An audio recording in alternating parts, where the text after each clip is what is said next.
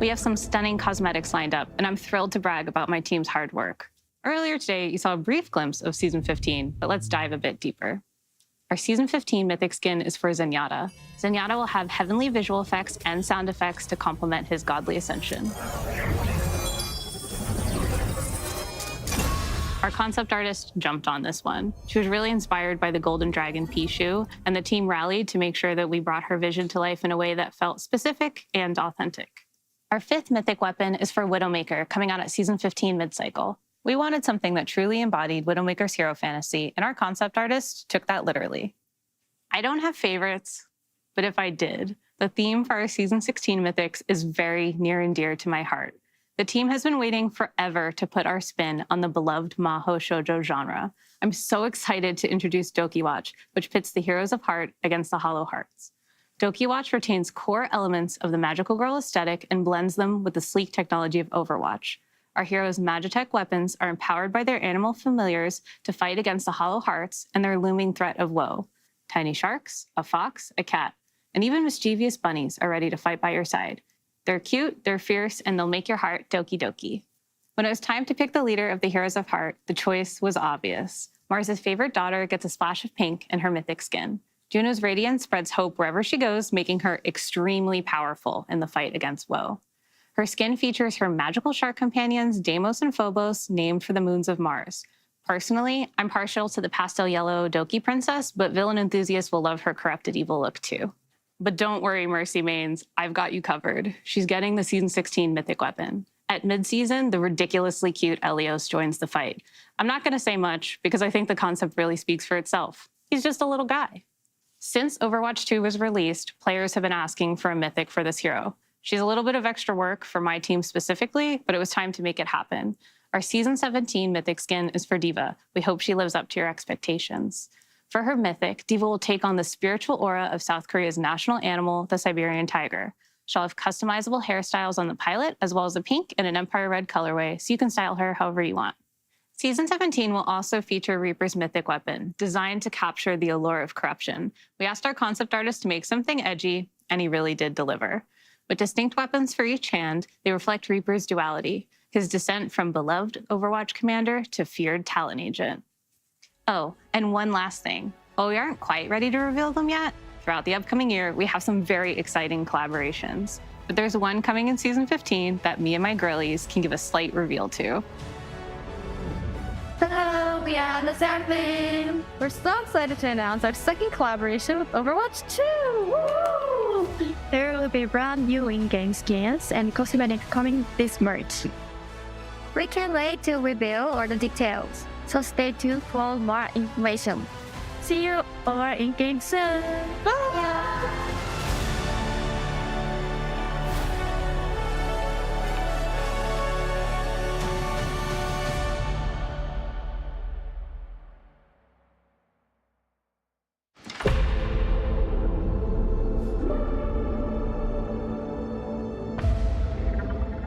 Hi gamers, this is Bailey from the Overwatch Esports team. Something new is always coming to Overwatch, and Overwatch Esports is no different. We've tweaked our competitive formats a bit to provide you all the things that you actually care about. More things to play in, more matches to watch, more coverage of your favorite players, drops to earn, and some awesome dynamic gameplay through the addition of hero bands, which we've never done before. We just wrapped up our inaugural 2024 season at DreamHack Stockholm this November, where Team Falcons from OWCS Korea took home the win. We're really excited for the future of OWCS to provide the most accessible competitive environment that we have ever had. Want to know, though, how the OWCS is getting even better in 2025? We're going from 2 to 3 stages and live events, bringing you 3 events across the world to even more players. We're doubling the gameplay that we're providing and the number of broadcasts. We're introducing Faceit leaks to our ecosystem and integrating it directly into OWCS, making it easier to follow and providing more chances to compete and have some fun with your friends. Additionally, we're adding a new tournament phase to the competition through a promotion relegation tournament, allowing more chances to qualify and new exciting stakes to your matches. On top of that, we're introducing a team partner program, bringing some iconic esports brands to OWCS across our different regions. We'll be supporting a bunch of in-game items that you can purchase so you can rep your favorite team and the proceeds go directly to support those teams and players. This year, we are also welcoming a few new regions to OWCS. We know how incredibly passionate our players in China and Australia are for esports. With the return of Overwatch 2 to China, we're excited to welcome those players to the OWCS with their own dedicated region to compete in. And our players in Australia are going to be joining the Pacific sub-region in OWCS Asia. We've introduced rank-based divisions to face it and calling out heroes that just make matches more fair, competitive, and fun. The OWCS 2025 season is kicking off right now. Head to our channels or website to find the schedule so that you don't miss a single match. Then you can tune in to earn some awesome viewership rewards, share in your favorite players and teams, or learn a thing or two about your favorite hero. We hope to see you there.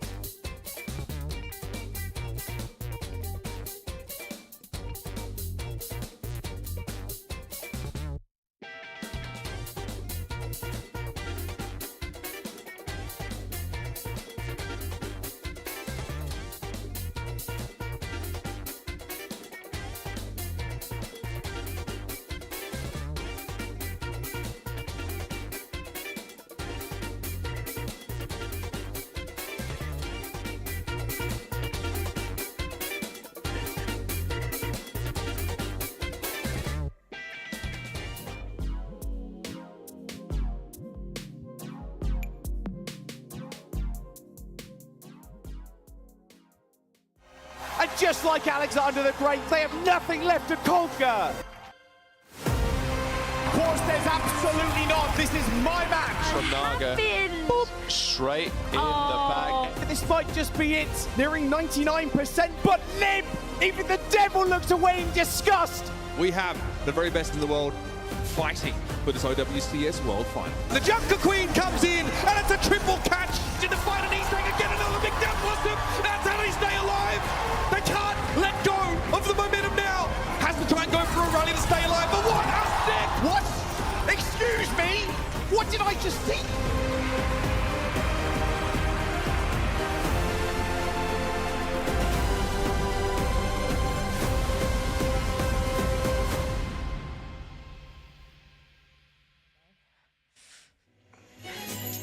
What's up, everyone? Hello and welcome to the third and final day of week 3 in the OWCS Stage 1 regular season round robin. Stage 1 regular season, so we rapping. Open the show I know. some bars, that's what they say. Yeah, no, if I get paid by the word, I'd have some change. You guys will be rich. A millionaire, so. Jack, you could afford a second fish. That's how much money we have. Yes, let's go. We'll get one of the fish off-seasons, lonely? don't worry. I do wonder. No. It was a bit of a Okay. tragic story. When we did move, I did lose a couple, sadly, because they're very small fish and they are very fragile. But yeah, it's okay. I'm gonna reunite them with a couple more strawberry raspberry soon. They won't even notice. He won't even, or she would. It won't even notice that the others were gone. It's a he. Yeah, we did Are figure sure out about it is male. Yeah. Yeah, 'cause Males it's tend to. brighter. Okay, fish facts to start off the day, but male, like a lot of male fish are normally brighter than female fish to attract the opposite sex. And things kind of like birds. Some birds, like birds of Sexual paradise, are very Most like birds, colorful. literally. Yeah. We there love you go. biology. We really do. Yeah, Biology. strut your stuff. We're strutting our stuff too with our live events. Necro, where are we taking our audience? That was a sick this transition. year? Thank you so much. I love that. Yeah, I mean, we're going to go to Hangzhou, we're going to go back to Riyadh and Stockholm to finish out our season. I'm so excited we get a chance to have 3 official live events for the circuit. And the China Champions Clash is coming around the corner. I cannot believe how close that feels. Right? We're almost done with the round robin of the regular season. They were just heading into playoffs and off they go to China. So it's really just around the corner. Kind of unforgiving as far as formats are going, because literally every map matters, every match matters. You can't be slacking. And now, of course, we here on the desk, we're only covering NA and EMEA on our broadcast. So let's bring in an expert for all things that went down in the other pockets of the world. Avril will be joining us. It's great to see you again, Avril. Thank you so much for taking the time. Big How you Kev. doing? The big Kev. Avril! On the other side of the planet, here to report live about what's happening over in Korea and Asia and all that good stuff. Jack, you know, you wake up so early in the morning, you actually catch Korea before you do anything else. I actually jump in the street, Avril stream, and be like, hey, what's going on? Oh, Korea games. Oh, sounds good to me. Waking up with a coffee at 5 a.m. feels good, man. That's very parent of you to get up that early. But yeah, obviously, outside of NA, EMEA, and China, we occasionally talk about. We've got OWCS Asia, which covers Korea, Japan, and the Pacific regions. Now, Korea Stage 1 regular season literally just finished this morning. So walk us through the final standings and which teams we should be keeping an eye out on. Please don't just say Falcons. No. Or Raccoons. Well, that's the funny thing. Falcons just lost twice recently. So but I am going to say Crazy Raccoon. Well, we have to say Crazy Raccoon. You got to say Crazy Raccoon because they're 8-0. They just beat Falcons. It was a 3-2, but mostly a convincing. The maps that Crazy Raccoon won were quite convincing. Falcons did put up a good fight, but I think they came into this game definitely at a disadvantage. This is not a great meta for them. I think what Proper needs is 6 blinks with next week's perks. With 6 blinks, Proper surely wins against Crazy Raccoon, right? That's all he needs. That's what Brother needs to get a 6 blink Tracer that'll solve all the problems. But going through the other teams, Zeta's had a fantastic look through the entire season so far. Wei and T1 have been surprising in various ways as well. Wei is the team that HuaYu is on. HuaYu is just still there. 4th seed locked in for this unorged, no sponsor team. Wei looking for sponsor. They have, like, strangely a bunch of rings on this team because both HuaYu and Marker, the DPS support player, were both substitutes for the Florida Mayhem in 2023 when they won. So they both actually have rings. And HuaYu even has a ring from Shanghai when he won there as well, despite not playing the final. So there's a bunch of rings on this team on players. But HuaYu is still the Genji go. He's absolute carrying on Wei. And that's a team that I think everyone should look out for because it's a new team that most people probably are not aware of. And so if you haven't seen them yet and you want to see some HuaYu Genji, that's the team you want to look for. It is crazy how long he's been playing, man. Like, is insane. I mean, you can say that about a lot of those players. I feel like I watched him grow up. He's been playing, like, pro and won Apex at, like, what was it, 14 or 15 years old he won Apex. Like, it's insane. Yeah. Okay, but Arrow, give us the download. What's the meta like over there? I know we got the Torp plague. Is that cured? Or still raging? It's now kind of more 50-50. I mean, this was the last week that we're going to see of this meta before we head into the next season, right, for Korea. But essentially, there is still a lot of Torb. There's a lot less Symmetra. Actually, Proper played mostly Torb in his series, so it's kind of one of those things where you see a former MVP, one of the best players in the world, just permanent lock Torb. But there's a lot more Soj and Genji back in the mix now. You're seeing a lot more Tracer come back in the mix. With the reduction in Sim and Torb play, you are seeing more Tracer in there. We're not seeing that much Hazard. There's still a reasonable amount of Ball. D.Va, I think, has become slowly maybe one of, if not the top pick tank currently next to Ball in Korea. Yeah, I mean, we've seen a bit of Zarya in EMEA as well, just like counter the D.Va. Dude, it's the same like trickle. It happens every time. It's like Korea plays one thing. Well, it was RLG in Japan, but with the Torb and the Sim. But then Korea plays one thing and it slowly kind of shifts over to EMEA in North America eventually. It's kind of wild. Also, T1, what are your chances, rate them, getting into the first major event? Because I thought T1 would do fairly well this season, but they're not even in the seeding qualifiers. It was kind of disappointing. I mean, it's 2 teams from Asia, Jack, so the chances are unfortunately low. It's like slim as hell, I know. The problem is the top end of Korea right now is more competitive than I think we've ever seen. So the entirety of OWCS last year, it was mostly Crazy Raccoon Falcons dominated, and then Zeta also just there in third place consistently. Now, a bunch of the teams within the top 5 and top 6 can all take games off each other. The only team that seems to tear above is Crazy Raccoon. Every other team, between everywhere from Zeta all the way down to T1, seem very, very, very competitive. So among that, it's not a 0% chance. T1 could be the best team among 2 through to 6, but they would have to get through everybody. They have to beat everybody, including Falcons, to be that second team coming out of Asia. And it's a tall order. I think Falcons are likely still absolutely favored to take the second spot, but not guaranteed. I love that though. I love how competitive it's been in every single region. It's not as clear cut as it used to be. Now, before we wrap up our Asia recap, I just wanted to show you guys this clip of Prophet absolutely popping off on his Widowmaker earlier this week. Keep in mind, this is from the 5th place team in the Korea standings. The damage this man would do onto everyone else. It's on this map too. That is this is not where you gross. normally see Widowmaker. nasty.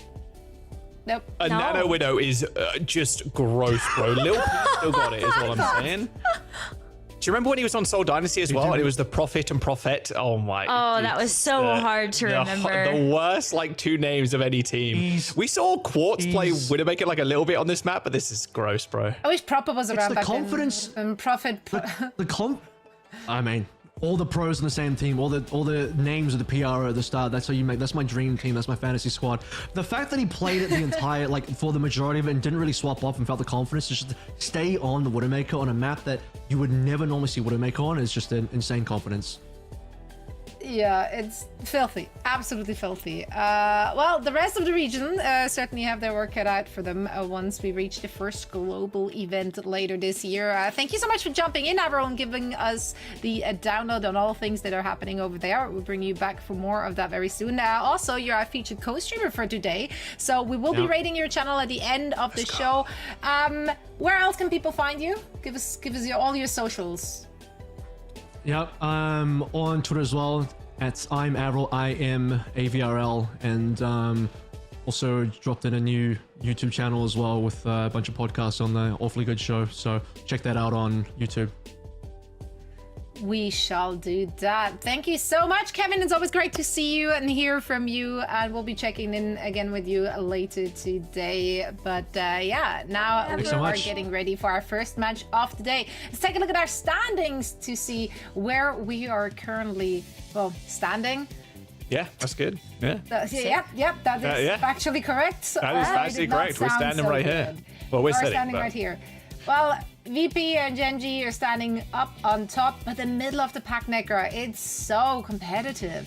It's going to be so competitive, and we get a chance to actually see almost all of these teams today. We've got OWCS versus the Ultimates, so they're really going to see if they can separate themselves from the middle of the pack. But then we have Virtus.Pro versus Team Peps, and this is one I think everybody's so excited about because Team Peps, they've proven themselves against some of the best teams in the tournament already. Like, they beat the Ultimates in a reverse sweep. I think that it's crazy.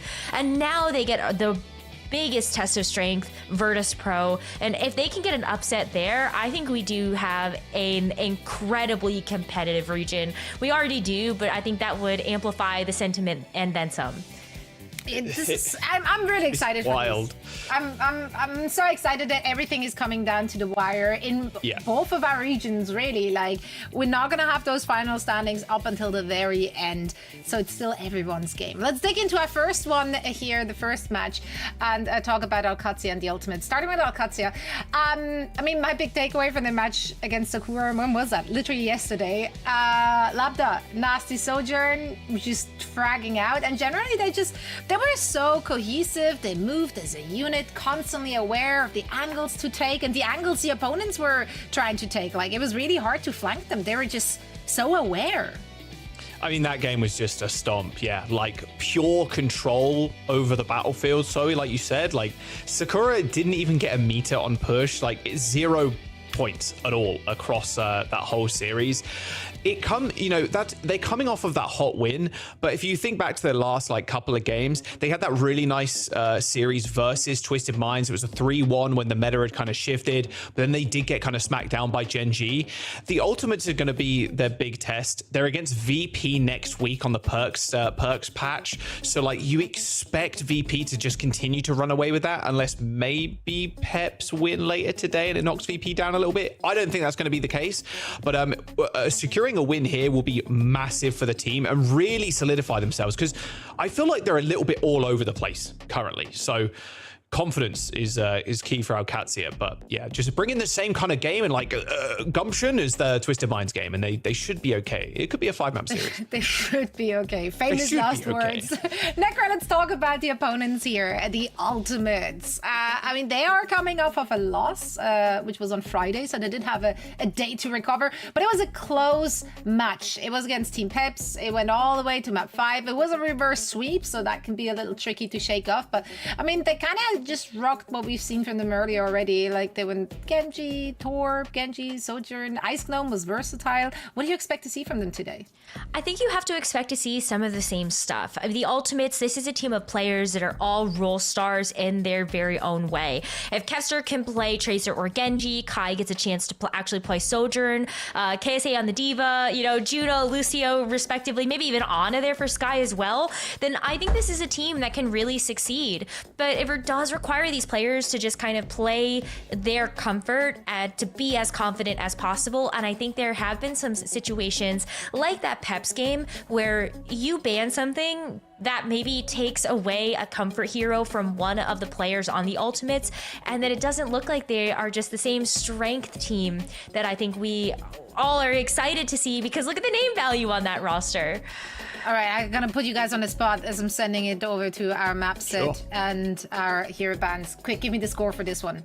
5-map banger? Yes, no? 5-map. I want to say Ultimate's 3-2, but I just have a feeling it might be like a 3-1. Maybe even a 3-0 if Ultimates are really turning up. 3-1 for Ultimates? Necro, yeah, I'll go with that. You?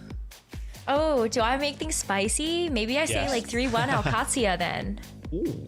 I like it. Well, let's see. The proof is in the pudding and also in the match. So let's see where they take us with our map set. Guys, take it away. Thank you very much, Zoe. Yes, I want to just draw a quick parallel here to Korea, honestly. If you look, Crazy Raccoon have been beating everybody, right? And then, like Avril was saying, that 2 through like 6th has been really competitive. It's almost exactly the same in Euros with VP on top. I don't know how you feel. We'll talk about the later series, the VP versus Peps, a little bit later on. But man, this is the Ultimates now, Katya. That middle of the pack squad that is just please just one win, bro. I need to be second. I need to be like third. I need to get good seeding going into playoffs. It feels like anybody's game. I'm gonna go to Samoa, quite classically at this point. OWCS picking this map Rose, Juno ban and Diva ban on for Ultimates. Yeah, this win's going to be so important for either of these teams because they really do want to separate themselves as a part of that like giant competitive middle section that we have in EMEA. But I think for both of these teams, taking a look at the bans that come through, I actually think that this means that we get a chance to see some really fun stuff out of these teams. I think both KSA and Ziad would love to be able to play the Diva. They're both very strong on that hero. So the fact that we don't have that as a part of our hero rotation means that we are going to lean into some of these more brawl comps. Both KSA and Ziad coming out on the Ramatra means that we get to slow things down a little bit when we take a look at this setup from Checkmate and Labda on the Torb and Sojourn, and then the Sojourn as well for Kai. I love Checkmate just ignoring the enemy, hammer turret. Yeah. The turret will win the fight for me. Honestly, not too bad, yeah. Takes a lot of shots if he's just standing in front of it. Exactly, that's what I'm saying. All right, 2 Ramatras on the high ground here. The off angle is super important, like we've seen over and over again with Samoa. No one pressuring the point just yet, just trying to gain some ground, just trying to look for a pick. That's what the Sojourns do best. And there we go, Labda starting us off with a snipe onto Kai. Oh, that's a big pick to open things up because now you just don't have that big source of damage in Kai, especially when it's that elimination pressure with the charged railgun shots. And you can see KSA already trying to get the disengage, but you have to move through the disruptor shot. And that's taking so much space here for Ziad to go in and get the punch. Labda has just been so consistent, like you said at the very top of this one, Rose. It's been really, really great to watch. I think at the moment without Katsia, if Labda just continues his kind of dominance on the Sojourn, going head-to-head with some of the best hit scans we have in EMEA, this is a really strong look for Alcatia. They've got Rush online, but so do Ultimates because that fight took so long. Rushing on the high ground is going to be a priority for both teams. It is, and you've got a straightaway to go for too, so that's easy to let rip now.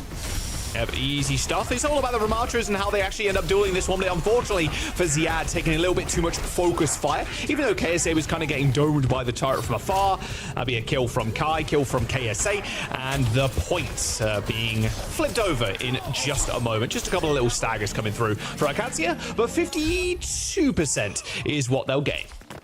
And it's a really good amount of progress. You know, it's something that's going to be tough for Alcatia, though, is that you've got the ultimates here. That is Faith, by the way, on the Lucio for them.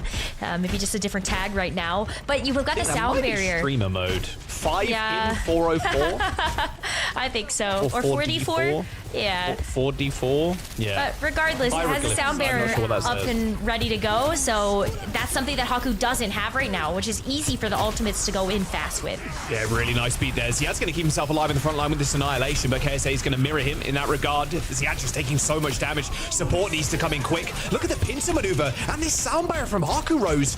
Just way too late. Maybe they thought they could kill KSA off the back of that beat, but Alcatia losing Ziad on in this tight enclosed space with only this single doorway to look through. Very tough for Lando and Haku to get the healing in there required to keep him up. That's Ultimate now getting the lead.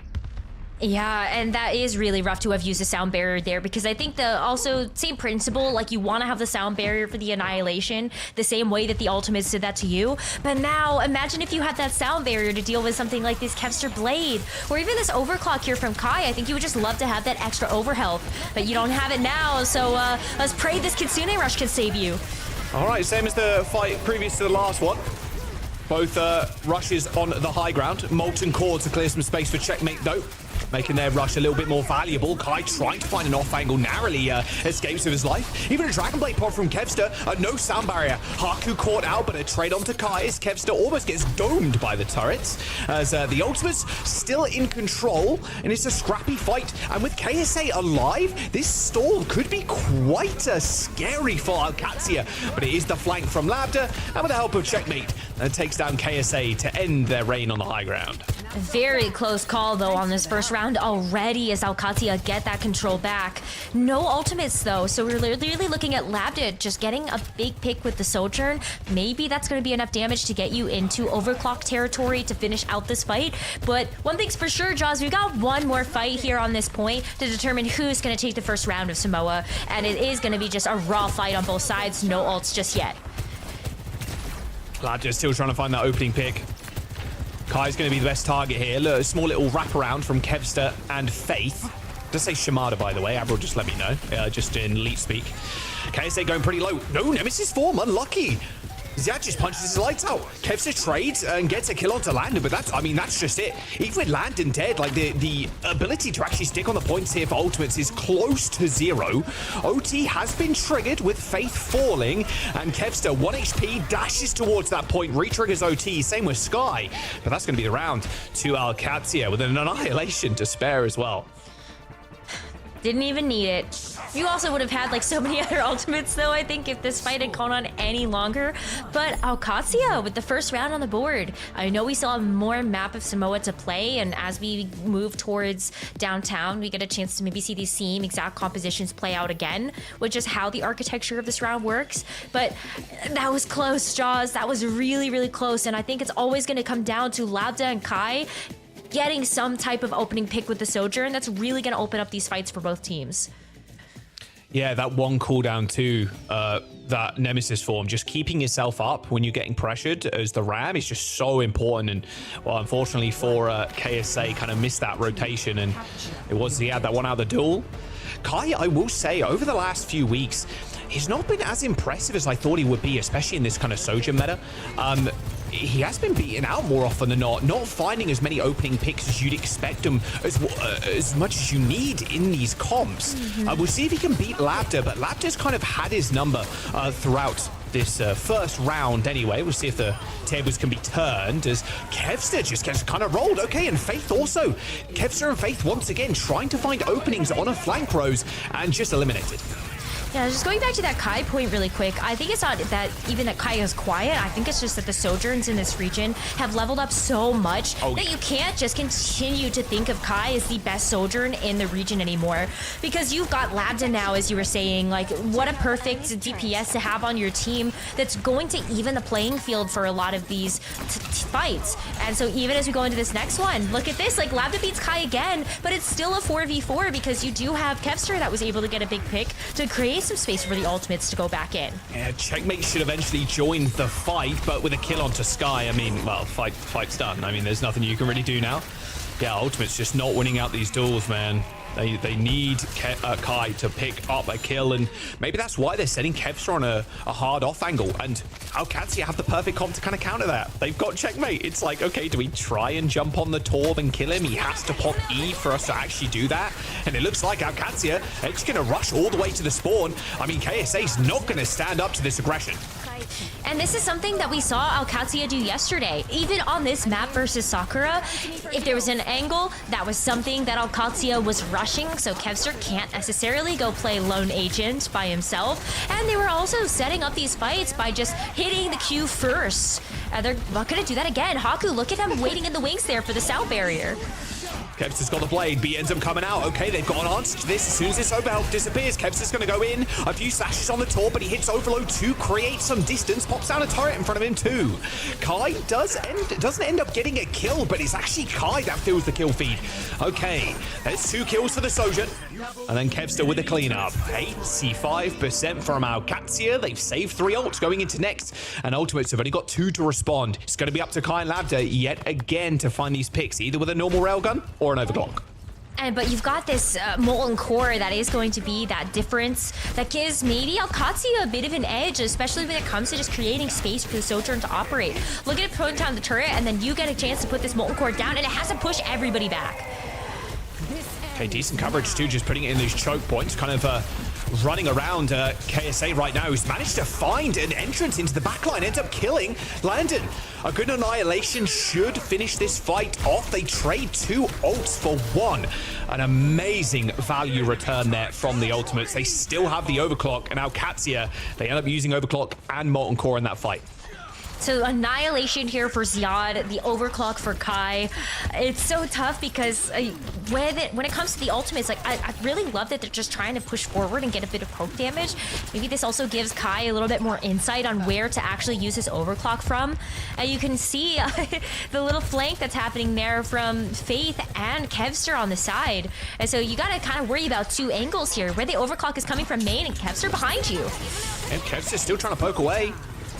There comes the rush, though, and here comes the overclock. Kai just dominated, though. A good pick off by Ziad and Checkmate, who's jumped onto the Genji. Ultimates, they're losing members thick and fast, and look at KSA's positioning right now, just separated from the rest of the team. That rush, you can't follow up on through that unless you've got a rush of your own, otherwise you are just going to get focused and instantly bursted. Ultimates are going to come back on the Mauga. They got Blade, they got Rush, but they need to touch.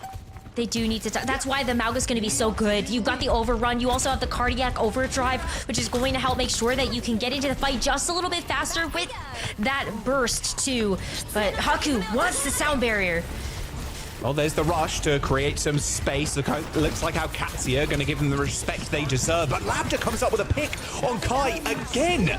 Kai jumping onto Tracer to try and get back to the point in time. Just instantly headshot by Labda, and that's it. It's a 4v5. Blade's been podged, but there's still the overhealth with enough to survive for a little bit. But Kevster, unrelenting in the Blade, finds 2 and will trigger OT as the Ultimates now get the flip. All right, OWCS going for a reset, but now they can come back in with a Blade. Ultimates blew everything in that fight to try and stay in and secure the round. But they had to, because if they didn't get the fight flip there, then that's OWCS actually taking the first map of the series. Now the Ultimates have a fighting chance to make this a 3rd round affair. As Ziad comes back on the wrecking ball just to get the touch, does get booped away, but triggers it at the end of the day, still with a lot of health left. Looking for a slam now, spots KSA running to the back line, but it might just be all over already. Checkmate with the Blades, already killed 2. Kevster and Kai dead, and now it's only KSA in the front line. Nothing apparently KSA could do to stop Checkmate just popping. Faith does end up killing the Genji, but OWCS under the hand of Ziad managed to actually find the flip and land and snipes Sky with a kunai from across the point. And now it's KSA with a lone cage, pops it down, hits absolutely nobody as OWCS just kind of point and laugh from the back of the point. Oh, they still have to finish up this fight cleanly, though, and that's where Landon's Kitsune Rush could be that seal. Cardiac Overdrive's already been used, same with that over and Rose, so KSA can't stay in this fight. OT still in favor of OWCS right now as they have the point, and Labda's got this OC. This railgun's just going to be deadly, and Faith is already dead, and good luck taking out Checkmate, who's going to be in the skies. Oh, this is all over for Ultimates here on Samoa. OWCS running away with this. They do end up using the rush, Rose, but it's only a two-man rush. OWCS, they've lost Checkmate, but all hopes and dreams have been lost on Samoa for the Ultimates as OWCS start off the series with a win. Win for OWCS. What do you think about your pred now, Jack? Little 2-0. Hey, come on now. I predict there was one map in there. There was one map. They only get one. And all right, I'm just saying. Maybe I'm getting ahead of myself. Yeah, I think you are. But it was still a very close map. Let's actually still say what it was. It was very close, even down to the wire there.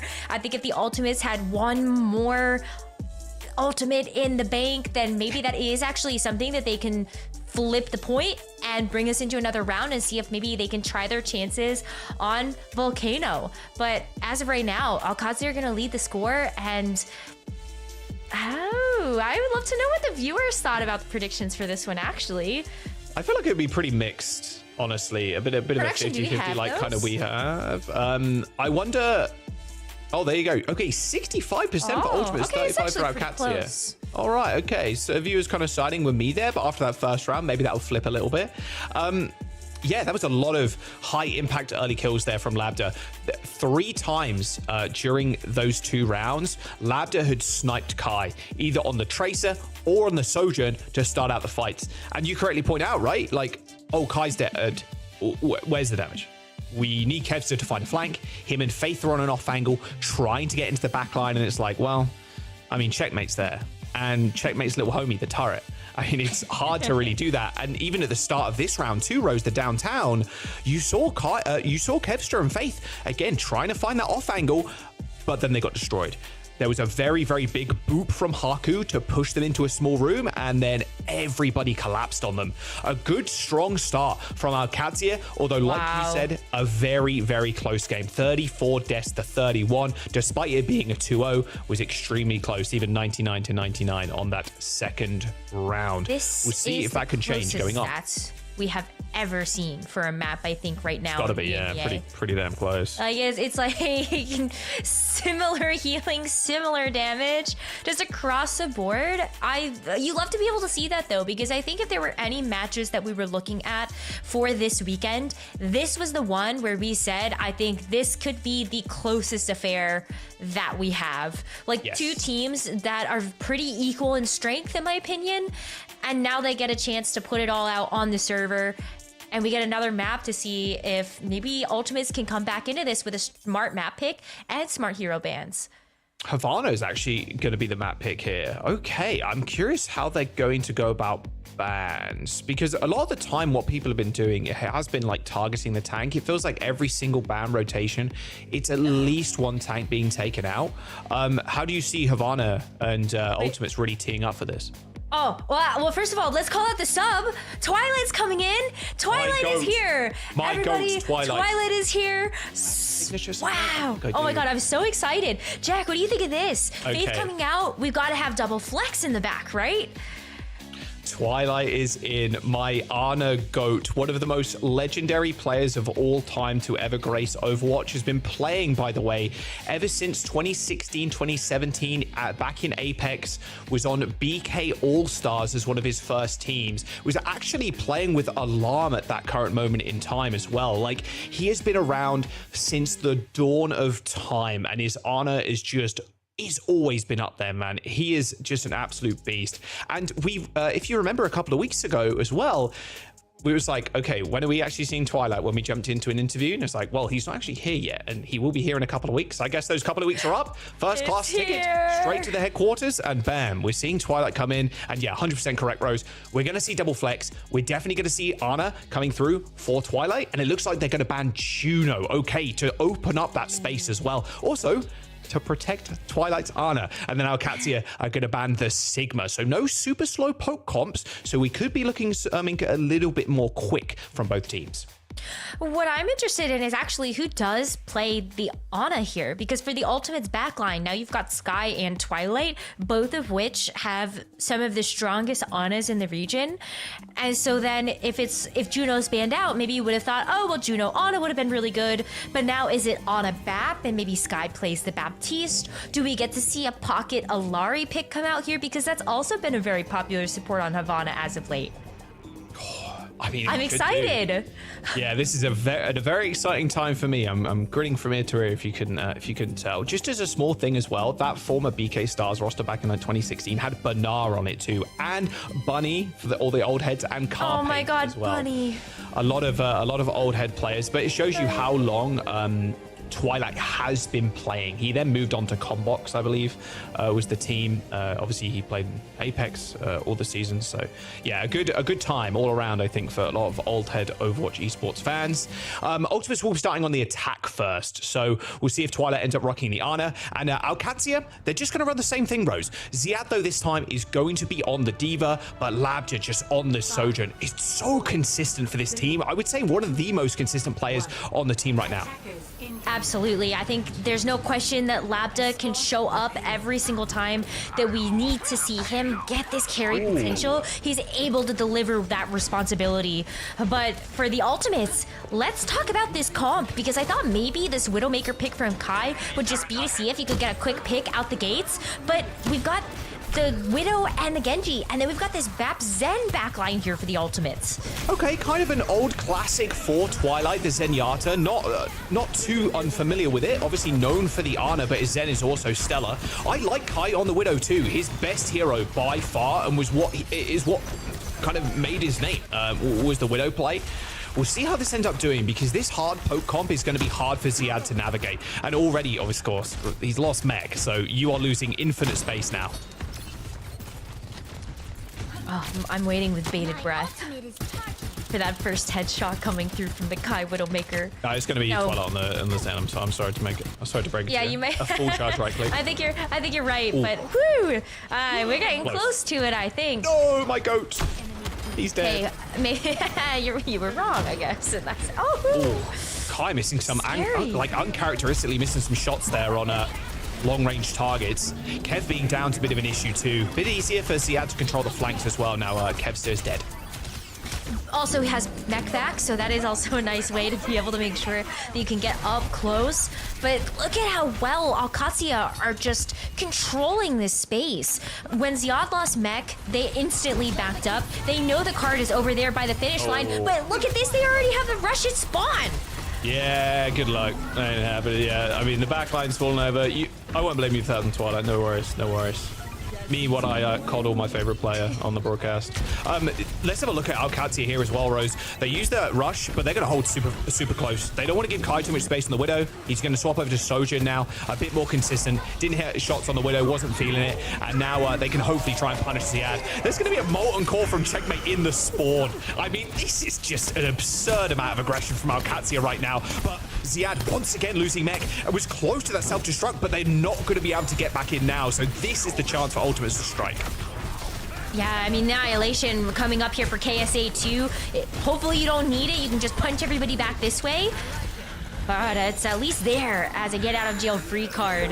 That turret is disgusting though. Like, it's still active. He's destroying KSA. He's like, someone please shoot the turret. It's kind of rolling me in the 2v1. Well, you just ignore it, and then you don't have to worry about it ever again, hopefully. But yeah, Ultimates now rounding the corner. There's still this overclock here for Labda he's letting rip.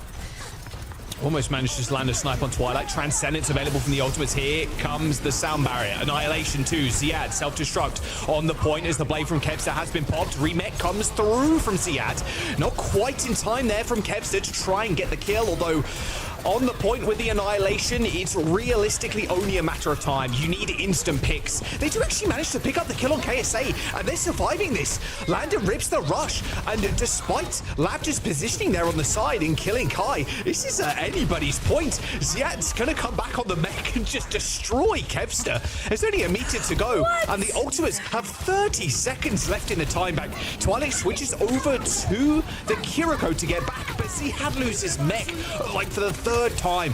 This has not been a good map for him thus far. Window should seal the deal though. Oh my god, what are we seeing, Jack? I cannot believe. A word that I can't say on stream. It's just a mess. This is an actual wow, we're just having a fiesta, aren't we? I'll just call it, yeah, you know, absolute fun is what we'll call that. Yeah, it was a bit messy. But Ultimates do end up capping. Twilight switches back to the Zen. Zen a little bit tougher, and the supports in general to get a lot of value here. Hard to beat these sightlines against Lab, who has high ground. I would be so worried about being the Zen BAP, though, against this venture from Checkmate. Checkmate switched over to this just to be able to get back to point fast, and look at it. Like, you boop everybody out of the Immortality field, and how does Twilight just walk away from that? You don't. Yeah, exactly, you don't. I think I answered the question there for you, Rose.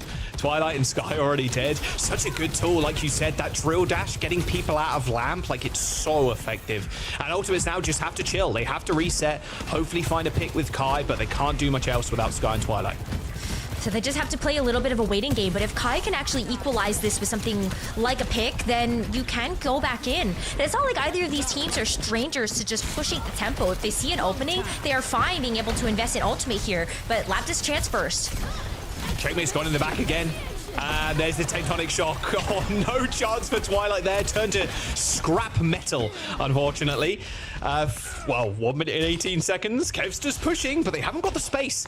2 DPS from Ultimates on the cart right now as OWCS just focusing KSA, who's popped the Annihilation, but there's no heals once again. Sky and Twilight have had a rough go at this second point.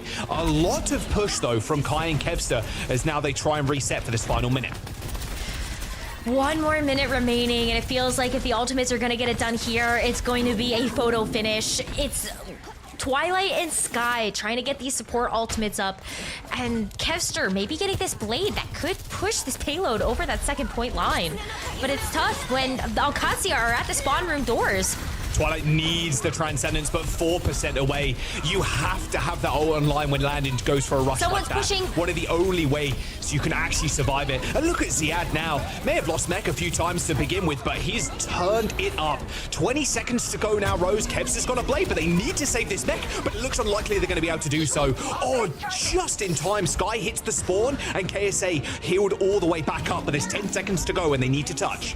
Someone was pushing that. I do believe it was Kevster. Kevster went down on cart. Love that he's there just to try to play a little bit tricky with it. But we do see KSA getting stopped at the cart.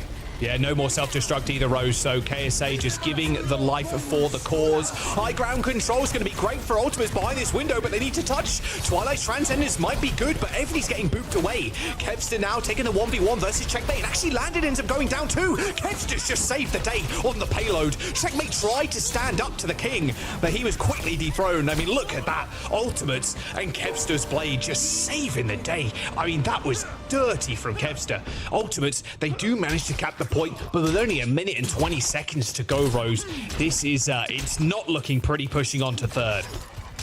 It's still a lot more meterage than we thought they might be able to get out of that first push. Almost getting stopped at the first door, now barely making it over the line in overtime here for second point.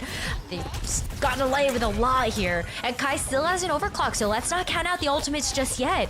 Because while Kai might have been a little bit quiet on that first map, maybe he's really feeling it now. Oh, wow. Checkmate almost got moved off the map. That would have been very close. Taking the fight pretty close, though, because Ultimates' comp works so well here, especially with Twilight sitting on like a back angle. Kai ends up receiving the land, both overclocks being used, one shot being reflected back in Labja's face, but still unperturbed. Wants to get as much damage in as possible. Ziad pops the self-destruct, but again, a messy fight, Rose. But look at how OWCS positioning. They're on second right now. Checkmate eventually brought down by Kevster. A good D-suit, but it should be OWCS looking for a reset, especially with Landon dead. Ooh, and Lab is gonna get caught out here, extended a little far forward while the rest of the team had pushed the S key, and they're gonna wait by this fortress to see if they can get this rush across this bridge and finish the fight here. Double support ultimate for Sky and Twilight, yeah. Transcendence, Window, they've got the tools. The trance needs to be used to counteract this rush, and here it comes. Window actually popped pretty early. Twilight doesn't want to go in just yet, but the tectonic shot might be enough. But KSA manages to take out Checkmate before he can lay down the second shot. A Transcendence is going to keep everybody healthy, but still OWCS trying to find these off angles to take down Twilight. Suzu there from Landon to save his life, but Twilight protecting Sky, taking down Ziad's mech, and Landon too. An OT push here for Ultimates as they breach the fortress, and they still have Blade. Blade popped, Checkmate hits the deflect, goes back to that mega health back, but can he actually stay in this fight? Kevster once again comes in clutch as the Ultimates, by the skin of their teeth, manage to get the full cap. They are just the overtime kings right now. It was looking really dire towards the final seconds of every single one of those points, but in the nick of time, a Blade from Kevster, an overclock from Kai, Twilight popping off, the Transcendence to come in and also save the day. This is what we came here for, Jaws. Really close fights that come down to the wire between two teams that are so evenly matched. Just being able to come in clutch like that. Kevster's, almost used to it at this point, the amount of time he spent playing professional Overwatch at the highest level. Just an unflinching machine. Yeah, the Blade really at the very end, like you said, second and third, just super clutch factor. Gonna see the same thing from Ultimates. No Kai Widowmaker though, just going back to the Sojourn. Honestly, when you're not feeling the Widowmaker, I'm sure everybody's kind of felt the same way, I'm just not hitting shots, right? Just go back to something a little bit more consistent. And the Sojourn did look good. Twilight and Sky as well got kind of picked on when Checkmate switched over to Ventures. So I'm curious if OWCS are going to go that direction again as the spawn doors open. Checkmate's still swapping his heroes here. I think it's going to end up being Katsuya for the most part with the same things, and then Checkmate is always going to be that wild card. Do we see the Venture again? It's going to be the Torbjorn as we head out of spawn for now, and the payload gets moving. There isn't a close spawn hold here for the Ultimates. It does kind of make a little bit of sense. If you're going to have Kai and Kevster on the Sojourn and Genji respectively, then you want to make sure that they're actually set up on those off angles, and it's much more tougher to accomplish that when you are close to those spawn room doors. But KSA can still play around this corner and just wait for one of those picks to come through. Yeah, kind of the default spot, right? You just kind of chill there. You have your shield up every now and then, and Kai makes good use of it. Checkmate's turret does end up going down. And Twilight's going to be a bit of a menace here on these angles, just spamming down these very, very tight corners. And also discording the D.Va. Obviously, you don't want to use your full matrix before you end up going in. So if Kevster can continue to pressure the high ground, they should be good. And, well, there's the first kill. Twilight snipes Checkmate from across the map. And not afraid to step up to the rest. I mean, look, if you're playing the Zen and you're getting dove on like that, you've got the single kick, but Sky, just such an incredibly consistent bat player, just support player in general. He's got your back in those times of need. Absolutely. Whether it's the Immortality Field or just knowing that you have to put in the peel to keep the burst healing on the Zenyatta. Perfect assessment of cooldown usage. And Twilight gets to live to see another fight. Very close to this amplification matrix though as well. Sky with all of that legwork, earning that very quickly. Yeah, look at how they're positioned now as well. Seeing Checkmates on the Genji, you can't play up. On the Torb, it's fine because you can snipe the Torb, you can do damage to him, that's cool. But now they're playing all the way back in the car. Lamp deployed pretty early there to try and save Kai's life, but it's not enough. And now Sky has no Lamp. The dive ends up coming in, but that Vortex was just clutch from KSA, slowing everybody down for Kevs to just pick people off. And look who's behind. Landon is alone right now, so a big stagger, but still takes out Kevster. I'm sorry. No Swift Step, sadly, but that's a big pick. Look at the quick regroup here from OWCS. They've not got their main healer, but KSA's the only one here to try and touch. Yeah, you push forward with this one, knowing that Haku also is very close to the sound barrier. You can get really aggressive if you're OWCS. And so I love that they're just going to wait for Lana to come back as well before hitting this rush. They don't end up bowling over the ramp. Now they're going to try and do it as the Russians are coming in, but a quick pop of Annihilation there should leave Twilight pretty free to use the Transcendence whenever he feels like it. KSA dropping pretty low though. Lamb comes out. Twilight's going to have to Transcendence soon. KSA's just going so low, but full trust in the backline right now. He just stands stalwart. Just crossing his arms, just hoping and praying his supports can heal him up, and they're going to do so, and Twilight just dashes to the front line on the Zen. Well, I guess floats to the front line, takes down Labda and Haku. Now a minute remaining as OWCS use the rush in that last fight. They've still got 4 ults, but there's a Transcendence Blade and OC for ultimates. God, what patience from Twilight to know that you don't have to hit the Transcendence there. And also, if you don't need healing, if you just take out everybody. So having the Transcendence here is perfect for something like this Checkmate Blade. Oh, that's huge. That was a collapse from Labda too. It hit both Sky and Twilight, and he finishes Twilight off with a body shot. No Transcendence and no hope to win that fight against the sound barrier. That is exactly what OWCS needed. They got away with almost murder there because it looks so good for ultimates. It really did. Having the Transcendence could have been the difference maker against an like a position where OWCS get forced to have to use the blade on top of that overclock. But Labda found the perfect target, knowing that you could see that Transcendence here. And so now they get this second point unlocked, and they still get to keep the bomb as well as that blade. So to see if they can force out the Transcendence here first. Okay, well that... You got rolled by Kevster. Double headshot. Just unlucky. Yeah, that's just a Kevster difference there. Transcendence actually forced out. Twilight pops the ult. You saw Ziad there getting the remake. Ends up getting desuited again, so that's going to give him a little bit of a reprieve, at least for the time. Oh, Ziad does get eliminated though, so going back to spawn will help to reset that map just a little bit faster. And the ultimates are pushing on this. Like, why not? If you know you have a ramp shield there, I would, Yeah, Zen. that's true. Like, that's so fun. I love it. Just playing up to the doors when you've only got your Genji next to you.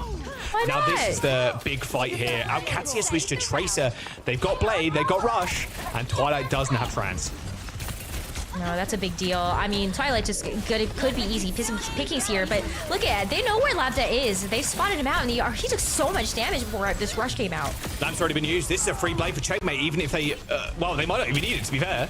Twilight already dead. Haku traded. High ground control for them, at least for the time, and there's the blade.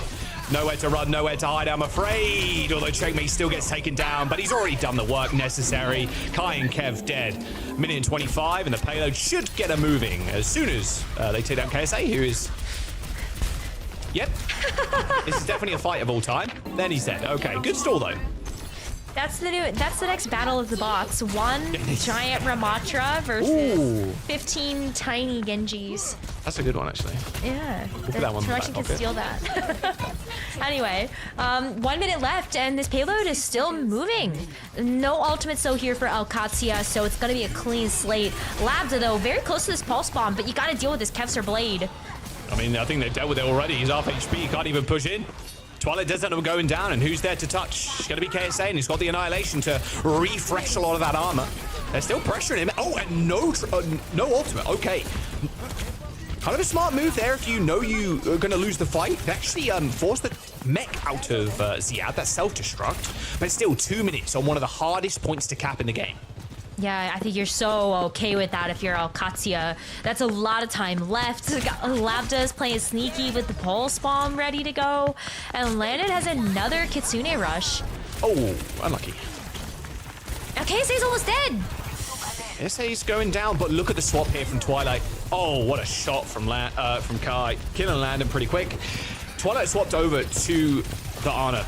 His best hero, what he was famous for and just continues to be famous for, and now he can sit basically in the spawn doors, and KSA is going to receive so much more healing now. Yeah, we did see the Kiriko. I think that was just a quick swap to be able to get back to stall out that second checkpoint, but then once they lost that, Twilight getting to play Ana is it's like a sight for sore eyes, Jack. I've missed this so much. Towel skin, mythic weapon equipped with the emerald. Don't mind if I do. Kev's going pretty low though, and actually taken down by Ziad. There is the Venture once again. A very, very good pick, but this time it's actually Labda playing it. But KSA stalling the point. This is going to give Ultimates enough time to hit the rescore. This is an amazing play from KSA right now. Look at the payload's positioning. They're going to get it back on the bridge rows by the time KSA comes up. So they granted himself an extra fight. I mean, I actually wouldn't have been surprised if KSA popped the Annihilation there to stall even further, because you're absolutely right about that. We're sort of back to the final fight where it comes down to these last couple of ultimates again. Sound Barrier, Dragon Blade combo here for OWCS, but now the ultimates want to stop them here with this overclock from Kai. Blonda can get behind the team though. Now he's the one that's on the venture. Mavra almost got zeroed there by Kevster, but yeah, back in the mix, back on the point. OT approaching. Nano Blade for Kevster. Twilight is just free to do whatever he wants. Here comes the push. Enzo coming through. Kevster's trying to dash back to spawn there, but there's the Nano. And the overclock's coming as well from Kai. There's just too many ults. There's too many ults, and Haku shoots the sound barrier too early. Oh, an easy kill for Kevster there onto Haku, and the mech was history. And that's going to be the hold for ultimates. And Kai, yeah, it's just sitting on the ult as well. And now OWCS still have the blade. They just couldn't make good use of it. Just an overwhelming amount of ultimates from the ultimates, and they end up holding it in that gateway. Just such a tough point to cap. And then Twilight was basically free to play on the Ana. They're going to tie the series up. That was KSA coming in and saving the day. Like that stall on the cart before that final fight. I love that you called that out, because how perfect. No cart progress. Otherwise, I do think that that last fight could have looked a little different. You still have that overwhelming ultimate advantage for the ultimate's defense, but maybe the cart gets to push a little bit farther forward, where then you're the one that's setting the pace by like sending it down main and they have to respond to you. But such proactive play from the ultimates, and I love that we have such a close series on our hands. Yeah, we knew it was going to be close. Ultimate's taking that one. Look, Twilight comes in, gets the win. We'll see if Twilight continues to stay in. I would imagine, obviously, when they do want to run double flex, which is some maps, and especially if they do ban Lucio, then Twilight's probably going to stay in. I think at the end of the day, there was just too many ultimates. The Annihilation especially on the point, and KSA, like you said, just stalling it out over and over and over again. It does grant you so many fights, and he's kind of right to do so. It's like, well, my backline's getting dove by the Venture, by the Diva, by Genji, whoever, right? I just go to the point and I sit there, I stop you from pushing, and sure, my backline might end up going down. I can't really trade because of how Haku and Landon are also playing on the Lucio Kiriko, because they can go super aggro. And now you have to kill me on the point. I can just sit there, pop Nemesis form, and now what are you going to do? Like, what, you have to kill me, and now my whole team can spawn. I'll spawn a little bit later, and you still have to push. I think the macro game from Ultimates there was really masterfully executed, and then Kevster's blade at the end. Oh, and checkmate, I didn't see in the kill feed there, but in the little HUD thing, he got slept by Twilight, so couldn't actually use the blade. So another really big play there that wasn't caught because of all the mess. Good stuff from Ultimates across the board. It's so good. Like, I just let the heads up play there to know that they can also just take things down to the wire and still have confidence in the team. Like, KSA being able to do that is also just another vote of confidence into the back line. We saw a lot of instances as well where KSA was trusting that his support line would keep him up. Patience on the Transcendence. So Twilight could save that for another moment in time, or just KSA with absolutely no fear, because he knows that somewhere, some way, there's going to be an immortality field, or just like a ton of healing invested into him, or something, or his DPS can finish up the job. And so Saravasa, our next stop. Do we get a chance to see the Ram again? I think Ram versus Diva, unless there's a ban coming through. KSA looks beautiful on it. Like, it's brilliant. We'll see. I mean, it's OWCS's time to ban first. I don't think they're going to ban Lucio here. It's probably just going to be more of a tank ban. I think you're right. Banning the Ramattra might be the play, and then roll from there.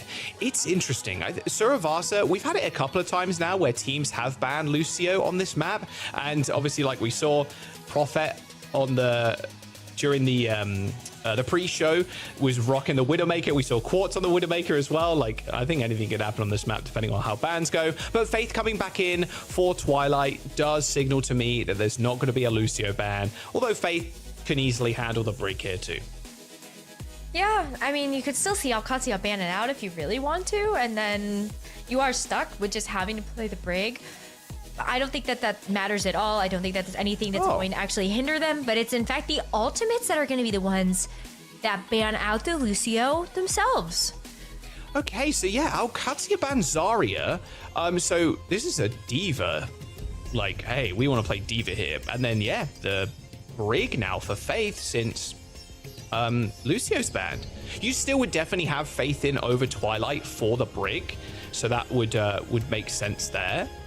But yeah, another very slow map of Suravasa with the Lucios being taken off the table. Might hurt Haku quite a bit, whose best hero definitely the Lucio. So we'll see how this does affect OWCS, but Ziad being on one of his best heroes, the Diva, you're still feeling pretty good. And checkmate. Oh, he's back on the old Torb. And don't worry, you still have Juno for some amount of speed, sure, yeah. right? Speed ring can still be helpful to make sure that you're taking those rotations well. But I totally agree with you. I think that this ban from the ultimates is strategic in the sense that they know that the banning out the Lucio doesn't hurt Faith's ability to play this brig at all, and still find a ton of impact in this game as one of his absolute best heroes.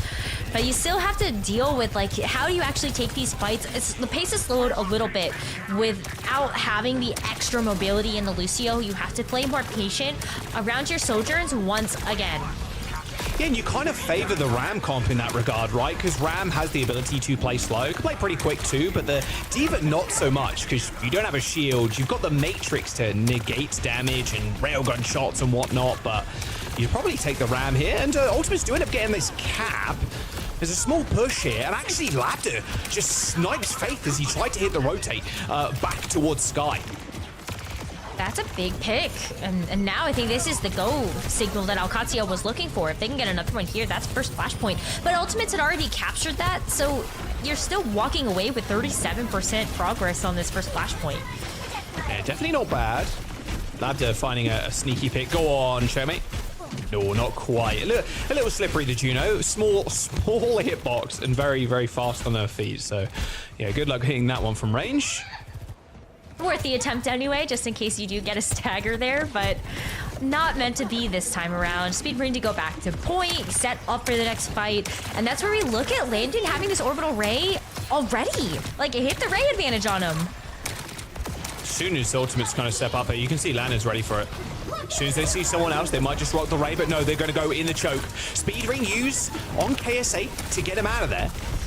And there will just be a stall. Remember, these comps are a little bit slower now without the Lucio, so every percent matters a little bit more than it normally would.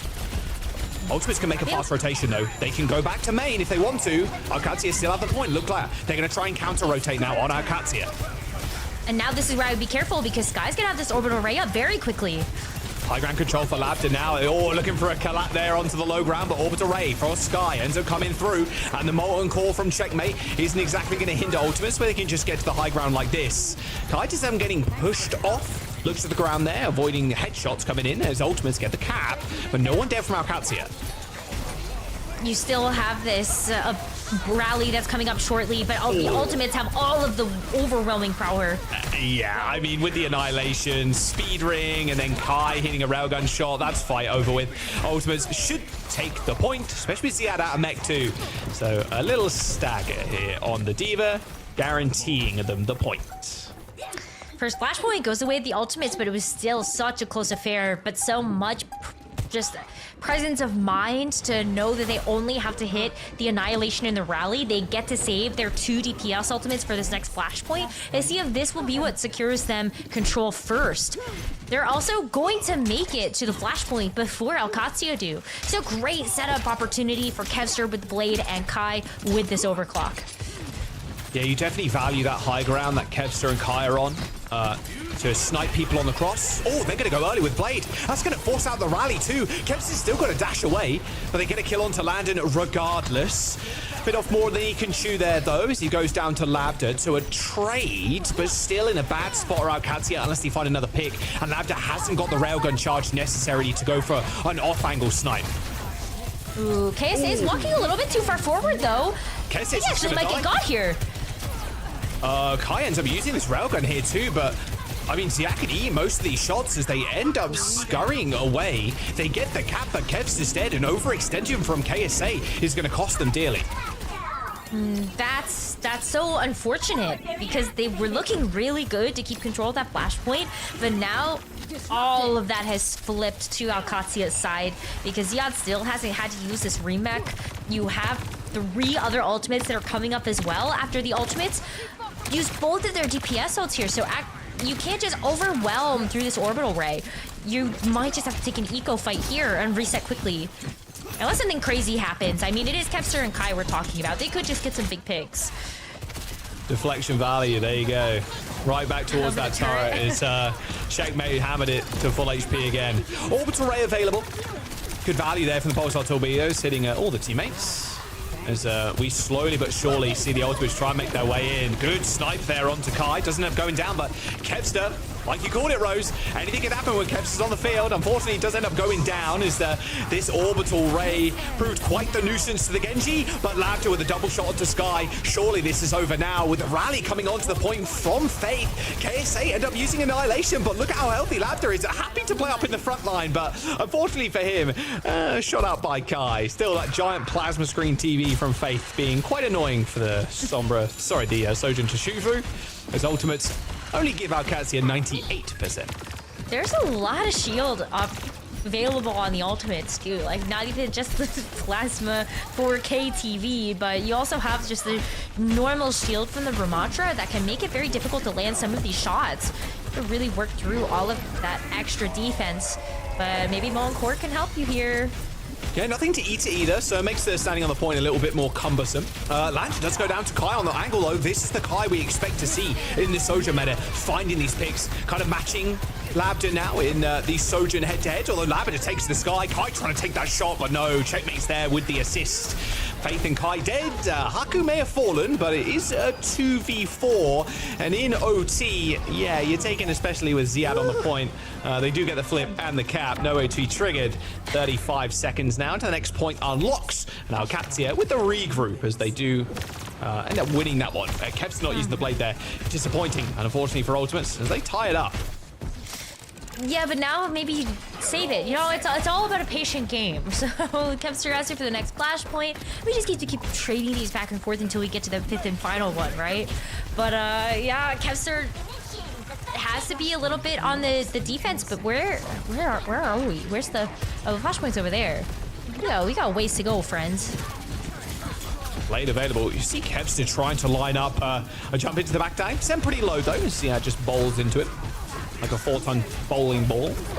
Well, there's a self-destruct. That is right on top of people too. That Annihilation is going to fade away. Couldn't move because of Ziad's self-destruct. So kind of ult for ult there. As OWCS get a quick wraparound and actually get a cap. Wow. I mean, great stuff to be able to deal with the Annihilation, because that's certainly something that this team would have a lot of problems with, especially without something like the Rally. But now it's going to be Ray versus Ray. Kevster still has that blade, but it's going to be tough to take him down in this Ray.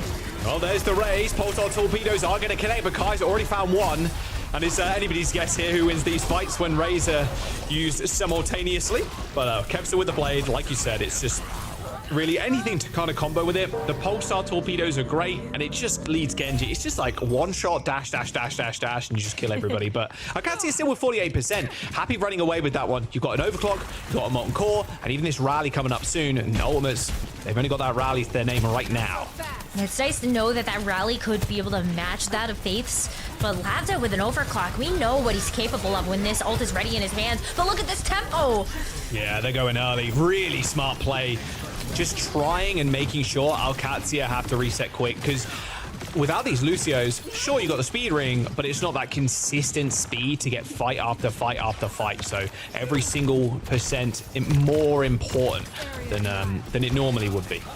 Absolutely. I mean, it also only comes out every once in a while, but quick reset here for OWCS and a very fast rotation, so Labda can use this Overclock. Sky is so healthy too, still has that overhealth. There's Molten Core on the point though. Yeah, time to vacate the premises, KSA. Still kind of juggling it, but ends up getting booped away by Ziad, so the cap can come through.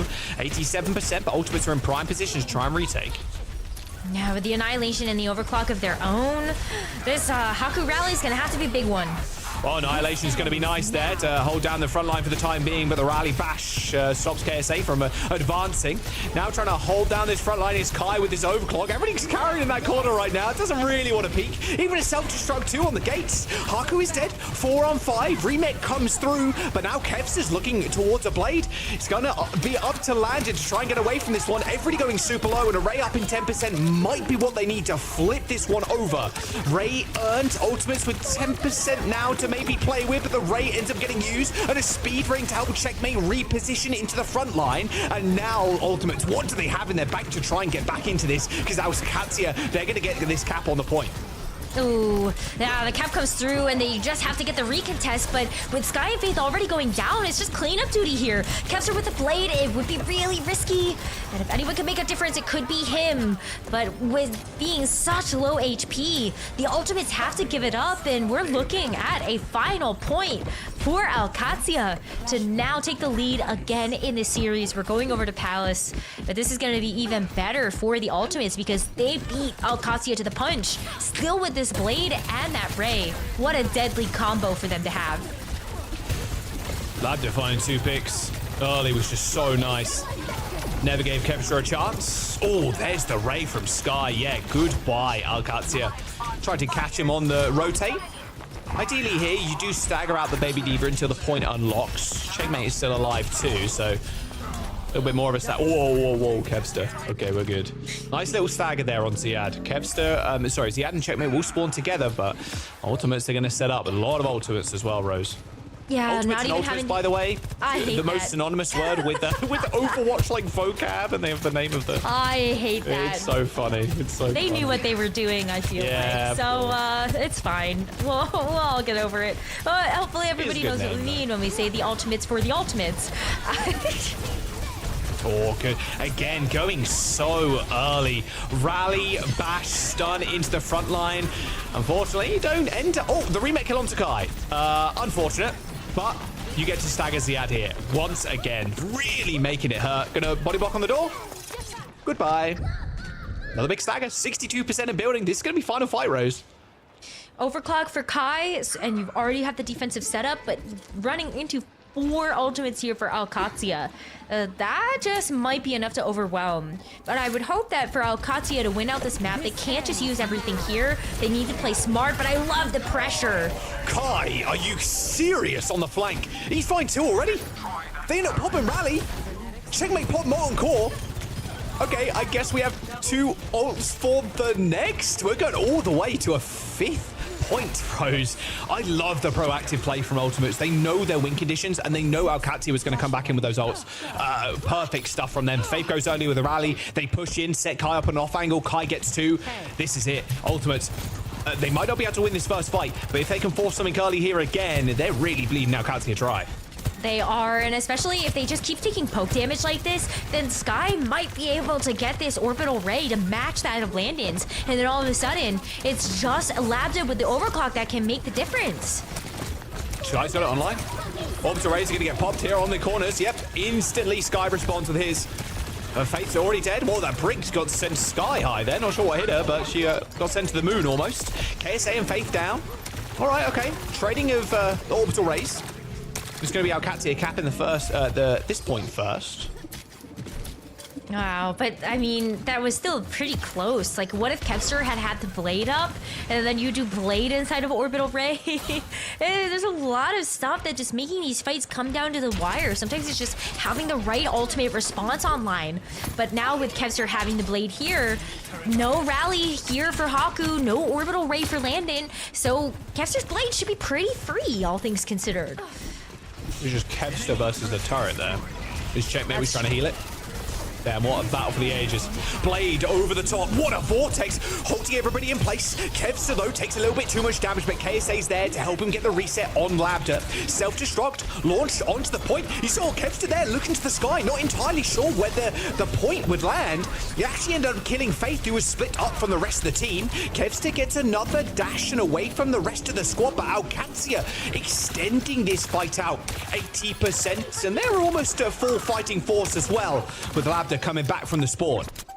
and KSA has to switch over to the D.Va to just make sure he can get back in time. And it looks like it might be on Kessler to touch. He does trigger the overtime, but they're walking into a Molten Core. Oh, this Molten Core. I mean, this is pretty much it, surely. There's no way you can even step onto the point. They're going to try and get there again. They get another re-trigger, but KSA trades the mech for another touch. OT, it exists, sure. But in what time frame do they have to really come back in? They've got an orbital ray to now deal with. They get another touch because Kevster ends up dashing in. He gets booped up, gets the 5th and final touch for Ultimates. There's a return orbital ray, but it's too little too late. You're hoping for a miracle here, and Kai unable to deliver as OWCS. They're going to take the second map here. And, well, their second map is the third map in the series. And they're now on a match point versus Ultimates. Wow. I mean, again, coming down to the absolute limit for both of these teams. 5 flashpoints? Like, what in the... Is this going to be a 5-map series? Because I know we both said 3-1 at the beginning, but it's been so close. And it does feel like anybody's game at this point. Yeah, 100%. Just those early fights that Ultimates have taken, those are the points that they were winning. But OWCS, you know, pacing out the ults and checkmate on the Torb. Sure, the Torb is undivable, but that's kind of not what the comp was supposed to do with the Ram. And that Molten Core at the very end did end up saving him. I think everybody had a very good game. There wasn't a single person I could really point out and go, okay, that was the problem that both teams that they were facing. What a snipe too from Kai. Really kind of lighting the stage up here, Rose. Map number 1, Labda was the one getting picks, and it was onto Kai, like over and over again, like at least 3 fights on a single map. And now Kai's really coming into his own. Early fights faced with the rally, we saw that 2 times, and then Kai on the off angle with the Sojourn. Like, this is how you need to take these fights if you're down Ultimates. And that self-destruct from Sierra was very clean as well. The Ray fights are really harder to call, especially if it's a 5-on-5 too. It's really up to the Genjis and the Sojourns to get those, bam, like 1 hits. But again, another very close game in terms of stats too. What the heck? I'm so excited because we were already talking this street talk of like heading into the first stage of OWCS. Oh, these teams, they're so close.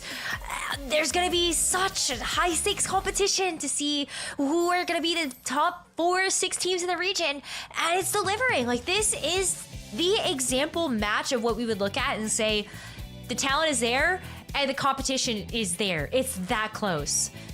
Well, map point for OWCS right now. Ultimates, they want to make this a map number 5, and I think everybody wants to go there as well. I know the audience was well in their backs. I mean, look, I think it was like 60 to 70% or something the audience had voted for Ultimates, but OWCS looking like they want to run away with this one. Map number 4 on your screens in just a moment. We're going to jump to a very short break. We'll be right back after this.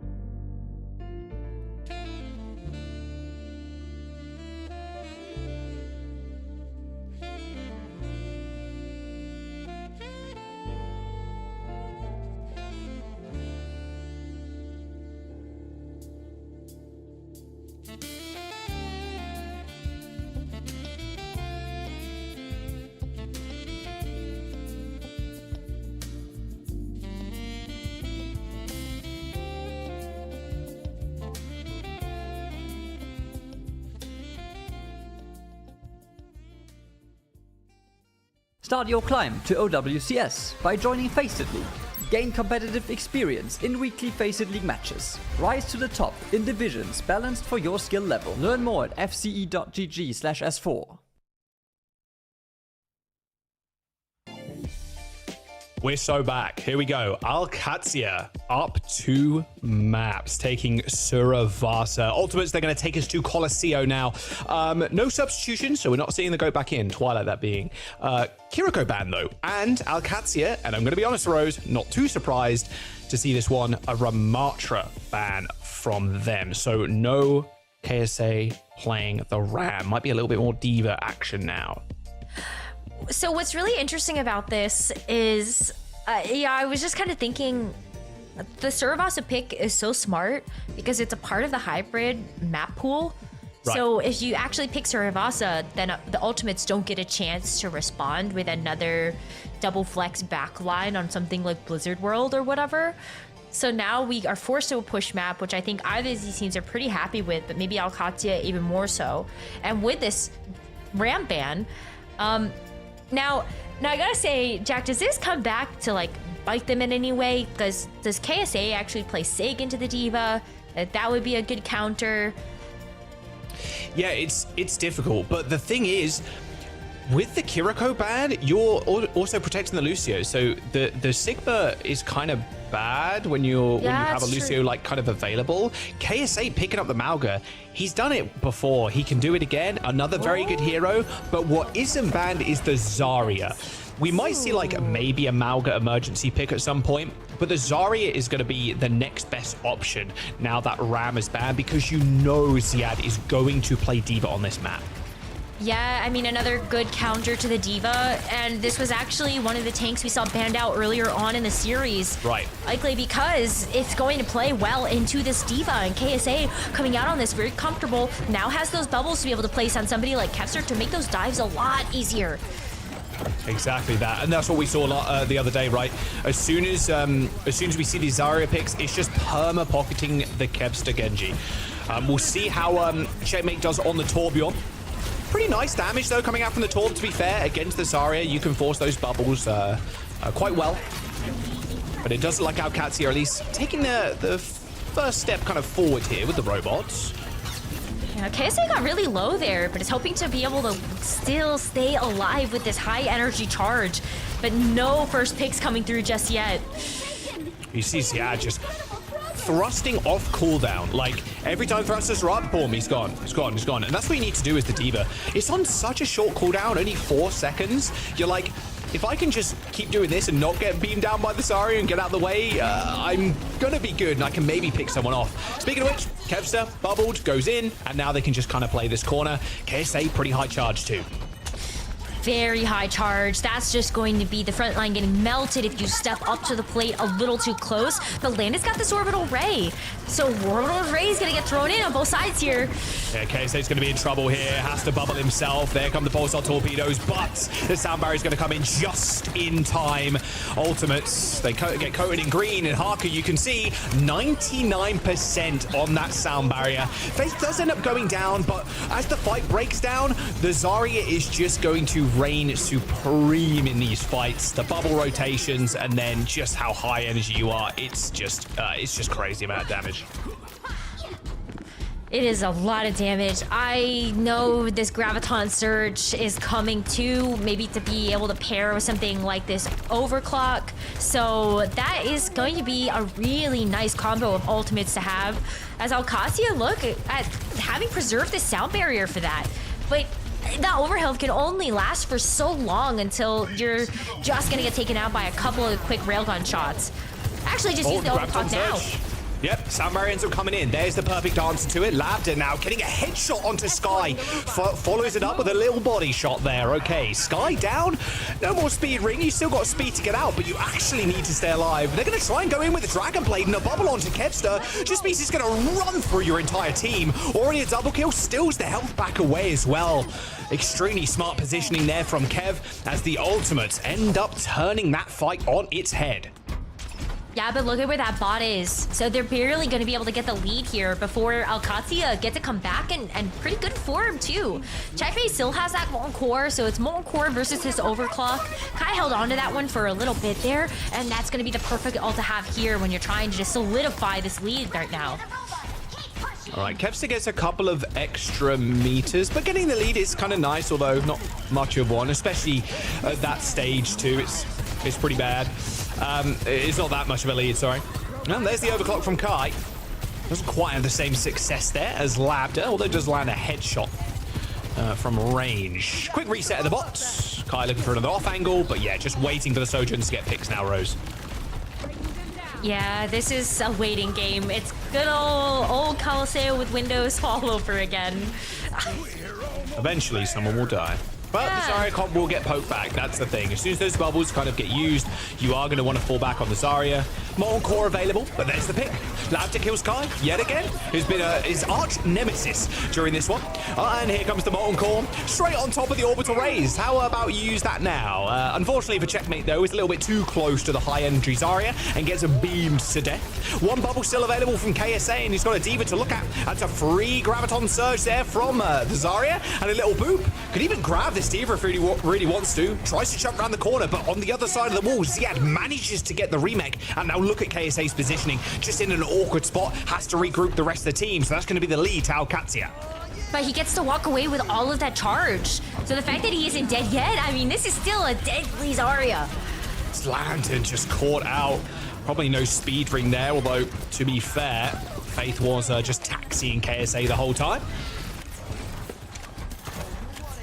This is going to be a big tussle over mid again, though. Grab Blade beat. Yeah. That's tough to beat. I mean, you have a beat, maybe if you're Haku, you can get that quickly, but Labda here with the overclock, like that's what you're hoping is gonna fix it. Bubble first. There's a Tracer on the point right now. Checkmate trying to steal the bot away, but Keps has already found a kill. Everybody from OWCS right now, apart from Checkmate in the spawn. Unsuccessful as Checkmate in the carjacking there. Didn't end up managing to hotwire it as he's 1 HP. Or 8. Give him a couple more. Soundbarrier comes in from Faith, counteracted by OWCS, but still, KSA is chilling. You're on the low ground. You got the Graviton Surge. You didn't end up getting the lead, but you're going to get an early mid fight again, Rose, and you have the grab still to your name. Yeah, there hasn't been a good time to use the grab, though. I think Ziad's been on top of it in terms of this defense. But just looking for it now. It actually catches Ziad somehow. That's going to be a free D-Mech. Labda ends up using the overclock. Ziad not quite quick enough to do the Fury. Grab eat 180. And, OWCS, they're not going to win this fight. They have to back all the way up. And if they can catch Ziad, Rose, this is going to be lead for ultimate and then some. Oh, maybe that's what they want right here. Yeah, I mean, someone's gonna get a checkpoint here. Kevster with that pick might be it. What an unbelievable pick. They do end up getting the Met back, Rose, but look at the orbital ray. Where's the value? Ultimates have got one to their names too, and Ziad's not going to want to stay around there all too long. Checkmate narrowly missing the pulse, but stealing the bot yet again. Grand Theft Bot, it's been eventually contested there by Faith, and Checkmate does end up dying, and the push will continue for ultimates. Rose, they can hold high ground, and they might be able to get checkpoint. It's so close. It's very close, but Labda coming out with Vara. Maybe this is where you look at things getting a little dire, because we got 3 minutes of the map left. Oh. Still some game, but that's big.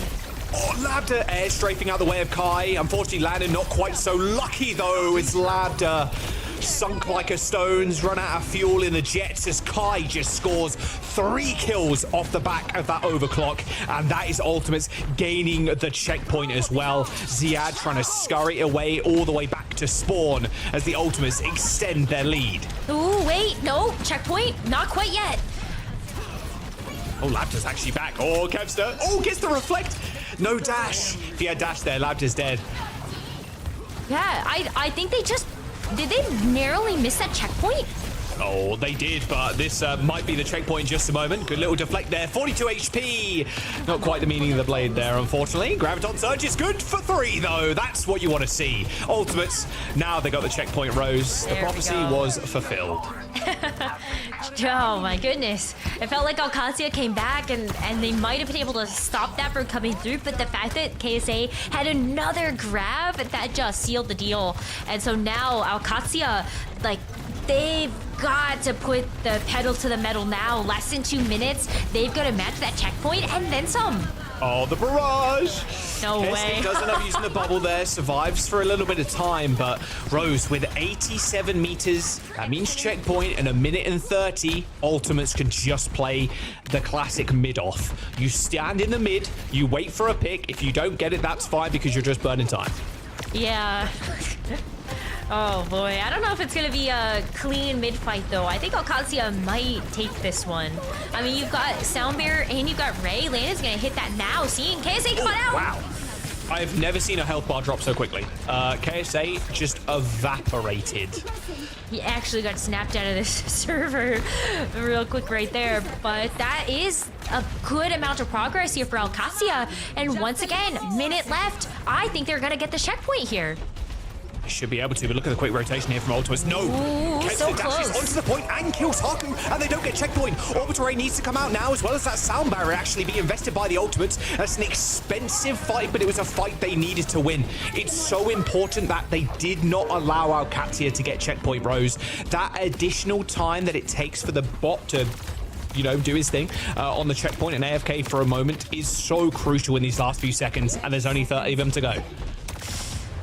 It's gonna have to be an overtime push, if any, and OWCS need to win 2 clean team fights in order to actually win this map in the series. Looking good right now for the Ultimates to take us to a map number 5, as Kai with this overclock gets a chance to play around the mid, but it comes down to these soldiers opening, well, one Sojourn, Kai, really opening things up, putting the team on his shoulders right now. Yeah, I mean, he's got overclock, Rose, in 2%, and now he can just sit on the bridge. It's like, you come at me, that's fine. I mean, Labda, good luck. The skies are open, buddy. Not really too many buildings you can play around, and where you can be effective is going to be cut to a bare minimum. And the longer OT goes on as well, the faster that's going to tick down. Kevster trying to find checkmate on the off angle, has already popped overload. A small bubble there as Kevster dashes in. 99% has now got the blade as he just tries to deal with that turret. Rather pesky, but easy for Kevster to kind of deal with. He's going to go in. Pops the blade, there's the beat, dashes straight out again. Perfect stuff. And now OWCS down a big ult for the next fight. Blade gone, but they still have this overclock as well as this Graviton Surge, and KSA is looking for the perfect target for it.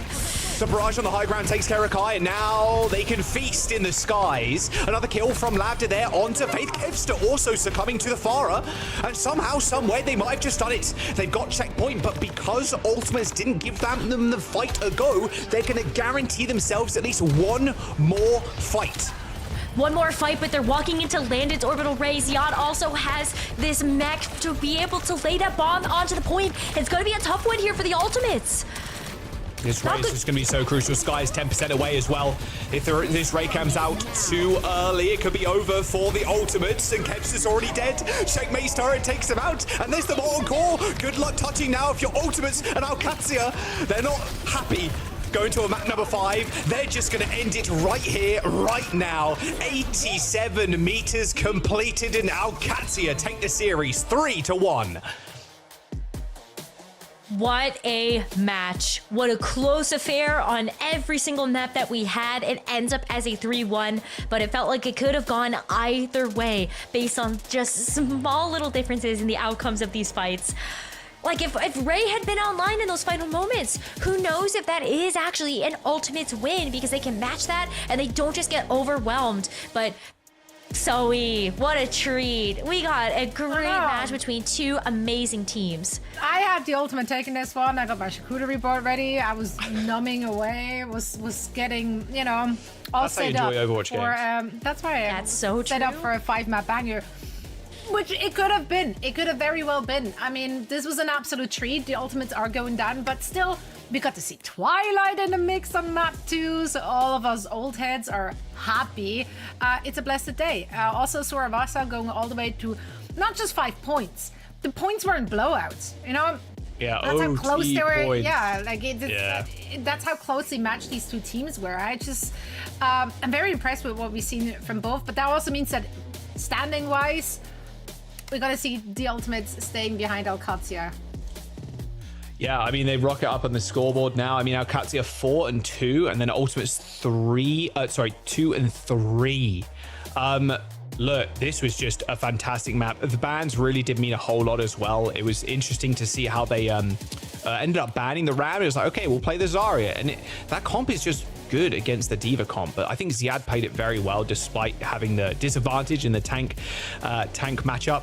I thought Kai kind of came alive as well, especially on Suravasa. They had good game plans. Go early, go fast, and without the Lucio comps, just force them to the bitter end to try and fight.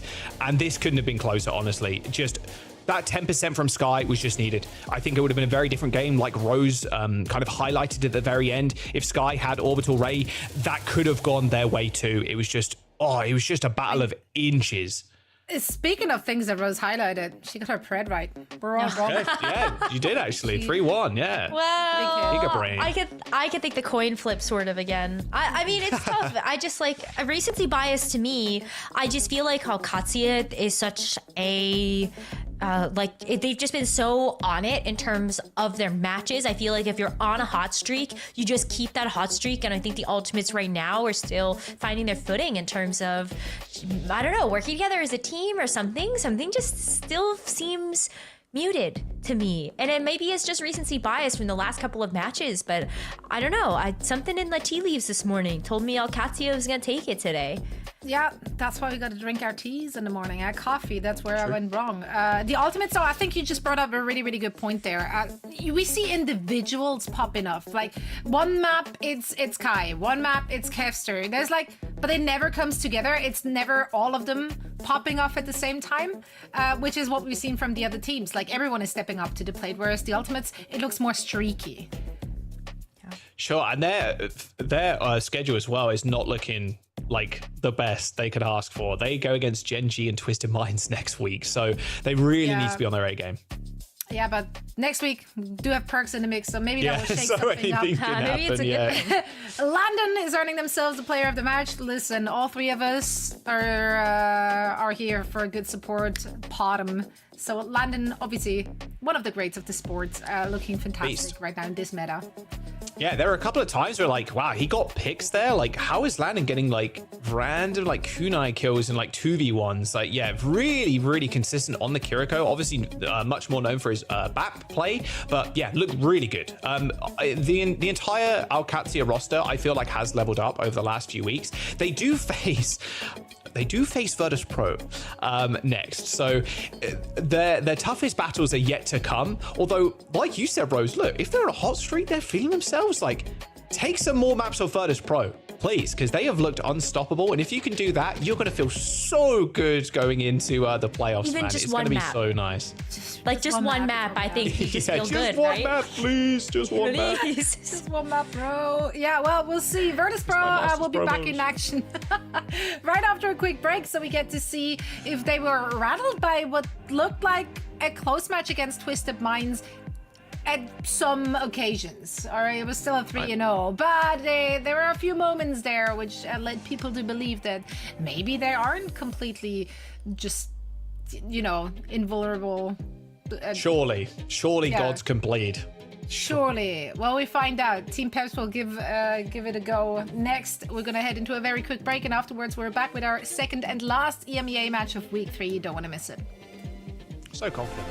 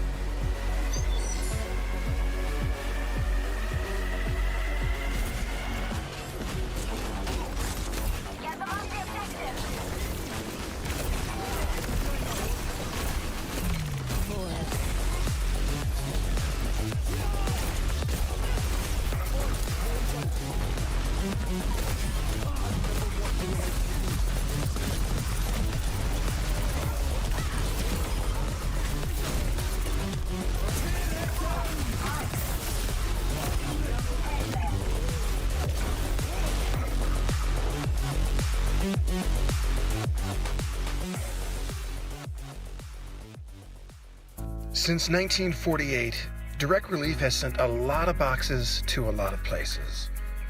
But it's never been about the boxes. It's about the compassion that fills them and the people who need them. It's not about the life-saving drugs and supplies inside the box. It's that people are alive because they were sent. It's not about sending boxes to all 50 states and more than 70 countries each year.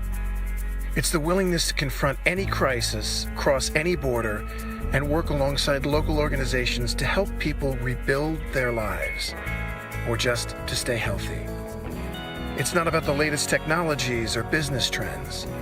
It's extending the benefits of innovation and the talents of businesses to people and communities that are often overlooked. It's not about the awards or ratings or headlines. It's the commitment to do whatever is necessary, to do it with respect, and to do it efficiently. For all the boxes Direct Relief sends, it's never about the boxes.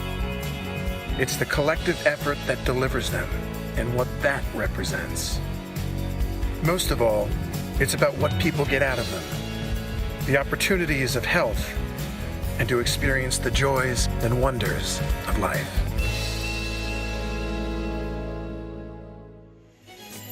Absolute heroes over at Direct Relief. Thanks for all you do. And to help those affected by the recent LA wildfires, make sure to visit directrelief.org for more information on that.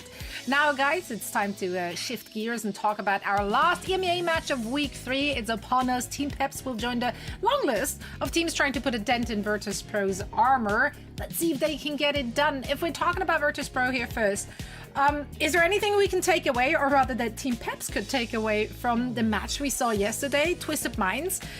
Yes, it was a 3-0, but they played it close on Esperanza, they played it close on Suaravasa. What did Twisted Minds do to make Virtus.Pro sweat at the very least? Man, it's like when VP entered the server, it's like, okay, a little, not like a warm-up, but it's like when they get going halfway through the series, map 2, you know, it's like they are just relentless in how aggressive they want to play.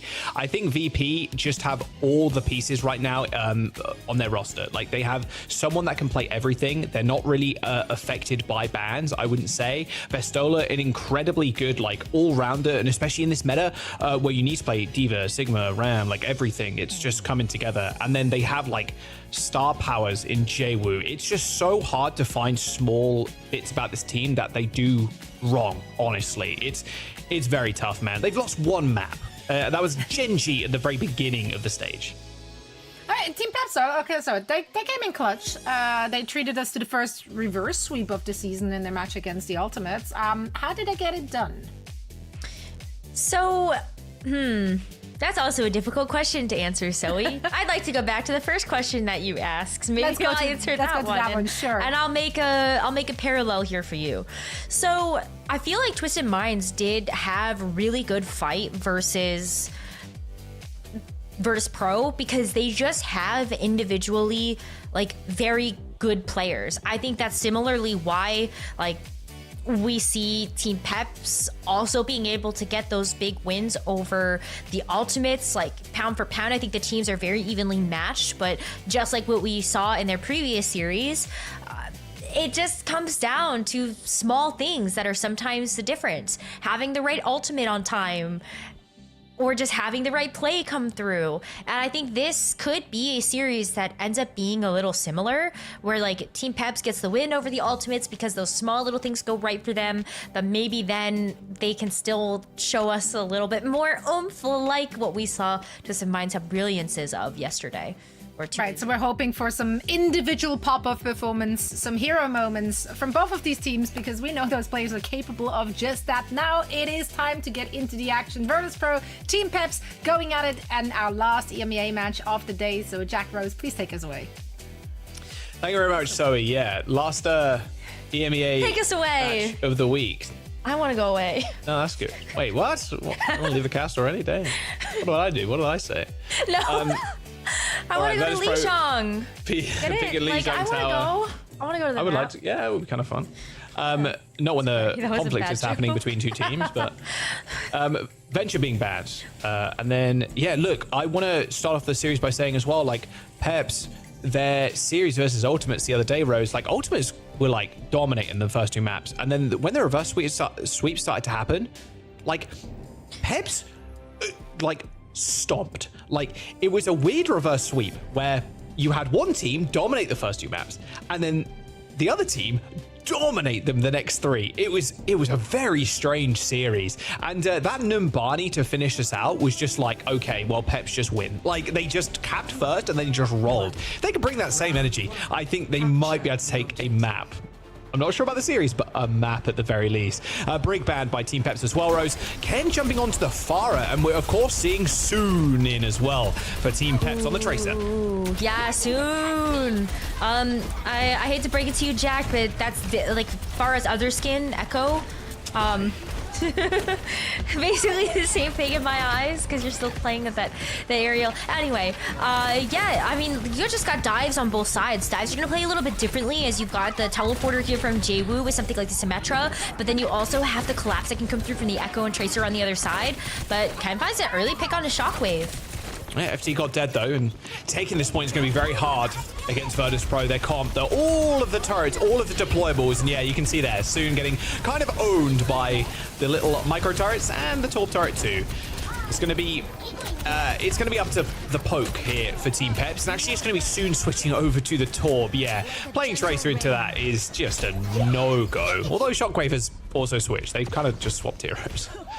Oh, Ice is also going to switch over to the Ramatra as well. And so you talk about ways to be able to deal with the D.Va. This is one that the Ultimates were really hoping would work in their own favor in their match versus Yad. But you got the Ram now versus the D.Va here from Vasola. Maybe this is just going to be the rock, paper, scissors they need to actually win these fights. God, I wouldn't believe you if you told me in 2024 that in 2025 we'd seen Soon come in, but he's playing Torb. Like, what a hallucinogenic dream that would be. Like, Jwoo does end up going down to Zerion of all people. Virtus.Pro tries to make a swift push out there to try and get a pick, but early Kitsune rush from Gala on the response. However, he's just teleporting a little bit too far forward there. Unfortunately, though, for Virtus.Pro, they have to deal with the sound barrier. They do unleash their own, but they kind of swapped positions on the map right now, and it's just a battle of the Lucios on the outside of the map, and FD God taking out Fixer with a swift boop. So Team Peps actually are able to get the flip here. There's a big stall coming through from Virtus, and actually Shockwave with the stick. Woo! No way. He didn't mean anything, sadly. He got the stick kill, sure. He will end up spawning, and okay, yeah, you end up switching anyway, so they're back to what they were playing at the start of the map. Hey, listen, it looked cool at least. That's gonna end up in a highlight replay, but oh, Jwoo now his photon barrier. Oh, FT got Dyson turrets, no way. Okay, well, the orbital ray is gonna come out from Team Peps. That wall is gonna be a bit of a hindrance to them for the time being, but yeah, you just kind of walk through it. The way the wall was kind of positioned too, the ray just kind of catches both sides. Luckily for Team Peps. They get to push Virtus.Pro back, and they gotta go again. But this is really nice from Team Peps. They've got good control right now. Not only do they actually have point control, but Virtus.Pro have no ultimates here. Outside of maybe Vestola being able to get this D.Va bomb up, but there's been so much hard focus onto him every time he peeks his head around a corner. Fair amount of damage, and there's the TP. Looks like a little bit of a fake one. Bob ends up getting deployed on the point. A really awkward position, actually, now for Virtus.Pro, as they can't really peek their heads around the corner because Bob is playing bodyguard. Mortal Coil comes in, and yeah, they're trapped. Nice positioning from Soon there. Blocks the retreat of the rest of Virtus.Pro. One more team fight here that Virtus.Pro have to be able to get back in, and it's going to be this annihilation from Ice that could just stop them at the door. FT God's also getting pretty close to a sound barrier, so maybe that also comes in clutch. But look at this pace. They're actually just going to push them all the way back to spawn. They get the D-Mech onto Vestola. They lose Zerion. I mean, they're at 80%. I mean, that would have been sick if that was near 99, but this is going to be a really fast recontest. I think they even got rushed. Peps, how are they going to stand up to this? FT got sound barrier. Needs to be perfect from Team Peps. In fact, they're just going to give up the point. They're just going to reset and fight for final fight. That's super smart because you don't want to overcommit there. You know that this is going to be the last chance they have. You hold the annihilation and you do have the sound barrier. There's the rush. Beats are going to come in. FD God hits 5. There's the one from Fixer. Narrowly, Gala avoiding death there. Ice used the Annihilation to push them onto point, but this comp is just so hard to deal with. Jwoo gets 4 kills. I mean, that is just gross on the sim.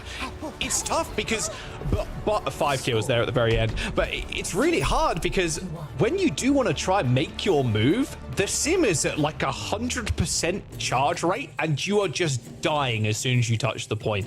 It is a very awkward fight to take. You have to quickly kill the sim or you have to end the fight quickly. Otherwise the sim is just going to run you over. And it's really hard to not look at that second to last fight as a small mistake there from Team Peps. They had overstepped towards Virtus.Pro spawn, try to demech Vestola, and then they lose Zerion in the process. And if they don't do that and they have control of the point for that final fight, they're actually not walking into 100% charged Jwoo with a bunch of turrets that are on the point because they had to give up all that space after losing that one player. So maybe that ends up being a Team Peps round win, but unfortunately it's not, and Jwoo gets a chance to come back out on the Symmetra again. Look at the health bars on Team Peps. I mean, those right clicks from Jwoo Rose, I mean, they were just scoring shots. They were scoring body shots through the little house. If you can just continue to do that, FD Goal will get back up eventually. There he goes. If you just keep hitting the right clicks, you can just send Vestola in to get the kills, the assassinations, or even Fixer there, got a couple. Ooh, Soon's out Sombra, by the way. That's actually not a hero change we had called out just yet, but that's very cool to see. Hey, how's he really navigate this Sombra, though? You do end up getting the manual hack there onto the Diva, but the manual hacks just don't last long at all. Gets booped away momentarily, but still, look who's at 100 charge. I mean, Jwoo is just burning the mechs. Oh, Soon? Oh, Fixer. Okay, he tried to be cheeky there and boop Soon off the map, but still had Translocator. And they lose mech too, so that should be point in theory, although Soon is struggling to kill the turret at range with the SMG. That's okay. I mean, Ice back in mech, you've got a sound barrier just in case, you get control of the point back. And you have so many ultimates as well. Like, you're actually just going to try to teach these staggers here. Oh, rush. Wow. There's going to be a rush here. Ken couldn't get the kills either. 3 people were low HP. The purple beam came out from the Echo, but no kills. Jwoo TP's forward. Now they're on the point again, and FD God Z. A quick re-engage there from Virtus.Pro. They catch Team Peps slacking a little bit. Trying to push up, trying to get kills, and it looked good. If Ken managed to get one frag, one single kill on somebody, that would have been perfect, but the backline from Virtus.Pro kept everybody up, and that'll be the flip. I mean, when it goes back to even just that last round, I feel like we've seen Team Peps get really greedy with trying to chase down some of those picks, and then it comes back to bite them because Virtus.Pro is ready for that type of overcommitment, and then they hit the rush, and Team Peps get caught with their pants down, and they just don't have a good response to that. And so Virtus.Pro get back control of this point, and they still have 4 ultimates for this. Soon doesn't have the EMP yet. He will soon, but not before Molten Core gets used and Ray. They used Orbital Ray, EMP available, Soon stepping on the lava, but there you go, there goes the wall. Goodbye, Jwoo ults, see you later. 3-man sound barrier from Virtus.Pro, but how long could they realistically stay alive? Doesn't look like long at all, especially with the Echo being alive and well. Gala gets chased, there's the Suzu. A self-destruct kill on Zerion is not it. Ice kills Gala. Okay, so both supports now dead for VP. Ice kind of struggling to stay up, but eventually will get healed as Virtus.Pro try and eke out every percent possible. And there it is, 83 is what they'll get. That's last fight territory, so you're very happy to have walked away with that much charge. The problem, though, is that Virtus.Pro used everything in the tank just to try to stall it out, where Team Peps, it was just EMP and Orbital Ray. That is a very economical fight for them. Still 2 pretty heavy-hitting ultimates, but the fact you still have Duplicate and the Sound Barrier is great when you know that Gala's going to have another rush soon. But you can't overextend. That's something that I feel like has caught Team Peps a couple of times now. Have you got with the Sound Barrier? Pretty early usage. We'll see how Virtus.Pro end up responding. Of course, they've already used their rush. Ken pushing people back, duping the Diva. Jwoo taking almost negative damage. Vestola helping Jwoo stay alive in the sky against 2 Diva players. Zerion FD God also end up going down. Ken out of the duplicates, run over by Vestola. Virtus.Pro, they're going to take this map I mean, you get the resuit here if you're Ice, but can you even get the touch with the amount of boops? Okay, Soon is there to trigger overtime, but Jwoo's got dupe. They're going to have bomb in a couple of seconds as well. Team Peps falling flat, floundering at the very last moments. Ken takes down Jwoo in the Echo duel in the skies, but realistically, there's just too many bodies for VP on the point for Team Peps to make any meaningful push. Yeah, I mean, Vestola has bomb, so even if you desuit him, it's an overtime, and then you just have to try to play a waiting game around the pillar. It was always going to be Virtus.Pro coming up at the end of that fight with the win here. But maybe some signs of life from Team Peps, Jack. It was not a clean. It wasn't a stop. 200-0. Exactly, and a lot of like hero rotation as well on the first map or the first stage. So we'll see how they end up taking us like different maps and how we end up banning things too, because every time a team does end up going in with kind of a game plan, a strat to ban VP out or like take them to different maps maybe they might feel uncomfortable on, it doesn't really phase them. We spoke before about the flexibility from this team, so I think VP, they're very well suited to wherever Team Peps want to take them. I mean, if you look at Peps, after the control game against Ultimates, they did end up losing control of that Samoa map. They took us to Suravasa, and it wasn't Ultimates like Stomp. It was a 3-0, 2 Ultimates, and there wasn't a hybrid map there, sadly. Route 66, Colosseo, and Numbani were the maps that Peps ended up winning and kind of dominating on. So if I had to put money on it, I would say one of those 3, especially Route 66. They held Ultimates on first point on that map. I think that would be a really great map to pick, just to have that extra vote of confidence you were already able to get versus such a strong team. Taking a look at the stats, I think it still tells us the same picture, that this map was relatively close despite the fact that Virtus.Pro did win 2 rounds in a row. And so it gives me a lot of hope that this is going to be maybe like a 3-1. I think Peps can absolutely walk away with a map from this series. Yeah, one map, just one more map. Like just VP one map, bro, please. Yeah, please, I mean, bro, VP, one map. They've only lost 1. I mean, who are VP's next opponents? It's going to be OWCS and then Vision. So you're expecting the Vision game to be a bit of a stomp there, a little 3-0. But honestly, after seeing OWCS today, that could be a pretty close game as well. Virtus.Pro aren't out of the woods. Maybe they would end up losing a series, but still yet to be seen, especially with how like Jwoo and Shockwave, how they've been playing. I mean, Jwoo has just been lights out for the region. The guy's just an absolute beast.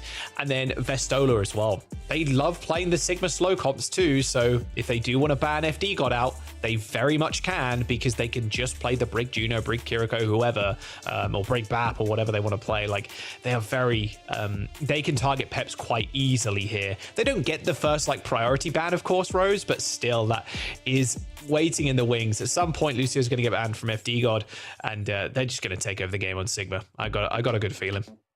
Yeah, I don't think that you mind at all, because FD God showed us a really nice Alari. I think that was something that was just such a treat.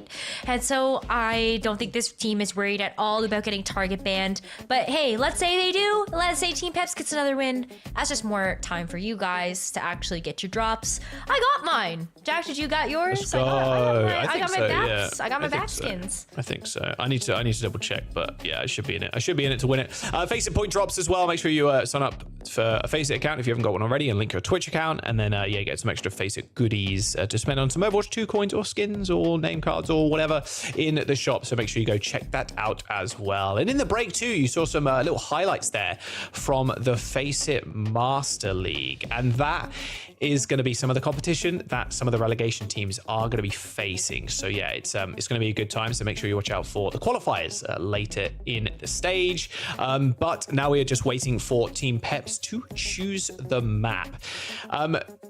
Route 66, like I said, and like you kind of alluded to as well, like, hey, confidence, a big booster for them, holding Team Ultimates on first point. And then where do you go for bans if you go for something like that, or even an Umbani, right? I wouldn't be too mad to ban something like the Sigma, because they're a very slow maps, and Vestola would be pretty well suited to kind of jump on that hero, but it's yet to be seen where we're actually going to go.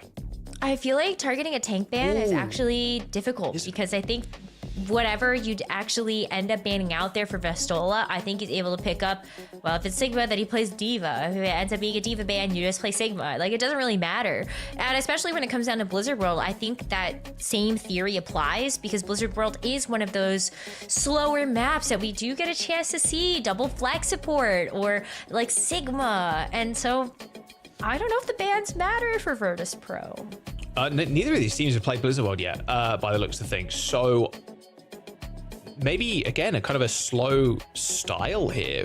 We could see the Alari. I mean, Gala pulled this Alari out on this map before. 100%. We might see that. Let's have a look at the bans. Peps banned the Torb, and then a Hazard ban from VP. Okay. No Torbjorn on the table. That's interesting. I don't believe we have any subs either. So for Peps, the DPS lineup is going to stay Soon and Good for Soon. Ken. You got to say, not having to play Torb, and also not having to worry about it. So Tracer for Soon. Or maybe a little Widow. We'll see. That does leave me a little worried. Like, I do hope that Exodial is all right.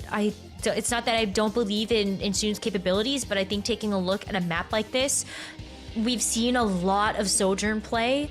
So Exodial not being subbed into the roster, I hope that Team Peps are like happy to be able to run like Tracer and Echo or Tracer and Genji or something, knowing that Exodial does sit the bench for this map.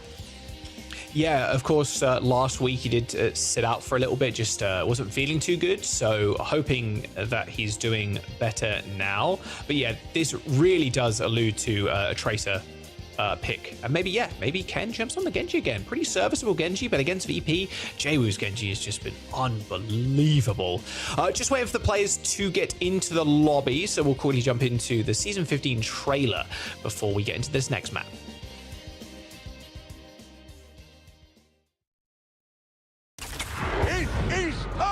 To celebrate the glory of battle, the competition, determination, and the boom! What a shot! Again! Finally, a worthy title! From the ashes, rise again!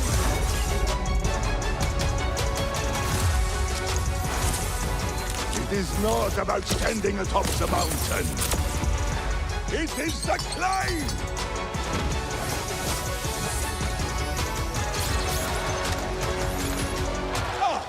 Yes, I too own one of these weapons. It is just not with me right now.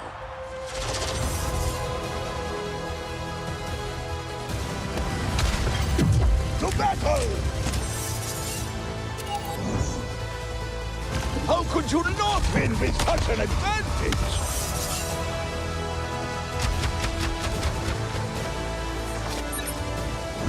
Those of you are superior, and bang! My armored fingers are crossed! Yes! Just what I had hoped for! The spoils of victory continue!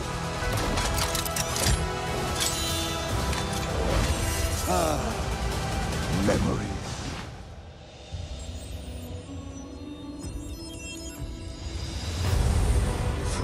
Your mind.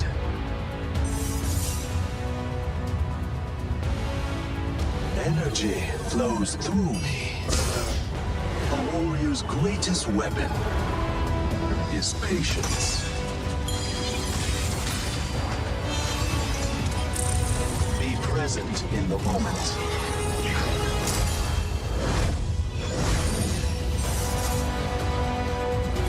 I will achieve my vision. My arrows fly true.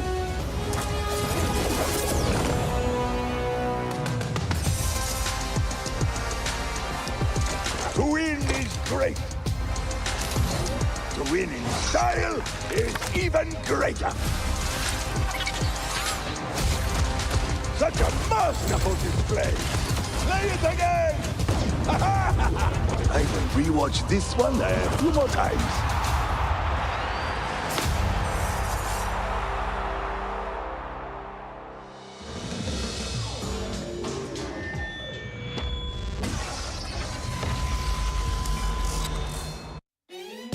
welcome back. Yeah, one of the Peps players had to step away real quick, so he took a little break. Don't forget, season's right around the corner. 18th, that's on Tuesday. Come on. It's going to be a good time with all the perks being released, and the game is just going to be... It's just going to be a mess for a little while, but it's going to be a good, fun time. Let's jump into Blizzard World. Team Peps choosing to ban the Torbjorn, and then Virtus.Pro banning Hazard. Let's have a look what they want to play, because, yeah, Exodial, not seen just yet for Team Peps. Hope he's feeling a little bit better, but having Soon in does honestly prompt the Torb ban, because my god, like he was like, yeah, time to play Tracer, guys, can't wait. And then the Torb is just dominating me with the turrets, so he's at least gonna have a bit of a reprieve on the flanks. Oh yeah, it's time for Soon's Tracer to be unleashed. And I love that Ken can still come in and play a hit scan. Ken, like, just to give some background on this player, we got a chance to see Ken as a part of the Aw Yeah roster last year, which was most notably a team of one-trick players. One of the only exceptions being Ken, who was such a valuable flex DPS for that team, just giving them a lot of intricacy in terms of their matchups outside of seeing Junkrat or Wrecking Ball. So it was nice. It was nice, and now that Ken gets a chance to find himself on more of like a traditional roster, we get to see the Genji, the Echo, the Ashe in this case, and so hopefully the Ashe is going to be enough to stand up to Shockwave Sojourn in this map.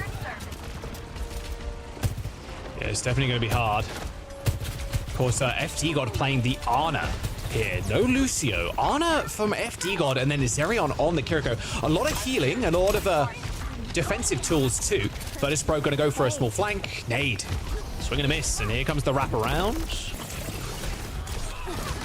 Oh, you got to be so careful. Oh, good disengage.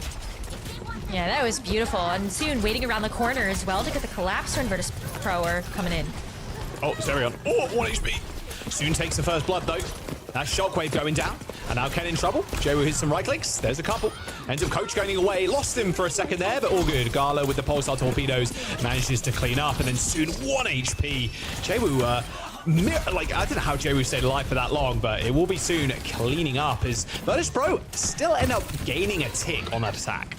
3 picks for Soon, though, on that defense, and so that does at least stop the progress in its tracks. That's unlucky, no extra though. blink. That is unlucky. What did Avril say earlier on at the beginning of this of our show today? 6 blinks. 6 blinks for Tracer. 3 blinks, hit recall, 3 blinks again, yeah. He probably would have survived if that was in. Yeah. It's okay. Not meant to be this time. First blink gets capped by Virtus.Pro, and they get to move that payload forward. No changes yet, except for FD God actually switching off the Ana to go over to that Brig. Now you have an opportunity for a shield bash and whip shot against somebody like Jewu, who won that duel versus Soon. Yeah, found a pick on the sidelines against Soon. Okay, this is a not good look for Peps here. Ideally, you kind of want to hold at this front gate, but without Soon's pressure on the flank, it can be really tough to do so. Oh, bomb yeet. Yeah, I mean, what? I mean, sure, worth the attempt. That's a rarity that ever actually ends up getting kills. Ken going pretty low, but now on the floor, deploys the blob, and there's Soon back in the action. Pulse bomb onto Gala, and with that bomb, I think that's the fight wrapped up in a nice little parcel there. And they're even going to stagger the Diva. Perfect stuff from Team Peps. Oh, the body block is crazy. Oh my god, are you serious? You cannot make that up. You cannot make this up. How did they allow that to happen? How? That's even without a perk. That's even without the increased radius for the actual recall. How do you let that happen if you're Peps, man? Once in a lifetime, you're never seeing that again, ladies and gentlemen. So you can spam "We Were Here." Well, there's the blade. Nice bash onto Jewu. My heart's going crazy. I think I woke my wife up too. Vesolo and FD got end up getting kills. Rally coming in from Virtus.Pro, but now Shockwave with the overclock is going to be one mean guy to deal with. There's an orbital ray on the point, but that was Vesolo taking maximum damage from a remake there from Ice. Ooh. Okay, everybody's fallen victim Everybody to the chill, remake bro. today. Everybody chill. Man, we've seen some strange stuff with Diva lately. Unfortunately, D-Mech here is going to be the second point for Virtus.Pro. But like bomb eats, mech recall kills. What is happening right now, Jaws? We need an instant replay, man. Okay, I'm gonna get a noise complaint. Okay, Virtus.Pro end up capping the point. 4 minutes to go too. Okay, Ice is gonna switch over to the Ram at this point. So against the Doom, yeah, not too bad whatsoever. Doom is gonna have a tough time actually getting into the backline. The Vortex just dominates the Doom fist. Ken also switched over to the Cassidy, so you've got the Hinder Grenade too. Yeah, good luck. Good luck. Minion strike in the backline though. Ken Nade, nowhere to be found just yet. Good punch as well. Just punched him straight into Fixer. Team Peps, they are getting rolled. Psychic damage, probably, at this moment in time. FT Colosseo is also down to Vestola. And Virtus.Pro, 3 minutes to go, Rose, rounding this final corner. Yeah, I mean, this is just looking like a full completion here. Another set of swaps for Team Peps as Ice comes out on the Roadhog, as Zarian onto the Kiriko. There's still no ults in the bank, so this is just Hail Marys at this point to stop Virtus.Pro. Okay. The hog pick goes crazy here. I don't think in a good way, though, sadly. Zarion ends up falling. Vestola is in the back lines. 8 HP. Nice nade from Ken there. Hindering for a brief moment, but there's no touching the other beat. Unlucky. I do think it was inevitable. Like, maybe. Let's just call it inevitable, whether it was now or in like a minute. Maybe. Yeah, that is a massive time bank as well. 2 minutes and 52 seconds for Virtus.Pro on that attack. The Doomfist was something I didn't think we'd ever end up seeing. Just going on how the tanks have been playing out over the last last few weeks, especially with Ram, D.Va, but it ended up working out. Look. The Doomfist is very hard to actually get a lot of value from if you're against those tanks. You end up obviously switching to Hog if you're Ice, but very, very desperate pick and look at the very end. But I think this is where they're going to struggle some more, by the way. Oh, do we have a remake instant kit? Like, we have to see this. What is this, bro? How do you let that happen? Both supports and Soon getting killed.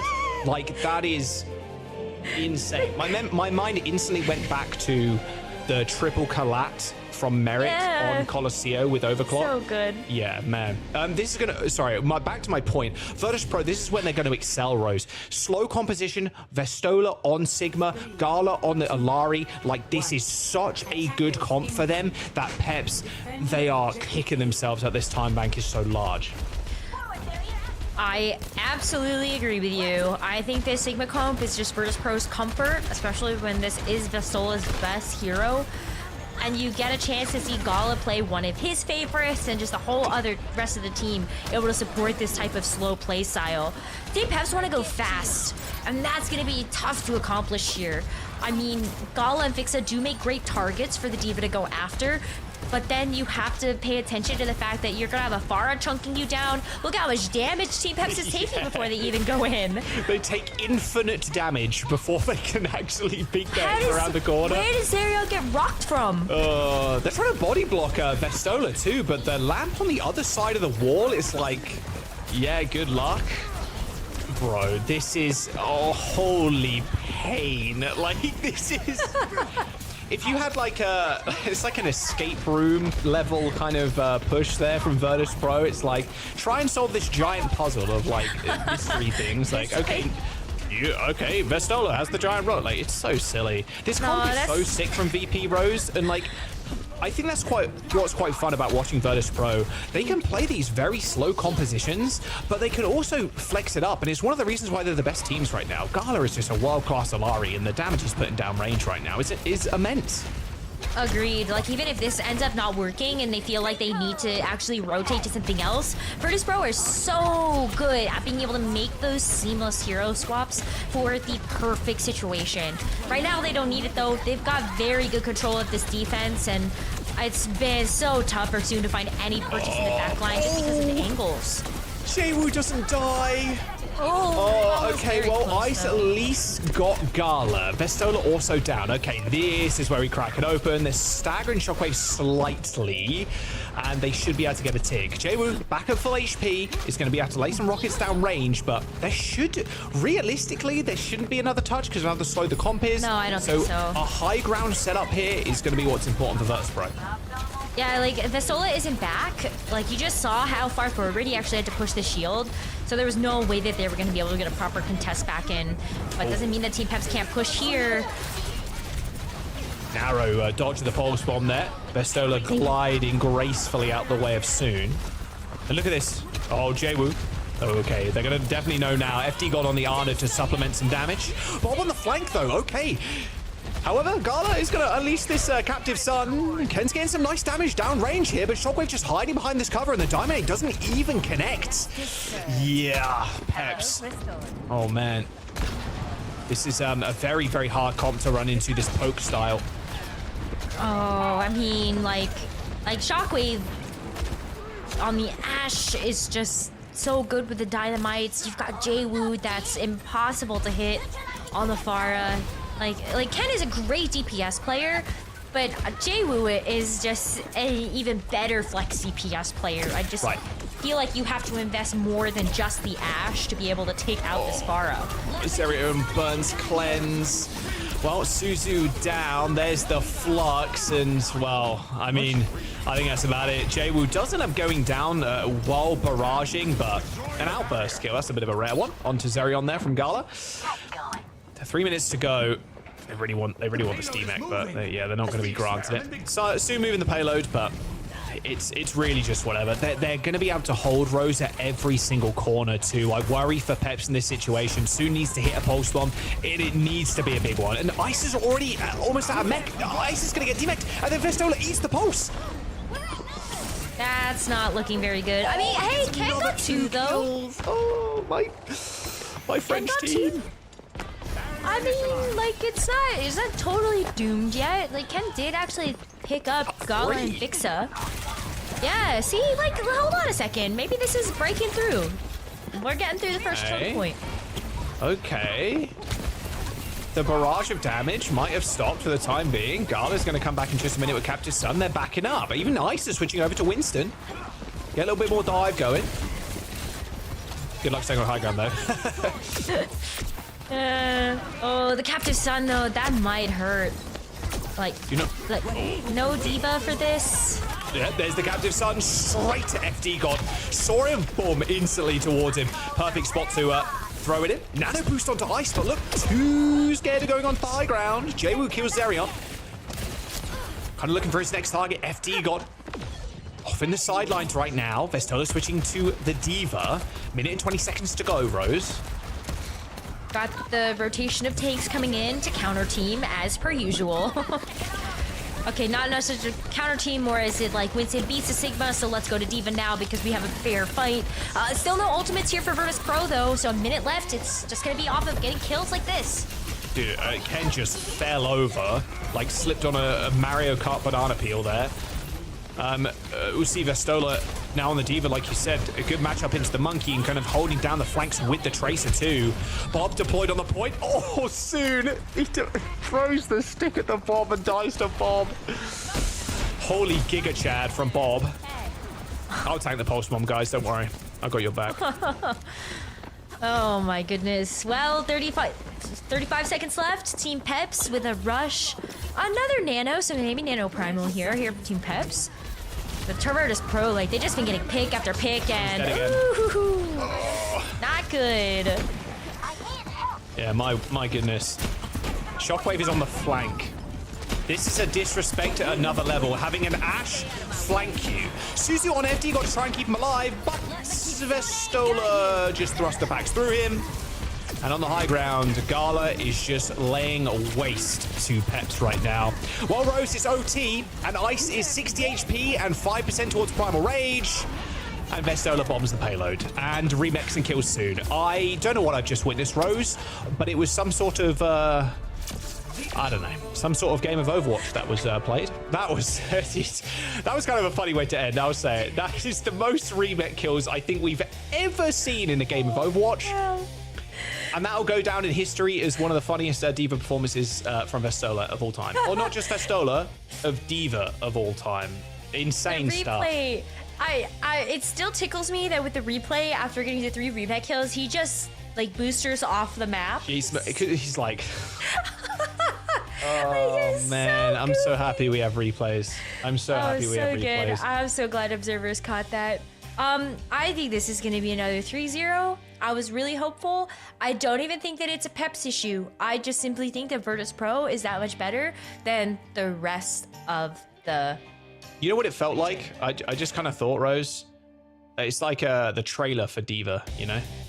Oh, yeah. It's like, oh, look at the new D.Va, bro. You can like remake kill people. No, it's the perk. It's literally a highlight reel for the new perks. Oh, yeah. Look at that. How do you let that happen, man? That Vestola is probably grinning from ear to ear as that happens, and then dude. He just boosters off the map. It's so funny.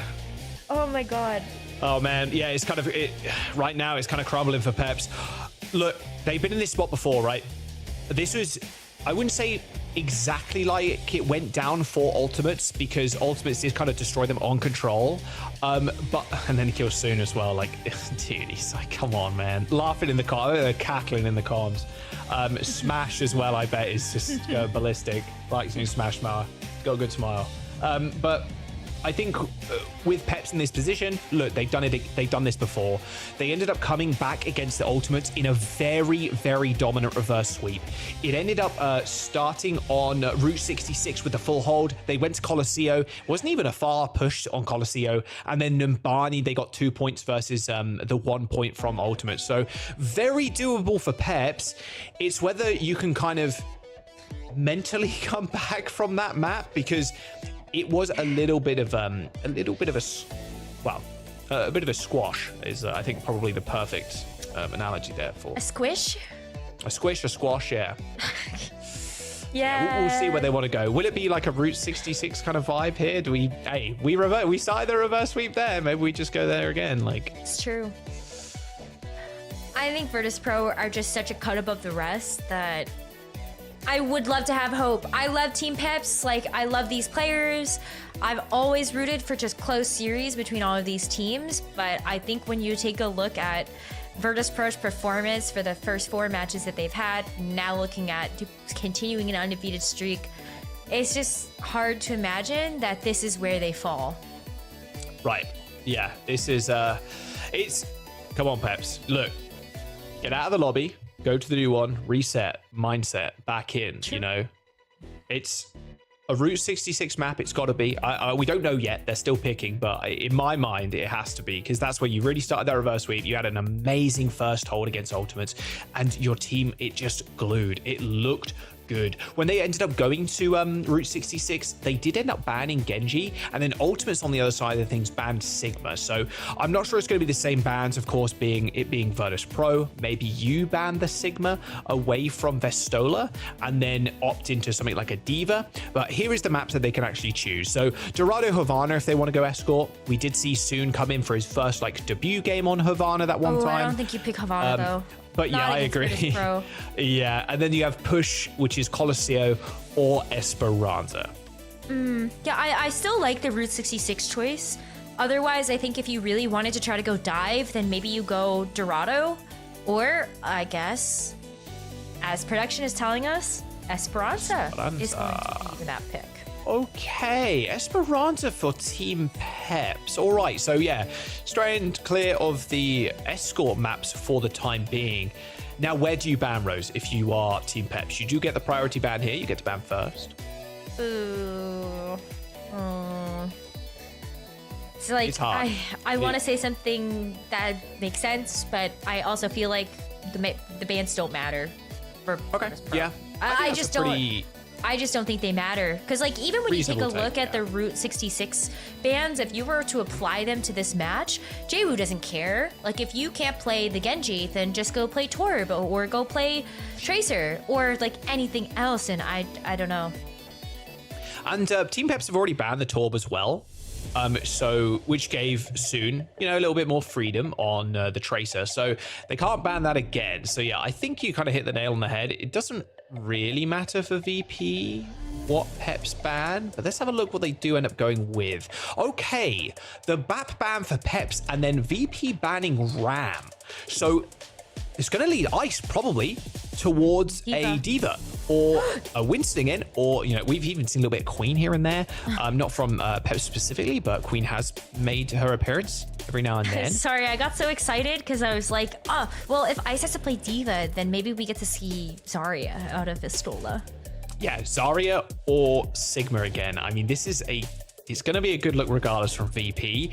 It could be 5-0 after today as well, Rose. Just continuing. They were so close to like the golden stage, They've only lost one map so far, but you're still happy not losing a single series, of course, as we load on in just a second. Just get that last map behind you. It wasn't the prettiest, but hey, you have been to a map 5 against a strong team in Ultimates. You got to make it there again. Esperanza is going to be the map, but Vistola rocking the Zarya is going to be pretty scary. And then I'm down with Jay. We've played the Dwarf again because Soon probably opting towards the Tracer because I don't think Exodia was coming in, sadly. Yeah, unfortunate because I think another great map for Sojourn would be Esperanza, but sure. It's again, this is not a knock on the DPS lineup of Peps at all. I just we do hope that Exodial's okay. But it's tough. Virtus.Pro can play Diva or Zarya here or Sig. I think banning the Ramatra is really smart because if you look at what Vistola would like to play, then the Ramatra is kind of the perfect answer to any of those. 100%. 100%. Smart minds in the back room of Virtus.Pro. Smash, of course, LA Gladiators. Smash has been around for a long time. Like a long time. It's been good to see Smash just continue. His ability to kind of create players as well in O2 Blast, like back in the day. O2 Blast are very much a feeder team back in 2020, 2021 for the Overwatch League. Did end up playing, I've mentioned this before, but played on a team briefly called Go In Water S, but has been a coach ever since.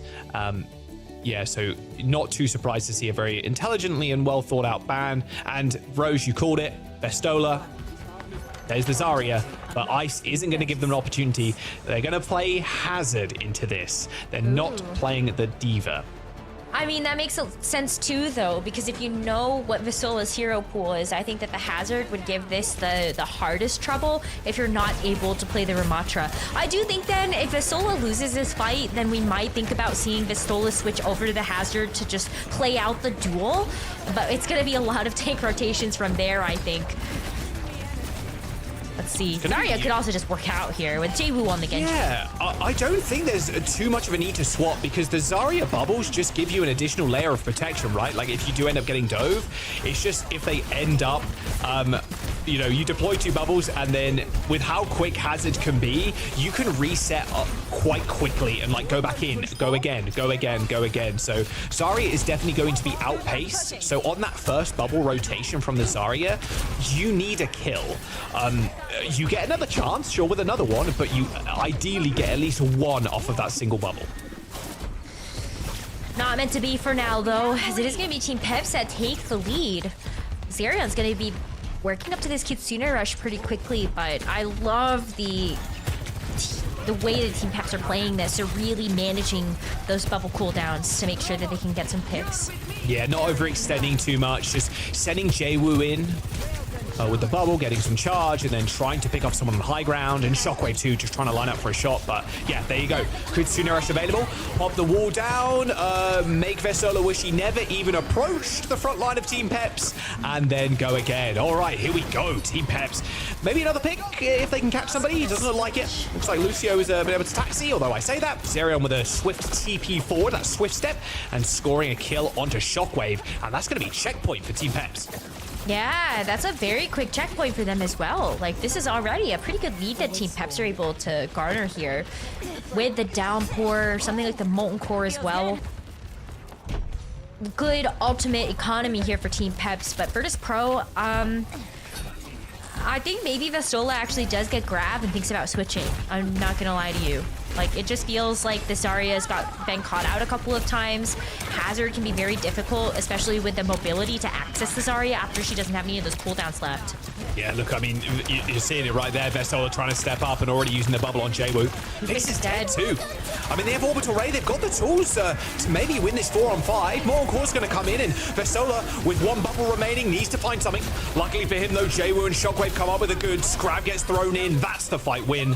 And we'll see if Vestola ends up swapping. Yeah, just getting kind of outpaced by Ice. And there you go. D.Va swap for Vestola. Okay, a bit more aggressive now. And still plays pretty okay into the Hazard, especially just with the way that Vestola plays it. And I think having the defense matrix to go hunt after something like the Torb or even just the extra shurikens that are coming in from Ken will help keep a lot of these flanks safer as well. We've got Shockwave that's going to be on the Sojourn too, so looking for some of these bigger picks onto either Zarian or FD God, maybe help them to start making up for some of that difference Team Peps has been able to get in the lead. Jwoo hasn't got deflect. He's got to be careful of Ken now. He's got that blade. High ground control from Team Peps, kind of waiting this one out. They've got Rush, they've got Blade, they're ready to rock and roll, but Jwoo's got a Blade of his own. They're going to try and target Zarion. Zarion super low. Didn't actually manage to TP away, but not too far. But it's actually the kill onto Ken that's going to start this one out. Jwoo just delivered that one almost. Ken just dropped straight in front of him. Soon kills Jwoo with a melee attack, but I mean, Zarion is down, FD God is low, same with Ice. The sustain here is just not available for Team Peps to secure any more kills. Robot needs exfil. Oh, so much invested there too, I think, from Virtus.Pro. Like, you had to have the blade at the sound barrier on top of it as well. Team Peps are going to make a couple of changes. Soon goes over to the Tracer. And I do wonder if Ice does stick to the Hazard, maybe hoping the downpour comes through. But this is almost the lead here for Virtus.Pro. Barely at the checkpoint, but there's a nice contest that comes through from Team Peps. Ken was hitting the anime blade. Soon's there to follow up. Oh, Fixer with a boot kill onto Ken. Yeah, that's Orbital Ray perfectly placed there by Gala, but it's still a scrappy fight. FD got down, though, 2% towards the beat, and the lead approaching Rose. Yep, there it is. Checkpoint secured, and Virtus.Pro win back-to-back fights to gain the lead. Lead still with Bomb, and looking at Shockwave and Fixa coming up to Ultimates next. For Team Peps, it's gotta be this downpour as well as this sound barrier from FD God. Yeah, don't worry. Not just yet. We're still in this match. Team Peps are still in this. They have some tools, downpour, sound barrier, and soon looking for a flank here for a pulse bomb. Gets tagged out a little bit. Oh, sound barrier from FD God hits 4. Fixer so close. Virtus.Pro need to survive. They can return a beat here. They might be able to win this fight. There it is. Sound barrier hits, and the Team Peps, they are out of position right now. They tried to engage, they tried to go early into the fight, but found zero, nada, zilch, no picks at all, and that'll be Virtus.Pro running over this fight. Oh, the pulse bomb thrown out. Give it to him, Fixer. I would have hit the bag, but you know what? Standing still, maybe hitting the enter, typing a little summit there is good enough for me. Virtus.Pro with 2 ults in the bank. As Team Peps, they're losing this lead, and 70 plus meters for VP now, Rose. Yeah, Team Peps with the downpour still in their pocket, but Virtus.Pro with 3 other ultimates, and they hit the overclock already as they see Team Peps come around the corner. Really like that. You're extending this lead ever so slightly. Like, look, hey, you want to come to us? You want to bet if Shockwave's going to hit a shot? Because he definitely will. Downpour for Ice, though, and Shockwave dead. Okay, how many ults do Virtus.Pro invest? Probably 0. Of course, Vestola does have self-destruct, and he is going to actually use it despite both DPS dead for VP. Okay, a small teleport away there from Gala. They're getting a couple of extra meters, but that should just be it, at least for this fight. There you go. There's the DMEC as Team Peps are going to hold on to all their ults. Oh, and look at this. Shockwave is actually going to switch over to the Torbjorn now. After using that ult, you've got the turret to be able to get the flank from Soon and Ken. And Vestola says, no more D.Va. It's also Hazard time. Want to be able to match that. And I love that they're just going to go for this Hazard versus Hazard duel. Vestola is so good at this in the first weekend of play. God, it feels like an eternity since we've seen this, to be honest with you, Rose. Samoa with a nice headshot there onto Fixer as Jaywu goes down to the blade. Oh, Ken in that small room, a lot of damage. But Zerion's actually the player from Peps picking up the kills. He'll do. A couple of headshots there from the Kiriko. And there's the kill onto Shockwave. Okay, they're probably not going to be able to get lead considering how close VP are spawning, and they still have a sound. They still have that blade. We'll see if Soon can connect with a pulse bomb. Oh, it's so close though. Oh, it's so close. Like I can taste it for Team Peps being able to take this map win off of Virtus.Pro. FD God is so close to the sound barrier. Imagine Team Peps, look at they disengage now. They know that the sound barrier is going to be critical for this next fight, and they're giving space for Soon to land this pulse bomb. Oh, pulse doesn't end up connecting. Okay, another swing and a miss for Soon there. Jaywu scored the blade, but now FD God goes in with a B. Okay, Jaywu, the rest of VP need to hide. Now, Wall is going to do a good job for the rest of them, but Shockwave is caught out, and same with Estola. Just a five-man gank there from VP. Zerion falls, though. Jaywu still managing to come up with a single kill. It's going to be big, and maybe even another. Ice. Surely it's just going to die. Yeah. There's just no way. Jaywu was able to survive for so long. How does Jaywu become this clutch? I do not know. Team Peps not gaining the lead, and we've only got a minute and 30 seconds to go. That was so close. Like, I really thought after FD God hit the sound barrier that maybe that was just enough sustain for Team Peps to push it over the line. But the patience for Jaywu to hold that blade until he noticed that everybody was so low. It denies the lead from Team Peps. And Virtus.Pro also win out that team fight so that they can go back into their own territory. With just a minute left, great turret placement to deny any flanks coming through from Team Peps. As you do see Soon switch off the Tracer to go over to the Torb. Comes down to this Jaws, maybe one more fight here. And it's a race to see who gets an ultimate online first. Downpour's coming up for Vestola. That's going to be a big problem for Team Peps. Yeah, Jaywu, surgical precision on the Genji. You expect, honestly, nothing less at this point. And if you're Virtus.Pro, you're so happy right now. You play on this corner, you're chill. There's the wall, and there's the kill onto Shun already. That turret, it's just a mere fly on the wall for Vestola. They do end up trading the Torbjorns, but still, I mean, Virtus.Pro can push this one. Kitsune rush used from both sides, and they're going to just try and focus FD God. Downpour connects, and the Lucio is gone. And even a wall, too, onto Zerion. Oh, Ice! That's a Downpour, Jax, I think, too. It was rare we see one of those. 15 seconds to go, and Virtus.Pro Rose, they're just going to walk this one home. This is it. I mean, Virtus.Pro, we thought maybe Team Peps would be able to take a map off, but with Zerion going down, I think that's it. Virtus.Pro, 3-0? Maybe a little bit of hope here as Ice comes back on the Wrecking Ball. Can Ken actually get this Dragon Blade? Maybe? Just maybe in overtime. They get a little bit more Grace Saving Grace. Fixer has got beaten 4%, FD God in 6. Has kind of outpaced FD God this entire map, but Fixer needs to stay alive, and Virtus.Pro know it. They're playing back right now, waiting for Peps to make the first move. Ooh, I mean, this is still, it could be very close here. 2 team fights, though. Team Peps have to win now. They're going to beat it again. There's the blade. Both sound barriers launched in. Ken just dives the backline, but now he's completely alone, isolated. Ice is going to join it, but Ken's run out with the blade, and Jaywu hits the diff. As Jaywu with initial kill, and now Shockwave can just hide out on the points. Jaywu's got a blade of his own, and the rest throws. It's going to be history. Virtus.Pro are going to be able to secure this fight if they can just kill this Wrecking Ball. Fixer does end up going down to Zerion, but it will be eventually Virtus.Pro coming up with the win there. Another 3-0 for the best team in EMEA. I mean, look, Team Peps, it was a big mountain to climb, really, after that mental-breaking Blizzard world. But it is all Virtus.Pro all day, and it was always VP. Let's be real with ourselves here, so. Yeah, I mean, no doubt about it. But again, I'm happy we did get to see some bargain, some bike back. It was close. It was. I mean, just on this very last map, right? That was, what, 1-2 team fights away from actually extending the series. So many fantastic moments in this one. Obviously, the mech kill, the remake kill is just living rent-free in my head for the rest of my lifetime, probably. I mean, look, so that map too, it's like best forgotten for Team Peps, but a highlight for everybody, I think. Yeah, literally everyone else feasted. Everybody was like, yes! Like, wait. It's just... Oh, God. I how can't, does that even happen? Like, Oh man, That'd be my secret. If I were Vistola and I ever applied to any job, that's in it. You're like, okay, it just kind of falls apart. The whole like game just turns into a little bit of a clown fiesta, and it's just like, okay, whatever, man. Like, I'm not sure what can happen here, but something silly is gonna happen. He got another remake kill. The Hog got brought out, the Doom Fist, and then to be fair and to Team Peps' credit, this map was fairly close. And I think the biggest boon here for VP in this map was pacing. They managed to pace out their ultimates very well and suspend team fights just for as long as humanly possible.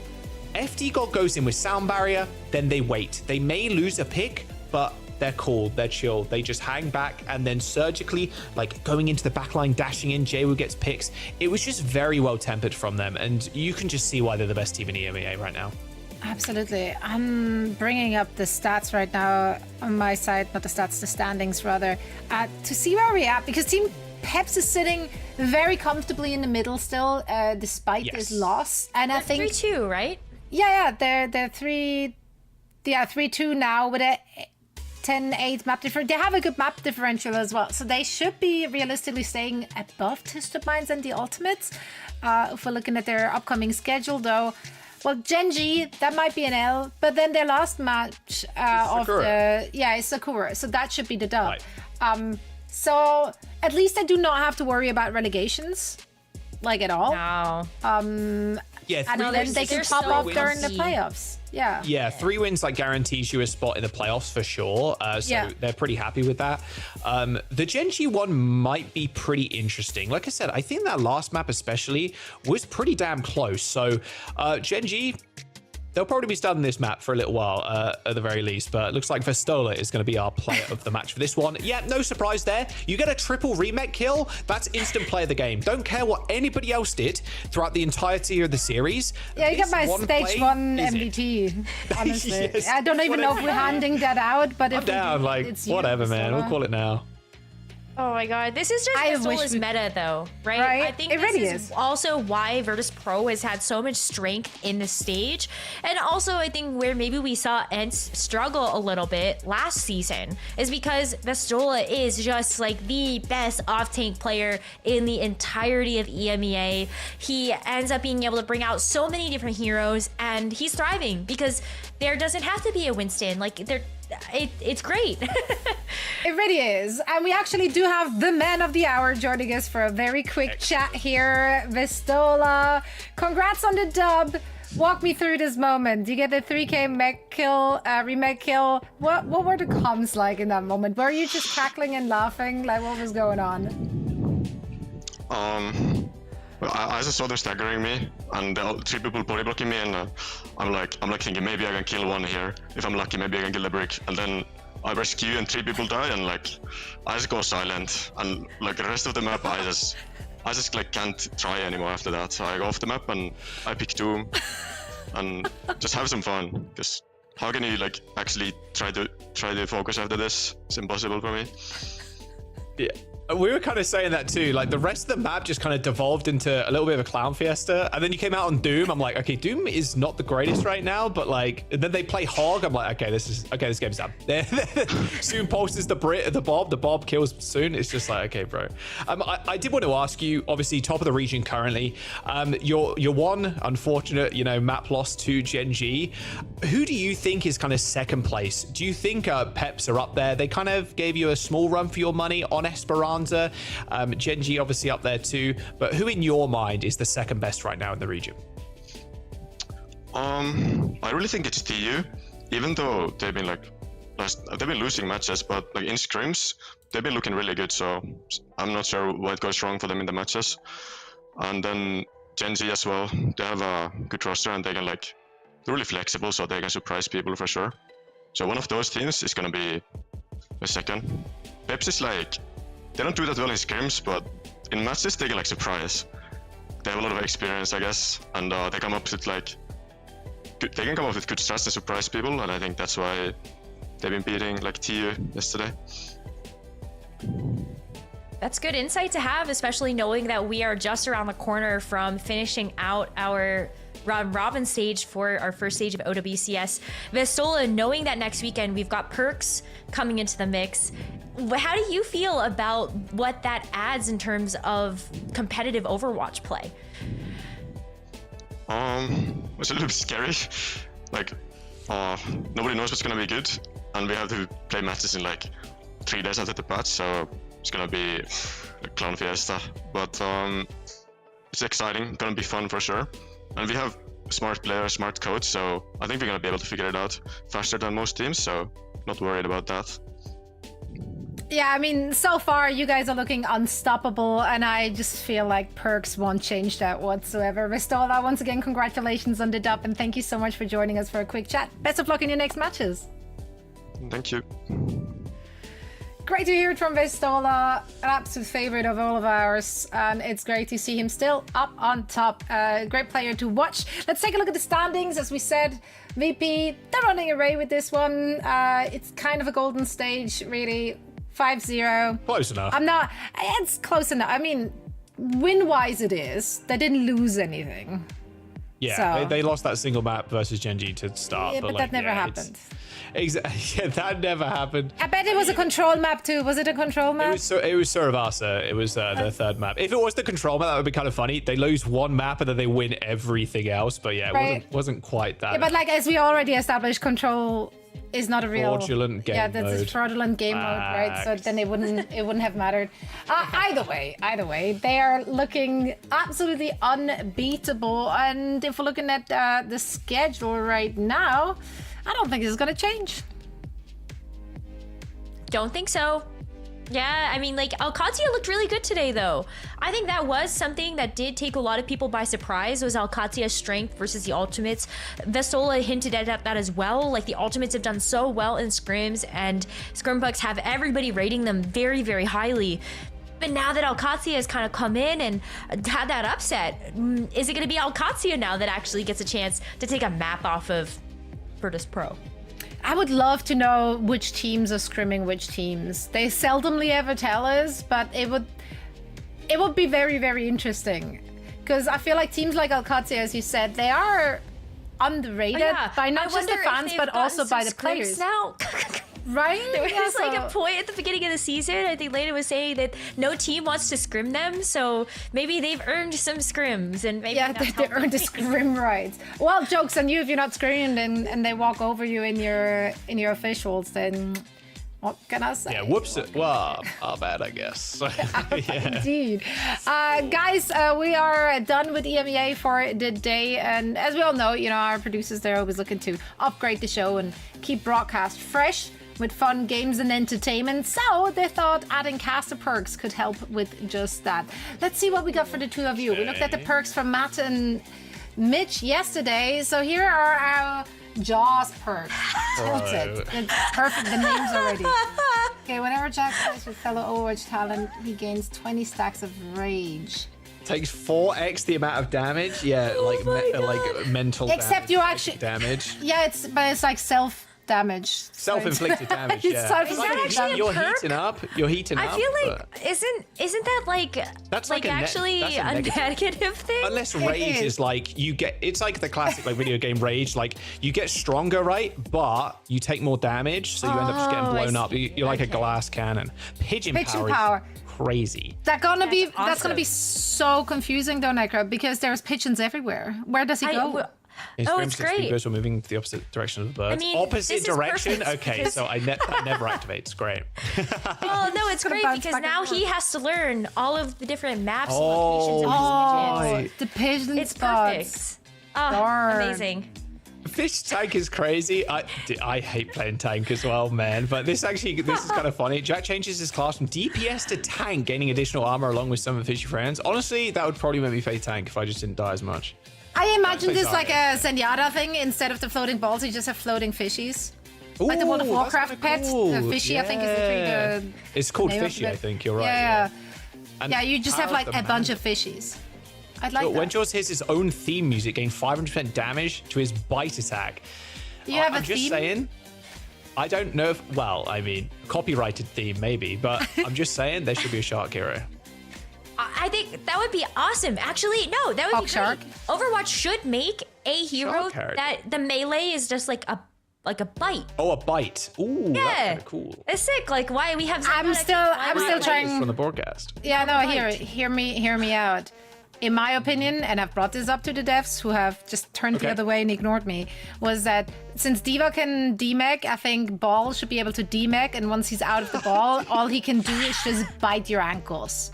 It's just like gnawing away at you. Like that's I'm just saying, throwing it out there. I wrote one in chat if you want to see this in the game. Fuel.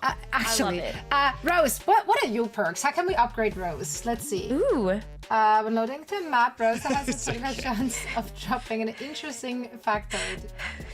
They're mostly pigeon related, but also... Yeah, that is true, yeah. I love it. You have an insane amount of random factoids, which I love. At trivia. You're like, you really are. My degree was useless, but I'm great at trivia. Join the club. Your C9 pulse is crazy. When Rose is casting, a random team is repelled from the payload for 5 seconds at a pivotal moment in the match. That is the most busted perk of all time. Does that apply to yourself when you're playing? I don't know if I like. Well, I like gambling, so maybe I do. Maybe I just hope that it is. Oh my, holy, we're just like laying out our vices here. Hair turns pink. Like a coin flip and maybe see how their team. I see that like a Dragon Ball situation with a pink to the pass. Oh my gosh, I love like it. Yeah, like you go power-up. Saiyan, but you go True pink. Super Saiyan mode. But it's I like pink. that. That's kind of cool. I like that. That's good. These are good ones. Yeah. These are good. +2. Yeah, I I'll pick all of them. Thanks, production. I feel, these are nice. feel like those would be some good upgrades. Yeah. Yeah. Now we have to wait until next week until we can actually. We can implement them for real on broadcast. We'll start wearing different things on broadcast to show that we have perks up. It's gonna go crazy. Production value. You need like badges or something. Yeah. Well, for now, it is time to say goodbye to the two of you. So thank you so much for calling the action. It's been exciting as per usual. But we will be back with the last week, of course, in just a few days. And this time it will be featuring Perk. Now it's time for a quick break as we set up all things NA. But the action does not stop there. No, don't go anywhere, because we have another high stakes Battle of Bots match happening during our break. So make sure to cast your vote in the chat. Let us know who you think is coming out on top. And after that, we'll be diving into NA. You don't want to miss it.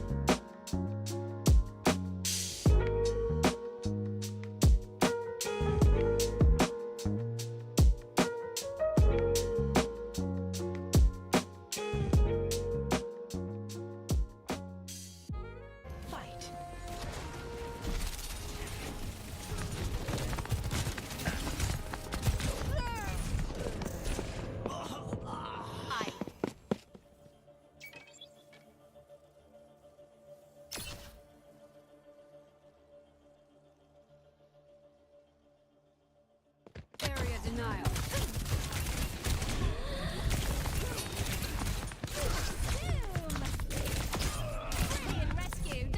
It's true.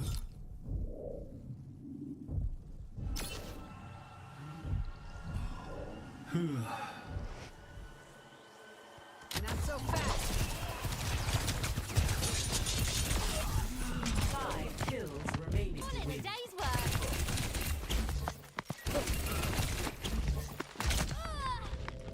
Precision.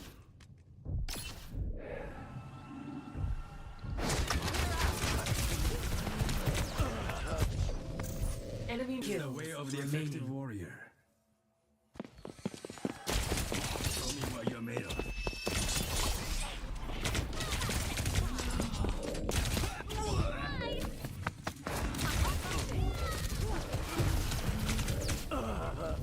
Embarrassing.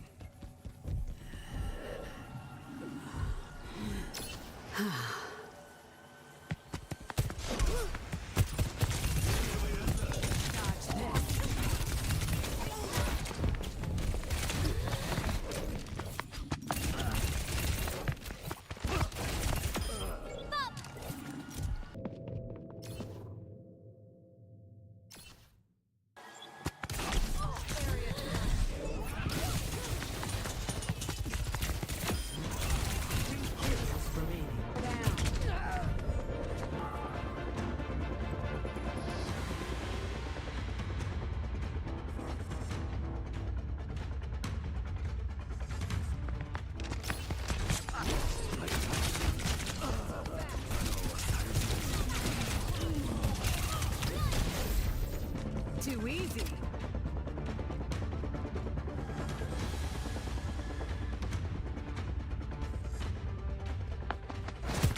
Breaking them down. My ultimate is ready. Enemy kills remaining. 1 kill remaining.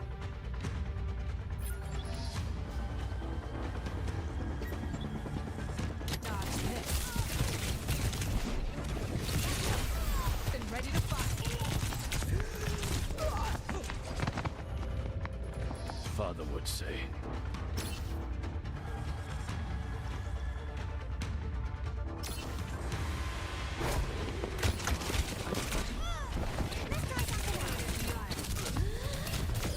Match complete.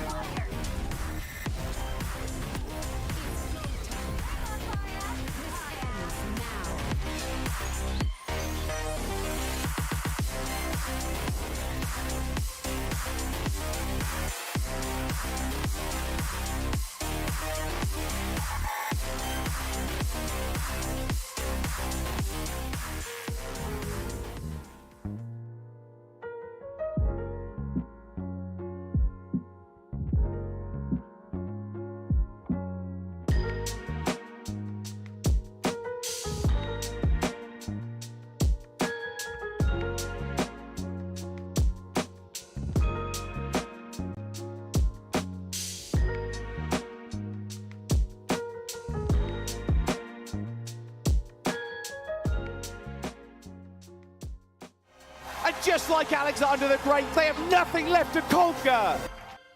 Blue ball falls as Sugarfree just carving them asunder. Oh my god! Merit again. This might just be it, nearing 99%, but Lib! Even the devil looks away in disgust! We have the very best in the world fighting for this OWCS World Final. The Junker Queen comes in, and it's a triple catch. Did the fight an Easter egg again? Another big down blossom. That's how they stay alive. They can't let go of the momentum now. Has to try and go for a rally to stay alive, but what a set! What? Excuse me? What did I just see?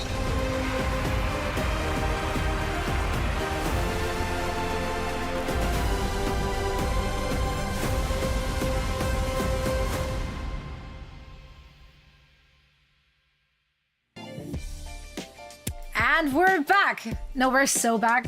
We're back. Like, We're so Jake and back. Johnny are back. Guys, I missed you. This is going to be your 2025 casting debut. We've seen you guys cast before, but now it's for real. Yay! I miss you too, Zoe. And somehow... So you roasted me. Yeah, because you were just coming on as an unpaid guest. Now you're on the paycheck, so I got to be nice to you. Oh, okay. That's how we're doing it. We're nice to people on the payroll. I see how it is. Yeah, so I'll remember that for probably the rest of the year. You know what immediately catches my attention?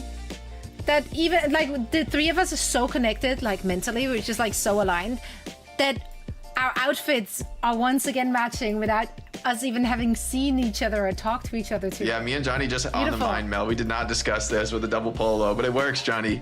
Double polo, you got green and gray. I'm That's cool. both green and gray, so it's just we're back. We're just meant to be together, you guys. I know. It's the three of us, the three musketeers out here. That's Can we right. stay And around? Danny out there. We'll show up every day. You know, I don't need much, but I'll be here.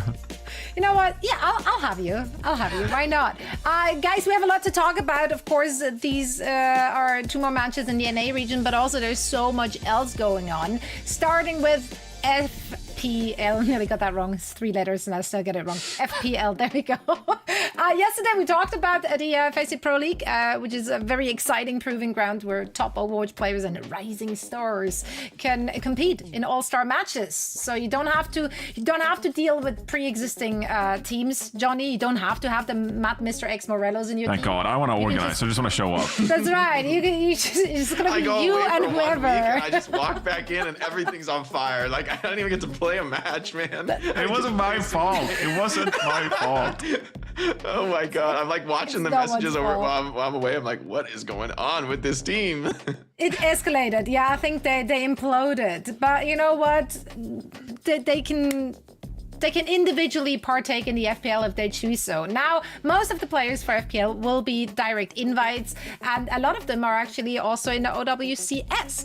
Yesterday, I talked to our audience and I told them that we will be revealing some of those OWCS players that have been invited to compete. So let's turn that into a game because free content, am I right? We love free content. We love free content. Competitions and guessing games. Who's getting Yes. the free invites to FPL? That's this right. is the vibe check. So you gotta guess the player who got invited into FPL. These are the Wait, is information- this is the information given on your screen, and you have. Is to this guess who just that for is. North America region because we're casting North America, or does this include EMEA as well? Both regions. Both regions. Okay, well I'll say funny ass row. Ding ding. Okay. That's a good one. All right, Jake, I'm up 1-0. I can lean back. I think you're a team right now. Your turn. I don't think this is it. But sure. Let's make it a competition. We don't care. Next one coming up. Funny Astro, congratulations on the direct You gotta lock invite. in. It's gonna be so fun to see who they're gonna be teamed up with. That's the exciting thing about FPL. I mean, just the fact that it's like a way for pro player. Like this is something that I lamented for years playing pro. Like if you're a top pro player, there's just no real way to practice the game rather than scrims. Like ranked is just not that competitive. And so this is an environment where people get to play like the true competitive mindset like a scrim, but with all these different mix-ups of like different players in a solo queue environment. So this is making me want to play Overwatch. I'm like, I need to like lock in and grind. And No one's make stopping you. FPL. And there's some That's- prizes. Take it back. There's some stakes. Everyone Gotta loves play for stakes, some right? cash. Oh yeah, no, it's not a small amount of cash either. Guess who this is? He's known for his bad mic in interviews. Is he? Wow. Is this like, dude, who has a That bad seems mic? like slander. I would start, but I'm Oh, not. Shockwave or something? Yeah, I think Yeah, it looks like actually. Shockwave. It looks like Shockwave. Is his mic bad? He's not Sorry, worse than other Shockwave. I people's love you, mic. buddy. I didn't write that fun I didn't fact. know he had a bad mic. It seems fine, man. Maybe I just It been playing video seems games fine. for too long, and anything over like a $6 serial prize webcam seems okay to me. Also, it hasn't stopped some Overwatch streamers before, so maybe that's not a bad So thing. ain't that the truth? All right, that's Shockwave.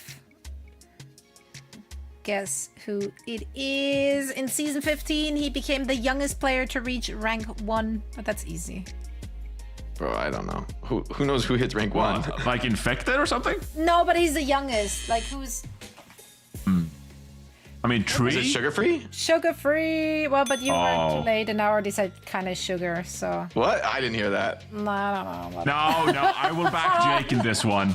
He didn't hear it. I mean, I don't know what went What do through you his mean? ears, How but can in you my back him end, on what he hears? I didn't hear anything. To me, back him on what he hears. I'm taking credit. There's no rules here. I'm assigning myself a victory there. I'm the third party in this, and I'll say that Jake did not hear what Zoe said. So yeah. Okay, yeah, and if you say that, then it must be true. He was the youngest player signed to an Overwatch team at 13.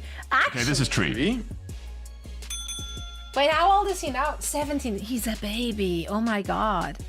Well, remember, Tree turned of age when he signed for EMEA last year, right? And so That's coming right. up on the 18th. That's crazy. Crazy. All right, last one. Last one. Who else got a Game direct Academy. invite? Mayhem Bro, I don't remember who was on the Academy. Academy. That's too deep of a cut for me. Wow. I don't I mean, have But this. Johnny, I don't have this. Johnny knows. It's Johnny not knows. McGravy. It's not Apply. It's I mean, it's certainly not Twick. That guy's playing a different game these days. His fans are called Something Head. Does that help? Oh, did we lose Johnny? It's either Johnny I don't is know. gone. I got nothing. Or he- I got nothing, guys. Johnny's gone and I got nothing. Oh, it's Wub. Okay. Oh, that makes sense. I just can't remember who was on the Mayhem Academy. Guys, there's too many Academy teams. How dare over you? the You years. don't know the lore? That's I have no crazy. Overwatch history. I just watch the game and call them as I see them, guys. That's You live all in I the offer. now. That's all I live in the offer now. is the raw in the moment. I don't keep track of history. I'm living Yeah, for we the don't care. future. That's right. We don't care about the past. We're right here and we're looking ahead to all the great things to come, such as Johnny, who might be joining us again. Rip Johnny. We All don't right, know. another Rip solo cast Johnny. coming up for me. Let's go, guys. You know, Jake, if anyone can do it, it would be you. I'm ready. It would be Lock you. in. Let's go. We can fill some time and look at your guys' perks. How about that? Until Should Johnny we do comes mine back. first or Johnny's? Yeah, let's Curious. do yours first. Or should we All do right. Johnny's and we can just like bag Let's on see. him Let's while see what he's Brock not gives around? us. It's Yeah, well, let's dealer's see what choice. the- Dealer's choice I think- protection. Yeah, let's just give us some perks. We take any perks. We're starved for perks. I want good perks, man. I want some OP perks. Oh, okay, let's see. Coached. When Coach Jake coaches a player. Wait, that shouldn't be an they gain apostrophe. coach buff and a- Calling you out, Prod. Jesus. No. Sorry, So guys. funny. Okay, Gilbert's Nightmare. Whenever Jake encounters an enemy named Gilbert, he inflicts endless torment upon them while in proximity. How many Gilberts are there, though? I don't. There's feel only like the one Gilbert that I know of, so you know, he better watch out on the ranked ladder. We'll see. We'll see. That one guy is gonna- If he inflicts torment. Okay, that seems like a very niche kind of perk to choose, so I might not. I'm gonna go with the coach perk. I feel like Yeah, I that's think more I OP, go coach right? as I can have well. like a status effect on my teammates. That sounds OP. That's right. Major But then perk. the He one has a time rip Gilbert tire. joins.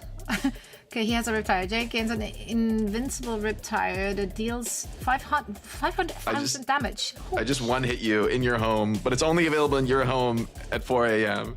Fair enough. It's very limited, but very powerful, and I'm in your comms. You are in your. Oh, I thought you were in the comms whilst the rip I tire can goes off. TP into their comms. I kind of like to TP into their comms. I think that's like, this is like I'm happier with Jake. I'm in your comms. Than I Yeah, have a rip tire. imagine you're just playing ranked and then suddenly Jake is in your comms, even though he's not in the game. He's just That would go there. crazy. I can trash talk and That'd be- ranked into the enemy team. So it's like Call of Duty out here. We're just trash talking after the match. Yeah, in your comms, I think I'll take that. Rip tire again. That seems just very situational. Yeah, we hate rip tires. Come on now. No, just kidding. Yeah, they're not back. Okay, apparently we do my perks now. Ooh, I'm scared. I'm curious for your perks. I want to see can what they you- cooked up. Yeah.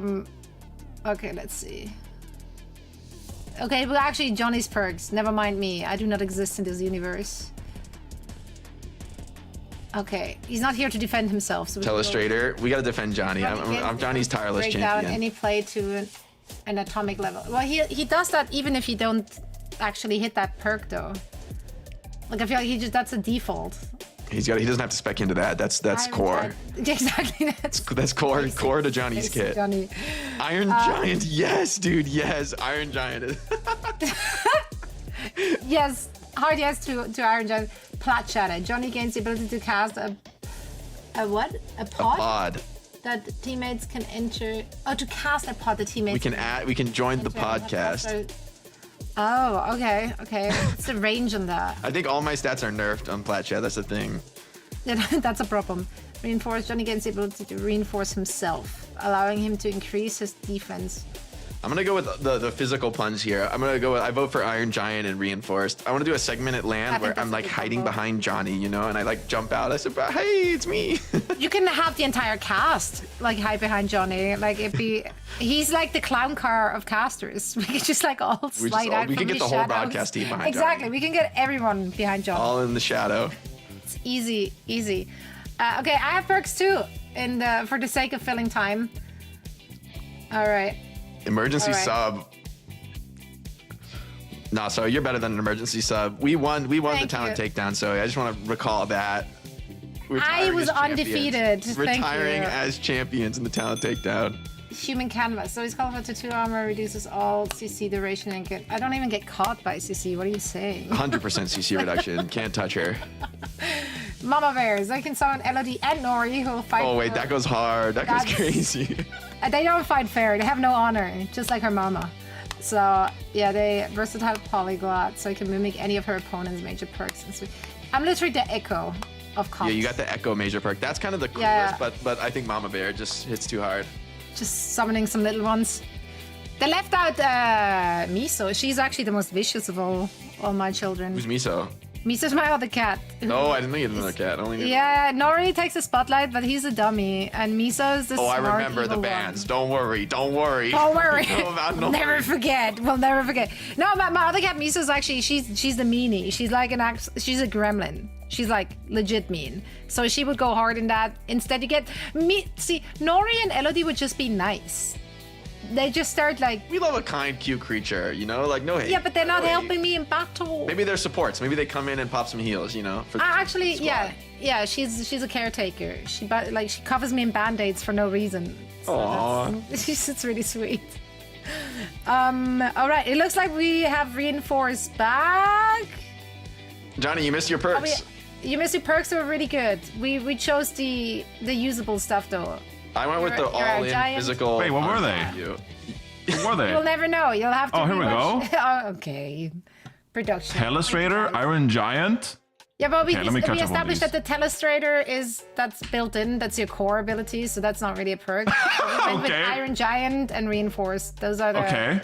Blinded for 3 seconds to take 2 times the amount of damage. Okay, I mean multiplayers in games are usually pretty busted, Jake, no? So Yep. This is the stat boost on Iron Giant is pretty bonkers. I like the Reinforced one. We just get behind the shield, you know?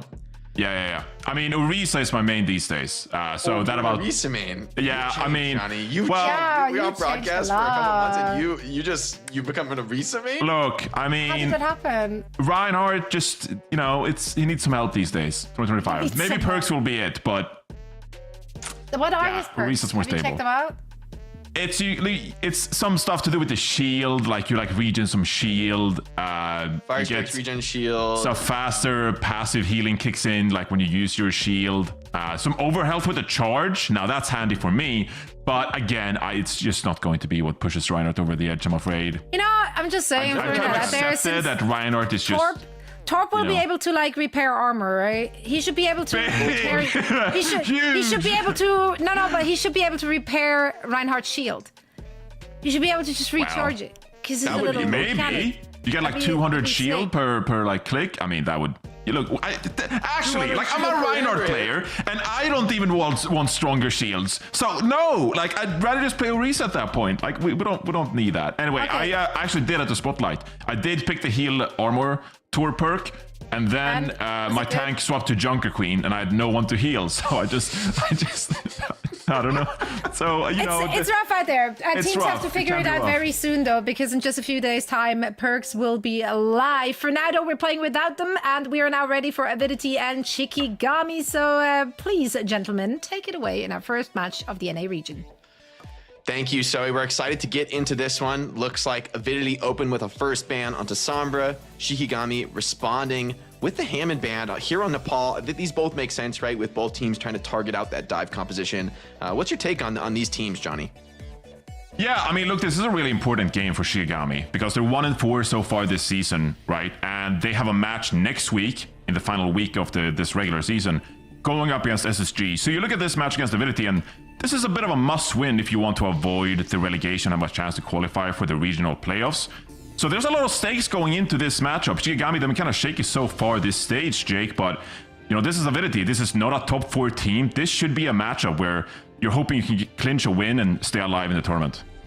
Yeah, I do kind of like Avidity's chances here as well. Pella's in. I mean, he's known for the Hammond gameplay being so strong on the character. So I think getting this ban out of the way now, if they can get a win on Nepal, they're going to be feeling really good knowing that Pella can be on that comfort pick for the rest of the series. Looks like a rush comp versus a high mobility Pharah strat from Shikigami. See how they open the mid fight. Yeah, a lot of posts are coming in from Drunk here on this Pharah. So for Avidity, how can you use this Mei? A hero you really want to find some picks with here and try to catch someone off guard, but Drunk's going to take this off angle. And Avidity are just pushing in with this double speed in the Mei. They just want to find someone, and they isolate solo, looks like. Yeah, they're just fighting in the spawn here. Pharah went wide on the flank, but she's being completely ignored, and it's getting a full cleanup right now for Avidity. Big hits from Zomba and Wub as they find the cleanup. Even Pharah running for the hills. Going to be an opening cap for Avidity. And with this Mei rush comp, I mean, the opening fight is really what you're gambling on. So that instant pick onto Graveyard on the Kiriko really pays its dividends. Only 20% to the Kitsune rush. Going to be a long time before that's up. Avidity, though, could get really aggressive on a lot of these choke points. Yeah. No hesitation from Avidity at all. They just go all in with this Mei, and they're just going to keep going. Like, this is what your comp specializes in. You don't want Shikigami to get these off angles. They don't want the Sojourn to set up on one side and Pharah on the other. Now, try to take control upon the point here. Ice Wall comes up. Solo's contesting a little bit, but you're pretty comfortable just building ultimates here for your Avidity for the moment. Wub on the flank, looking to get some action here on the Cassidy. Finds the Pharah, sends her back behind the point, and Shikigami regrouping a little bit here on the back of the pressure from Pella. Wub, another opening supported by the Lucio here to the flank. Headshot, looks for more, can't quite get the connections he's looking for, though, and Pella's dropping low, unable to contest the points. Could be a flip for Shikigami. Yeah, but if you can just stall this out, okay, the flip is going to come in. Scuffed is going to build this orbital array, and then White has the Soundbird to go as well, but Shikigami in control now. They can sit back and build their support ultimates of their own. Drunk getting pushed away on the flank, and this orbital ray should be enough. Orisa comes to tank the point here, but ice walled out. It's beautiful by Zomba, gets the flip back, so Avidity gonna be pretty happy here. Barrage comes in onto 1-2. That's enough for Drunk here. With the 2 connections, should be a nice cleanup. Ult does come down from Zomba, but I don't think it's gonna be enough. And Drunk just got enough done getting the cleanup here on the Pharah. Well played by Drunk on this Pharah, right? Has like constantly played the off angles, constantly poking from the side. I mean, a speed boosted Cassidy is a real big thorn in your side on a map like this, but Drunk's navigating it really well so far. Yeah, and getting value from the Barrage in 2025, it's hard without going down, but stays alive in that fight. Somba's going to swap over to the Genji here, so recognizing that not a ton of targets to catch out with the Mei. Obviously used the Blizzard on the last point as well, but you got an Annihilation, you got a Soundbird to go here as well, so some ultimates you can Scuff goes down early. That's bad news. Well, it's a big flip though, right? Like, you lose Scuff, the fight probably going to go the way of Shikigami here unless there's some huge mistakes.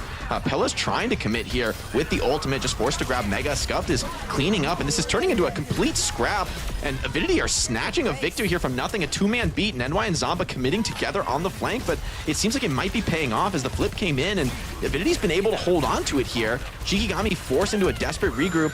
Couple kills going both ways, but Zomba on the cleanup with the dash resets. It's going to be just enough here for Avidity. Drunk back in, but little too late for Pharah. And Shikigami, I mean, what looked like a good fight for them, they just got out-scrapped by Avidity there. Yeah, they have the tools as well, right? I mean, 86% and counting, they have to get to the point, but you have that Kitsune rush once you get to the point. Soundbarrier to go as well. Wub with an early ultimate here, trying to catch someone off guard. Oh, and he catches Regime, makes a unadvisable rotate there through the flank, and that's a beat you're not going to be able to use. Danny with the overclock under a ton of pressure. Wub is absolutely not scared at all, not cowed by this. 3 pickups from Wub, cleaning up this team fight and the round here. Avidity opening off the back of some incredibly aggressive rush play and coming in to a round 1 lead here on Nepal. great start there for WOB. I mean, on the off flank, I love the proactiveness. You know that the team, Shikigami, they have to rotate towards the point, get that contest in, utilize the support ultimates, but an early high noon, they're coming in on the flank, catches one, and then it's just all falling apart there for Shikigami from there. Yeah, and that's your Lucio, right? Not able to get the sound barrier off in the fight is so critical. Avidity, I think, just across the board were just wildly aggressive, honestly, more than I even expected. But, you know, they felt that, okay, you're going to run this Pharah Sojourn, you know, super greedy, spam heavy comp. We're just going to run you down, turbo int you over and over and over again, even in some potentially questionable fights. And the confidence in the deathmatching ability really paid off. And a round like that has got to really put you on your heels for Shikigami. Absolutely. Looks like we're going to see some Symmetra TPs, of course, here on control. Get out early. Danny's going to stay on this Sojourn as well. Somba and Wob staying on the Cassidy and Genji we saw the very last round as well. But setting up on the high ground here are Shikigami while Wob updates for the outside angle. Wob's been pretty nice in the Cassidy so far. Maybe has a little bit of a tougher test this round, matching up against Drunk's Genji. Both teams jockeying for position. The shield from Pela is going to be pretty crucial, as looks like point control slightly in favor of Avidity. See if Solo can hold on to this. Yeah, a lot of pressure on Solo here. I mean, you get out some Orisa abilities and they just can't hold their ground. Javelin spin, utilized already. Now you only have the Fortify to go with. You just see the right clicks, and there are both Orisa abilities. This is going to force Shikigami back. Yeah, and the outpoke here from Avidity really going well in their favor. Orisa's charging forward, but she's got nothing left. Going down here, Zomba with the dash reset, looking for more cleanups on top of the Sojourn, chasing her down. She's got nothing left in the tank. Should be an easy finish here. And Avidity got the flip before that fight really even broke down. That's going to be punishing for Shikigami, already down to probably a 20-25% deficit before the next fight can even really get started. Yeah, starting to build some percentage here already, 20% and counting. And now, realistically, it's going to be hard for Shikigami to walk up here. They are a bit quicker to charge up their Kitsune Rush before this Orbital Ray, though. So if Graveyard can get that online, that is going to be a big initiation ultimate for Shikigami. Yeah, it's going to be the key. They got to be able to push that tempo, but can you stay alive long enough? So far, Pela has continued to pour on this aggression, pushing the enemies back into the room. Did pop all of his skills for this, but Wub finds an opportunity off the back of the pressure. Solo's really forcing it here. I think this is a little too much. Orisa running out of skills, and we're going to see Pela look to recharge back in here, see if he can get the cleanup. It's a massive Ravenous Vortex, and they're just being eaten alive, Johnny. Yeah, I mean, the damage, we've seen already this map so far. Wub comes in from the off angle, Sumba doing work on the Genji as well, and you know, walking through the Ravenous Vortex, it's just too much damage, and Shikigami goes down to these flank angles. So now, I mean, we're in a situation now, 60% and counting, and both teams have their support ultimates. It's really not going Shikigami's way so far this map. Yeah, it feels like they have to get super aggressive with this Orisa, but, you know, Lucio, Juno, Genji, these heroes are so effective at kiting Orisa's pushes. Pela's just outlasting and re-pushing. See if the Kitsune Rush can make a difference here. We're going to see most likely an opening as straight onto the point here. Scuff counters with the Orbital Ray. Avidity for now, holding strong. Wub charges into the flank, pick up from Scuff. Quick high noon here, put some damage down on the tank, and it's just a team wipe here. Shikigami are getting crushed, and a throwaway blade from Zomba. I mean, I think this is game over. This is maybe a little you gotta touch, it's so hard. I mean, even if you swap to the Juno as well with the Lucio, early pressure from Avidity making it hard. There's gonna be no one can touch this. There you go, Sunbury spawn. Rough start for Shikigami. Wow, especially in such a crucial match, going down like that on control. It's not what you want to see if you're a Shikigami fan. They just got smoked, Johnny. Like, every single fight, they're just getting W'd on. And like, as far as a way to win in Overwatch, that's one of the most painful. When you lose to a team that is like, you know, it's super tactical, like trading fights, you know, you feel, okay, like, you know, maybe we can win this one. I feel like they just got out-aggressed time and time again. There's like a push in, Shikigami, they're trying to get something done, and then Avidity just crushes them, re-pushes, and team wipes them. So many times the fight is kind of going their way. Even in that round one, with some good openings for Shikigami, spam picks from the Pharah, you know, big plays from Drunk, they just got ran over pretty much any other fight. Like, it was just this barrage that really made the difference. Yeah, huge barrage value, but like, this is so tough when you can't even win fights with your ultimates, when you can't find yourself in a situation where you can reliably get out your support ultimates without being caught off guard, without dying early. Those are the maps that really sting, right? We couldn't even get into a safe position where we can set up a fight that we want to take. Instead, Avidity, they're proactive, they work the off angles, and they just take Shikigami down in a pretty clean fashion. I mean, look at this, 8 death to 31. It's a brutal way to go down in the series.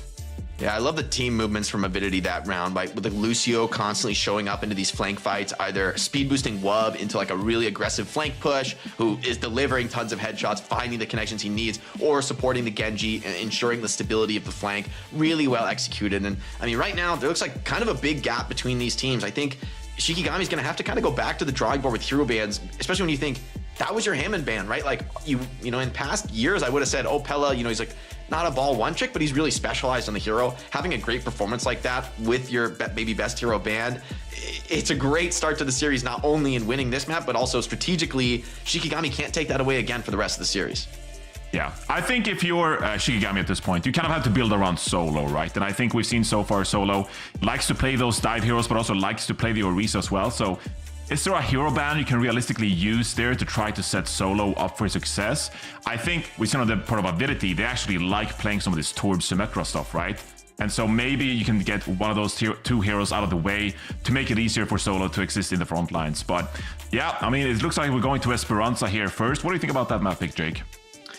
I mean, it's just a tougher map for the Ram, at least, like a little bit more wide open, more like flank angles. You're going to be pressured from the sides. Maybe could be a little bit more awkward for these like all-in rush pushes that Avidity ran the last map. But I think the thing about Avidity, as good as they were with that style last map, I think it's important to remember this is not a one-dimensional team. Like they can bring that style if they want to, but they could also bring like a much more patient, pokey, diving style, you know, playing for map control, more likely to be the variety of play we see on Esperanza. But I'm curious to see the hero bans, how these teams kind of try to break that down and attack each other's preferred strategies. Yeah, so let's take a look. Shikigami bans Tracer, and meanwhile Avidity looks like they're going to get rid of the Brig. So certainly interesting here. I mean, Graveyard has been a player that has been known to bring out the Brigitte at some points, right? And meanwhile, Shikigami getting rid of the Tracer, that could be something that Somba could have brought out, right? So pretty effective target bans here on either side, I feel like. I mean, I think both teams are targeting Wrecking Ball here with the Brig ban. That's like protecting Wrecking Ball, you know, one of the better support counters to Wrecking Ball, being able to disrupt a lot of his movements on the Brig, you know, block the slam, you know, especially with the rally, it can be like a difficult fight for Wrecking Ball. But at the same time, banning Tracer, yes, you can't ban the ball anymore, but Tracer is definitely like the best combo for ball, bar none. And there's not really a second hero that's close to Tracer in terms of the ability to connect on these super long range, you know, like super deep backline dives. Tracer is undoubtedly the best at that. You could bring out the Genji, you could bring out the Sojourn, but these aren't going to be quite that same level of pace that Tracer's able to bring. So Shikigami maybe mitigating the threat of the ball on this map. I am really curious though to watch Pella work. You know, this is a hero he's super specialized on, he's super confident on, and it's really entered the meta. It's become not a cheese pick, but really a dominant choice right now. Yeah, it's so hard to deal with the Wrecking Ball. So we've been seeing these Wrecking Ball players, they stay alive for an extended amount of time. They get in there with the pile driver that, you know, about half a year ago, I guess now, the pile driver, the extended duration in the air. Easier to set up those frags. And so Pela at work here, playing the Wrecking Ball.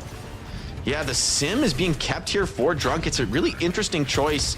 Not a conventional hero at all on this map, as Pella forces some players into this low ground. They're very bunkered in here, but not so much map control up against the Wrecking Ball.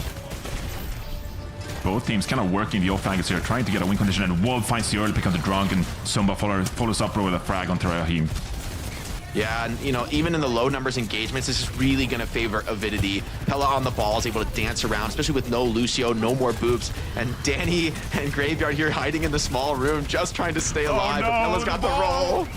Oh, there's too much ball damage going around. Danny goes down, Graveyard as well, and that's going to be the clean up from Avidity. And yeah, nice first win there from Avidity, now setting up, getting the ball moving. And that's like one of the real difference makers you see from these really experienced ball players. Like a lot of strong tank players can hit the right dives and hit the, you know, like big initiations. That's a little more straightforward, but it's the elite ball players who know like the perfect place to grapple for any spot you want to attack on the map and hit those endless rolls.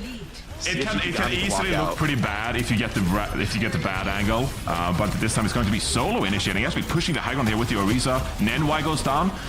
An early pick here for Shikigami. Solo supports down. Orisa.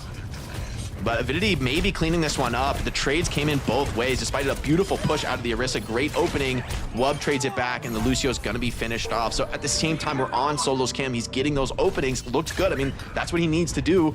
The problem is that Symmetra TP cost Symmetra her life, right? She wasn't able to stabilize. She wasn't able to stay alive in the fight. And Wrecking Ball is just so much better in these scrappy cleanup fights, able to get in, get out, grab packs. Just a much more efficient hero overall than Orisa, who just needs a lot more resource. Yeah, that's when you excel as a Wrecking Ball, when you get those movement abilities out. But it's going to be support ultimates coming online here. Scuffed starts it off with the Kitsune Rush. Yeah, and that's making it difficult to contest. Nenwai picks up the frag onto Drunk, and even Solo dropping low with Fortify just gets absolutely smoked here, fighting on top of the Kitsune Rush. It's not happening. Late deaths for Shikigami, and this map is really getting out of control. This is going to be capture with only one ultimate. And I mean, that's just a beautiful fight from Avidity that they're able to open up. Kitsune's on the point, and at the same time pressuring these bunkering spots from Shikigami. So far, these TPs, they've been like establishing a position for Shikigami, but they just have not been able to hold that down. Yeah, Pella has been working the angles as well here, trying to make sure to wrap around, and now it's going to be Shikigami actually wrapping around here. They want to get a safe spot to drop this Kitsune, but Grunt goes down early. It's a 5 versus 4. Mines as well on the back of the Kitsune, making it more difficult to leverage this value. Beat from Nenwai comes out. They're able to clean up Danny far away on the flank, got him pushed off the Kitsune. Spin comes out from Solo, not able to find any pickups on it. Zamba trying to dance around, trying to stay alive on this Genji, but the numbers are so low, and Wub, Zamba cleaning up. And I mean, this series is getting out of control, Johnny. As Shikigami are starting to feel the pressure. Rajim has just not been able to find the sound barriers at all in this series. Yeah, this has to be it. Avidity get a good opportunity here to set up. They can take this high ground. They can get Wub into a great position to use this overclock. This has to be a great sound barrier from Raheem to try to get some momentum for Shikigami. Once again, the TP comes in. Nice rail, though, from Danny. Does set up for the kill onto Nenwai. Pella looking to scrap and fight it back. This looks like a decent start, though, for Shikigami. Health remaining high, and they're able to force the payload. Avidity looking to just bide their time here, look for pickups on the flank, not trying to hold down the cart just yet. Wub sees the opportunity to pop overclock, forces the beat from Regime. Should be a pretty fair trade for now. Avidity building this Kitsune Rush, being pretty patient so far. Solo drops quite low, actually, but it's going to be all right here. Can set up down here for this Orisa. Overclock comes out as well as the Symmetra wall. Still, Avidity are fighting fearlessly into this. Danny finds one onto Nenwai. Seems like maybe enough, but Avidity aren't giving up. They pop the Kitsune, just barely keeping Zamba alive, but Pella goes through the shield wall, can't get any support from his team. Maybe just could have waited a few more seconds there, but pumping the trigger just a little bit too early, and finally Shikigami finding purchase on Esperanza, getting the cleanup they need, starting to make some progress on this bot. It's a nice save by Nenwai, getting scuffed out of trouble. Shikigami doesn't want to let that happen, though. They want to push into the spawn, but thinking better of it now. Back to the bot. Yeah, I mean, this is great for Shikigami. Not only do you push that bot and you get some extra movement on it to while you're setting up the next fight, but Scuffed uses the Kitsune Rush as well. Graveyard now has the opportunity to drop this uncontested Kitsune Rush for the side of Shikigami, so this could be Shikigami clawing their way back into this map. Yeah, and the spam onto Avidity on the walk-ups proving really difficult to deal with. They are forced into this choke point, though. Pella's able to stall this card from a pretty safe position, forces a Kitsune from Graveyard to try and destabilize that equilibrium. This should be a cap with the help of the Kitsune, but I think Avidity are going to be all right with this. Give up the cap, but you force a key ultimate, able to back out and reset. Pella coming back in for a slam, pressuring this Orisa, who's really dropping lower than I would have expected, and Pella's not giving any card progress at all, even stealing the bot back. Zamba with the pickup onto Drunk, able to back out, and this is looking really bad. Yeah, bot's pulling away from them. Shikigami gonna have to rotate through this alleyway back to their side of the map, but they've really given up a ton of progress and lost forward spawn. Yeah, it's really the smooth. Just reset quickly. Mines are gonna come in from Pella here. Goes for the pile driver. Solo is a bit isolated here. Uses the Fortify to stay alive. Blade being popped meanwhile by Somba here, but can't get any value with it whatsoever. Avidity trying to just stabilize at this point, but Somba in a little bit of trouble. Gets the deflect out on time. Oh, it goes down to Danny. Yeah, going a little bit too deep there, but bot is being pulled so far. It's so far. They're making more progress right now. This is out of control. They're popping everything down players, though. And Wub does find a pickup there before Regime's beat is able to come down. Shikigami, they look good in this fight. Remember, they were up one and are closer to their own spawn, so it's a decent place to take an engagement. But I think Avidity are going to be all right with this even trading down here. Solo proving to be immovable at this point, but Wub is targeting elsewhere. Zamba and Wub combining for 2 quick pickoffs. Maybe finally Wub's done enough, but he's ring around the Rosie, and he looks like he might be slipping out of this one. No Benny caught by the spin. Solo gets the cleanup, but he's running out of resources finally. and somehow Avidity scrapped that back, snatching victory from the jaws of defeat. They are just out deathmatching right now, Johnny. What is happening? What is happening in this video game right now? I mean, Pella is so happy on the Wrecking Ball because kind of thrive in the chaos, right? And meanwhile, all these abilities being used, the 45 spin through and solo, kind of hard in that chaotic kind of fight to get any kind of value, but maybe they can stabilize with some ultimates here. Graveyard has to get Sooner Rush, no support ultimates for Avidity, and then Y goes down early as well. Maybe Shikigami could get some momentum here. Yeah, the TP rush onto Lucio is a nice start, but Orissa's being burned even through the fortified. Maybe not enough. Wub, Shield Barrier is popped, but he's able to connect on the Lucio, who wasn't able to get out of that scenario. Mines from Pella gonna slow down this 2-ult trade from Shikigami, so far, good start for Avidity. They're regrouping, waiting out this Kitsune rush and trying to re-push in. Gotta be careful about Danny's overclock, though. Could try to pop this, could try to get the cleanup. So low, though, right now. Zomba sees the opportunity to strike. That forces Sojourn out of the fight. She's too low to commit an overclock, and that's giving Wub free reign on the map right now. 2 pickups already. Solo's dropping low, and the chaos is just raining right now for Avidity. Drunk, I think, on his Sojourn is so difficult, rather on the Symmetra, so difficult to make it work in the chaos. And as I say that, makes the swap over to the Genji, recognizes this is a deathmatch game, right? They need a little bit more fragging power. And we're into the last fight here. 130 meters and counting for Avidity. They got the Kitsune Rush. Nanoa is coming up in the Sound Barrier. They could close this one out.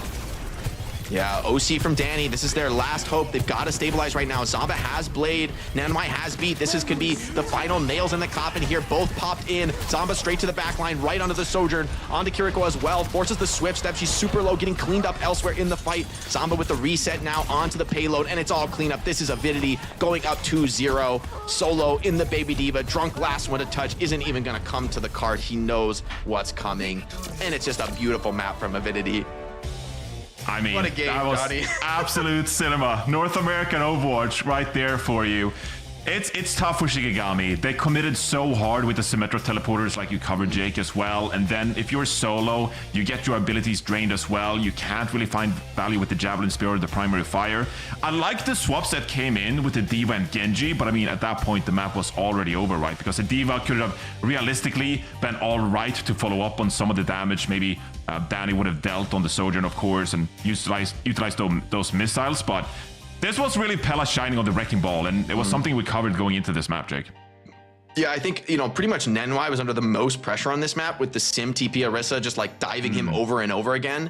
And like sometimes he lives, sometimes he dies. But even when he is getting picked off by that heavily committed play from Shikigami, Avidity are able to back out. They control the tempo of the engagement. They reset, on their own comfort, and they're able to re-engage and find the pickoffs. And constantly we saw, a lot of times it was off screen due to the nature of the chaos of this comp, but Zomba and Wub, they just kept coming up with the frags in these critical deathmatch engagements. And this is what a team looks like who not only the Wrecking Ball player is strong and comfortable on the hero, but the rest of the team really understands how to play to that chaos, right? You lose one player, the enemy team pops a bunch of skills and forces something into you. Yes, that's a decent start, but with this Wrecking Ball style, that's not the end of the fight. You really have that chance to come back. Zomba and Wub really played to that and kept committing, doubling down on difficult fights and getting it done here in the end, 2-0 for Avidity. Yeah, I agree with you. Playing around the Wrecking Ball, obviously you lose some of your front line, and so you have to work the off angles a little bit more. But also recognizing that when that teleport comes in, when the Sojourn slide is used, when the Kiriko TP is used, when those movement abilities are out, that is when the Wrecking Ball can come in, hit a nice pile driver, and then you follow up on that damage. And I think Avidity did that beautifully, which sets us up in a 2-0 scenario here now. And Shikigami, like I said, they are playing SSG next week. They're 1-4 so far this stage.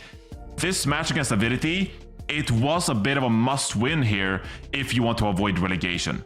Still is. We're only up 2-0, and as good as Avidity looks, and as much as I want to see some more Wrecking Ball gameplay, we've got to throw it to a break right here. Match point for Avidity in this series. We'll be right back just after this.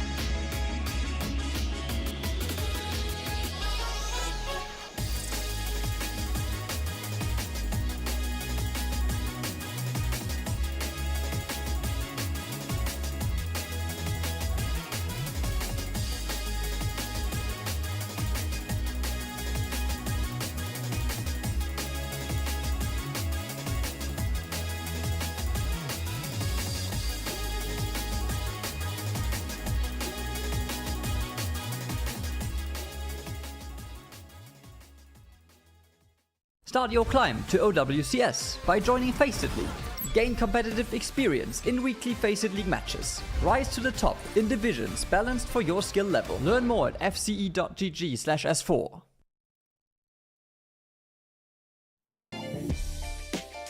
Welcome back to the OWCS.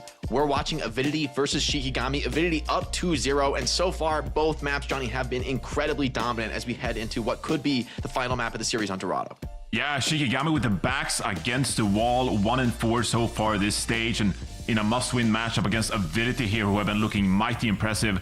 Bans come out for Dorado. It's going to be Lucio and Hazard out of the pool, and it's an interesting map pick, Jake, because historically I think Shikigami, they've favored maps like Suravasa, like Esperanza, which we've seen, but Suravasa would have potentially opened up some ball play by Pella instead. So we go to a more linear map in Dorado, maybe favoring some hit scan play from Danny.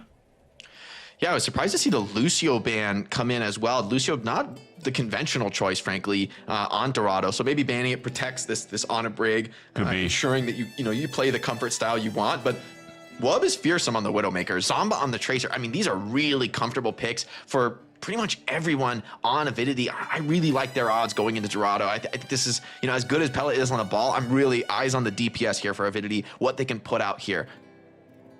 Yeah, let's see what Wub can do on this Widowmaker, maybe just coming out here trying to land some shots if you're Danny, but these might be the comps we're looking at here. Solo's going to swap over to the Winston. This is my first game casting this year, Jake, and I'm already doing the thing where I'm like over-reading the compositions in spawn. Like, I just should not do that. Dude, Pella knows. He was ready for the Sim TP, was camping that high ground, immediately booped Drunk's TP, Drunk back to the Tracer. And that's beautiful. I mean, that normally opens the map up pretty well for the SimTP team, but they're not able to find anything due to Pella's great read of the game there. Well, look for the jump shot, but Danny shuts it down, was waiting for that one. Waiting for that one indeed, and that is an opening now for Shikigami. He's coming. Avidity trying to work these angles. Danny in a little bit of trouble. Goes down, actually. Graveyard isn't able to hit the healing required, and Zumba follows it up with a frag on Graveyard himself. Okay, that's a tilter for Danny. He finds the opening pick, and then the Ana just can't hit any shots on him. That's a tough one. Graveyard was under pressure, of course, at the same time from Scuff. And despite a little bit of card pressure coming on, once again, it's Avidity. They're down one, they lose the Widow, and they just don't care. They brawl it right back. This is a team that bans but does not break so far in the series. They're really comfortable playing from a down number situation. Anti-nade comes into Nenwai, able to stay alive so far. I mean, those have to be the fights where Shikigami gets some momentum, but instead they go down. Now they're back to 0, and they have to kind of like work these angles, try to isolate some frags, hit some bio-nades. Can they find a Widow pick? Pella does go a little bit too deep there, gets shut down on the dive. And so far, the passive approach right now for Shikigami, as much as they've lost a few fights, they've also rolled the card quite a bit here. Now Avidity really needs to get out of this, but Ana is caught in, naded, is going to be cleaned up here. Sleep onto Winston is something, but I don't think this is getting Ana out. Maybe. Oh, it just barely does, but Wub dies instead. So Scuffed getting out of it, though, pretty important. Wub could come back fast. See if Avidity likes to go for this. Pella. But the big nade coming in from Graveyard onto that backline. Nenwai super low, just barely gets saved though. Support's fighting incredibly well in the back, and Pella with the nano has been able to stay alive, hold this down. A better rally for Nenwai, under pressure but getting support. Once again, the nade comes in from Graveyard. He keeps landing these, and this time it's enough to put the pressure on the brig, get the cleanup from Drunk as well as Solo on the Winston. And finally, Shikigami are starting to overwhelm. The ball is kind of showing a bit of weakness here in the close engagements against the Winston, right? You're able to drop those bubbles, cleave multiple players when they're contesting the payload. That's the weakness of the ball into the Winston, who is the more conventional choice on Dorado. See if Pellet can find some more purchase, and especially I think Wub needs to find a little bit more here on the Widow duel. He should have a bit of an advantage, I think, in this tank matchup. Another great anti-nade by Graveyard. Just sets up the dive from his Winston, from Drunk on the Tracer as well, and they're getting some more frags here. Backline's dead, finds a pick onto Wub as well, and they're just pushing the cart here. It's a little bit of stall from Pell on the Wrecking Ball, going to be quite annoying, so haven't gotten that much distance based on those initial frags. This stall is good, actually. It's actually going to purchase Avidity some opportunity to set up their supports on the high ground again. Yeah, and it's going to be a reset for Pella. It's going to feed a ton of charge to this Ana, getting a bunch of nano boost. That's nice and valuable here. See if Danny's able to find some more. Zomba onto Graveyard, finds one, trying to dance out of this. He's so low, he's in so much trouble, but just barely gets away, and that's painful for Shikigami. That was their moment to start to push the tempo, get a little bit more done, but without the Ana, the rest of the team is crumbling. Pella and Zomba are able to hunt, clean up the map. Shikigami full reset into the spawn with no control here. and that pickoff's double stagger onto Drunk. And this, okay, Pella, you're doing a little bit too much here. He's just playing with them now. All over the place, all over the place. I mean, we have seen some Wrecking Ball being played on Dorado before. You know, Virtus.Pro, Mag coming out. Of course, playing that map. Shades of that. And I think Pella is just doing so much work right now. There's so little damage going around in these compositions, so realistically, shutting Pella down is going to be a difficult task. Mines come out, Graveyard goes down. Wow, they're just putting so much pressure on the Shikigami here. Primal comes in from solo, but he's trying to just do it solo, and it's not really coming together here. Supports protecting each other, pushing this Winston out, and Winston could be in a little bit of trouble here. I don't know if the cleanup is really gonna come in. Pella boosting away is kind of hard to get out of this scenario. Solo needs some support to come in, but the cleanup isn't really being focused. Danny over onto the Sombra, maybe feeling like the Widow is just not paying off here on second point, trying to take position against Wrecking Ball. Nano comes in onto Pella, gets hacked here, but still the damage output is impressive. Piledriver whiffs, unfortunately, but they have such great angles. Bionade comes in from scuffed, hits 2 on the backline as well, and Sombra's going to clean up with the Tracer. And the Nano Wrecking Ball just tanks the world there. It's like such a ridiculous combo. Danny just barely gets away, but Infrasight does end, so Sombra should be able to stay alive, but just time and time again, Shikigami are getting crushed by the initiations from Pella. First point didn't go so well, but here on second, I feel the setup is really clean, really well practiced from Avidity. These nades from Scuffed keep landing, keep connecting on the backline, and you know, a player like Zomba and Pella, they're absolutely gonna get the cleanup with that setup. Yeah, so you swap over to the Sombra, swap away from the Widowmaker, which is going to give Wob on the Widowmaker some more freedom on the angles and try to land some of these shots right. You're investing more to try to take the Wrecking Ball down, but you know, can you realistically shut down Pell on the Wrecking Ball? Is it enough? Is it worth it? Solo gets nanoed here. Shikigami trying to push up here. Pella naded super low. They're trying to clean him up in the backline. Looks like he may have just barely slipped away. Does have to pop this adaptive shield, still quite low. But Zomba wins the 1v1, meanwhile on the flank, and with so much pressure on the tank, that's incredible from Zomba without much support. Gets it done. Pella healed up right back in onto the Sombra, and it takes 3 packs to save this Sombra. I mean, yes, she lives, but that's painful. Sleep forced as well, and the cooldowns are just being dumped here from Shikigami as they try to stabilize. Not able to so far pressure Wub at all since they've swapped to the Sombra. Danny with the EMP, but it's difficult. I mean, who are you really going to EMP in this comp? Yeah, this DMB is critical here. 40 seconds to go. You need to hit a big EMP here if you want to cap out point B. Yeah, and so far, Minefield on point, making it difficult to push. Pella constantly keeping his focus on this Ana, does not want to let her cast nades to assist the Winston dives. Just survives to get the pack. I mean, once again, sleep is missed, and I mean, Pella's just toying with them here, pulling so much aggro from the supports. EMP onto both backliners, just barely burst through the break, that's enough. Ana does stay alive, has nano boost in a second when the hack ends. Nade onto Solo, is being protected by Regime's drive, but Regime takes a big shot from Wub. Wub with another onto Danny, and that's cleanup here with the Nano Tracer Zomba. Sure, he slept, but I don't think it matters at this point, and that'll be the push for Shikigami. 87 meters and first point. It's a decent push, you know, it's winnable, but with the way Avidity is playing on these ball comps, they are just finding opportunity after opportunity on the offense when it comes to this dance on the payload with Pella and Zomba. I kind of like their odds here. Yeah, definitely. So good. Such a good defense from Avidity there. I mean, Scuffed being able to stay alive with that nano as well, gets it out onto someone, the Tracer. That is so valuable when you go in for kind of the re-engage after Danny's EMP, right? So Avidity doing a great job just staying alive in these scenarios and getting the ultimates out. Shikigami, though, they looked a little bit more clinical the final 90 seconds of that round. It looked chaotic because we were spectating the Wrecking Ball so much, but they got the backline onto the high ground, they got the EMP out, and they tried to go for a bit of an engage there. So they managed to navigate around the Wrecking Ball, but when they had to execute with the EMP, it just wasn't enough, and that allowed Avidity a window back into this round, getting the nano boost out onto Somba and Somba cleaned up on the Tracer. Yeah, honestly, Wub there really saved the day. Like, landed a big headshot onto the rallying Brig, which enabled the cleanup kill to come in. Also picked off the Sombra with a headshot. I mean, if those shots don't come in, we could have seen a different fight. We could have seen Shikigami open up third. So Wub, you know, when he's out of that Widow duel, able to have free reign, you know, like, yes, you're going to EMP and force backline, but that leaves Wub to find these pickups that we know he can. Danny on the Sojourn on defense. This is a very unconventional choice. Typically, this is a map where just the range is too long for Sojourn to really be effective. So we'll see if this pays off, if they're able to keep the pressure onto Wub. Playing very safe right now. Here. You know, maybe you think if you can charge up some some railgun charge onto that Wrecking Ball, but still just consistency-wise, it's not perhaps not the most conventional hit scan pick here onto Dorado. So Wub, with these long-range shots here, is going to have quite the field day actually in trying to set up Ability for a fast point A here. Yeah, and Card is just rolling. Yeah, that rail on Bella just does absolutely nothing. It feels like. Yeah, it just shrugs it off completely, and the Card just rolled through the opening of the engagement there. Wub finds Drunk, and without the Tracer, are you really going to be able to get aggressive? Big nade, though, onto Divinity's backline. Finds 3. Both supports drop low. Only 1 pickup for now, but Sojourn had to die for that engagement. And the scrappy fights time and time again. It's Avidity coming out on top in these moments.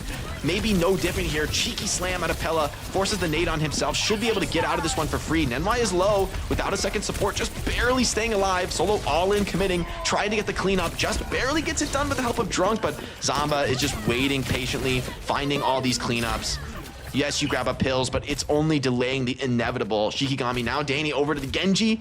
Hopes that this can be the answer to this Wrecking Ball, but it feels like Shikigami are grasping at straws here.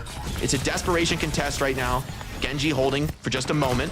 Doing pretty well, actually. Holding for longer than I would have expected. Winston back in. That's a big headshot onto him, but Nano is available. Shikigami looking for the opportunity to turn this around, turn the tables on the attackers. Gonna be a Nano onto Genji. Not onto Genji here, diving with Solo into the backline, and you can deal quite a lot of damage here, gets anti-naded, but still managed to clean up 2-3 people actually. That's a great from Shikigami when it matters most, but the point is just the chaos, Jake. The chaos with this Wrecking Ball composition. Ability just come out on top despite the dive being quite favorable from Shikigami. I got 3 words for you, Johnny. Bombs on point, baby. Bombs on point. Bombs on point. I mean, the chaos. It's not only that they're thriving in these chaotic fights, but they're playing the objective so well. Even going back early to that point A, right? We see the fight get scrappy, you find some late picks, but the fact you're pushing payload already makes it even harder for Shikigami to recontest. And so, yeah, Pela is, setting up these very chaotic fights, but Ability doing a great job with the rest of the team playing the objective as well. Yeah, Shikigami are finding these big engages, but they're just losing payload minute by minute. I mean, look, the card is just rolling right now. Looks like it was close to a connection, but they just aren't able to find the pulse bomb. Primal into the back line, but Scuffed is getting pack after pack after pack. Oh no. The solo Primal focus is enough, but once again, I mean, look at the back line right now. Shikigami is losing everyone. The rest of the players, good HP for Avidity, and Brig able to stay alive pretty well in this engagement, able to support Solo here, not worried, pushing confidently into the Winston, who's extremely low, should be cleaned up by Pella. Goes down, yeah. Yeah, goes down now. We only have 1 fight left here for the series, Jake. I mean, Ability, they're just flying through here. Pella putting some additional pressure here onto Danny as well. It's able to get away here. Danny has a Dragon Blade, but like, who are you gonna blade here? You have to go for the backline. Oh, onto the Genji. He hold the dash, though. Well played by Danny. Oh, wastes the second dash, though. Doesn't have the reset. Has to grab a pack. Big nade went into this rally fighting on the payload, but maybe rally just enough here to stabilize Nenwai, though, fighting elsewhere on the map. And once again, Johnny, it's bombs on point. It's checkmate move from Wrecking Ball. I counter any play with bombs on point, and it's a beautiful 3-0 victory for Avidity as they clean it up on Dorado off the back of some extremely comfortable Wrecking Ball play. That is cinema, Johnny. Absolute cinema. That was so impressive. I love to see the Wrecking Ball come out, and I mean, it's such a strong hero these days, and Shikigami just didn't have an answer for it.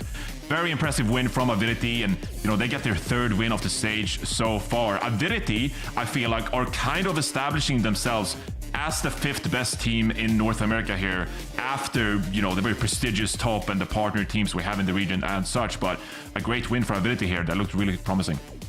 They're a team I want to see more of, for sure.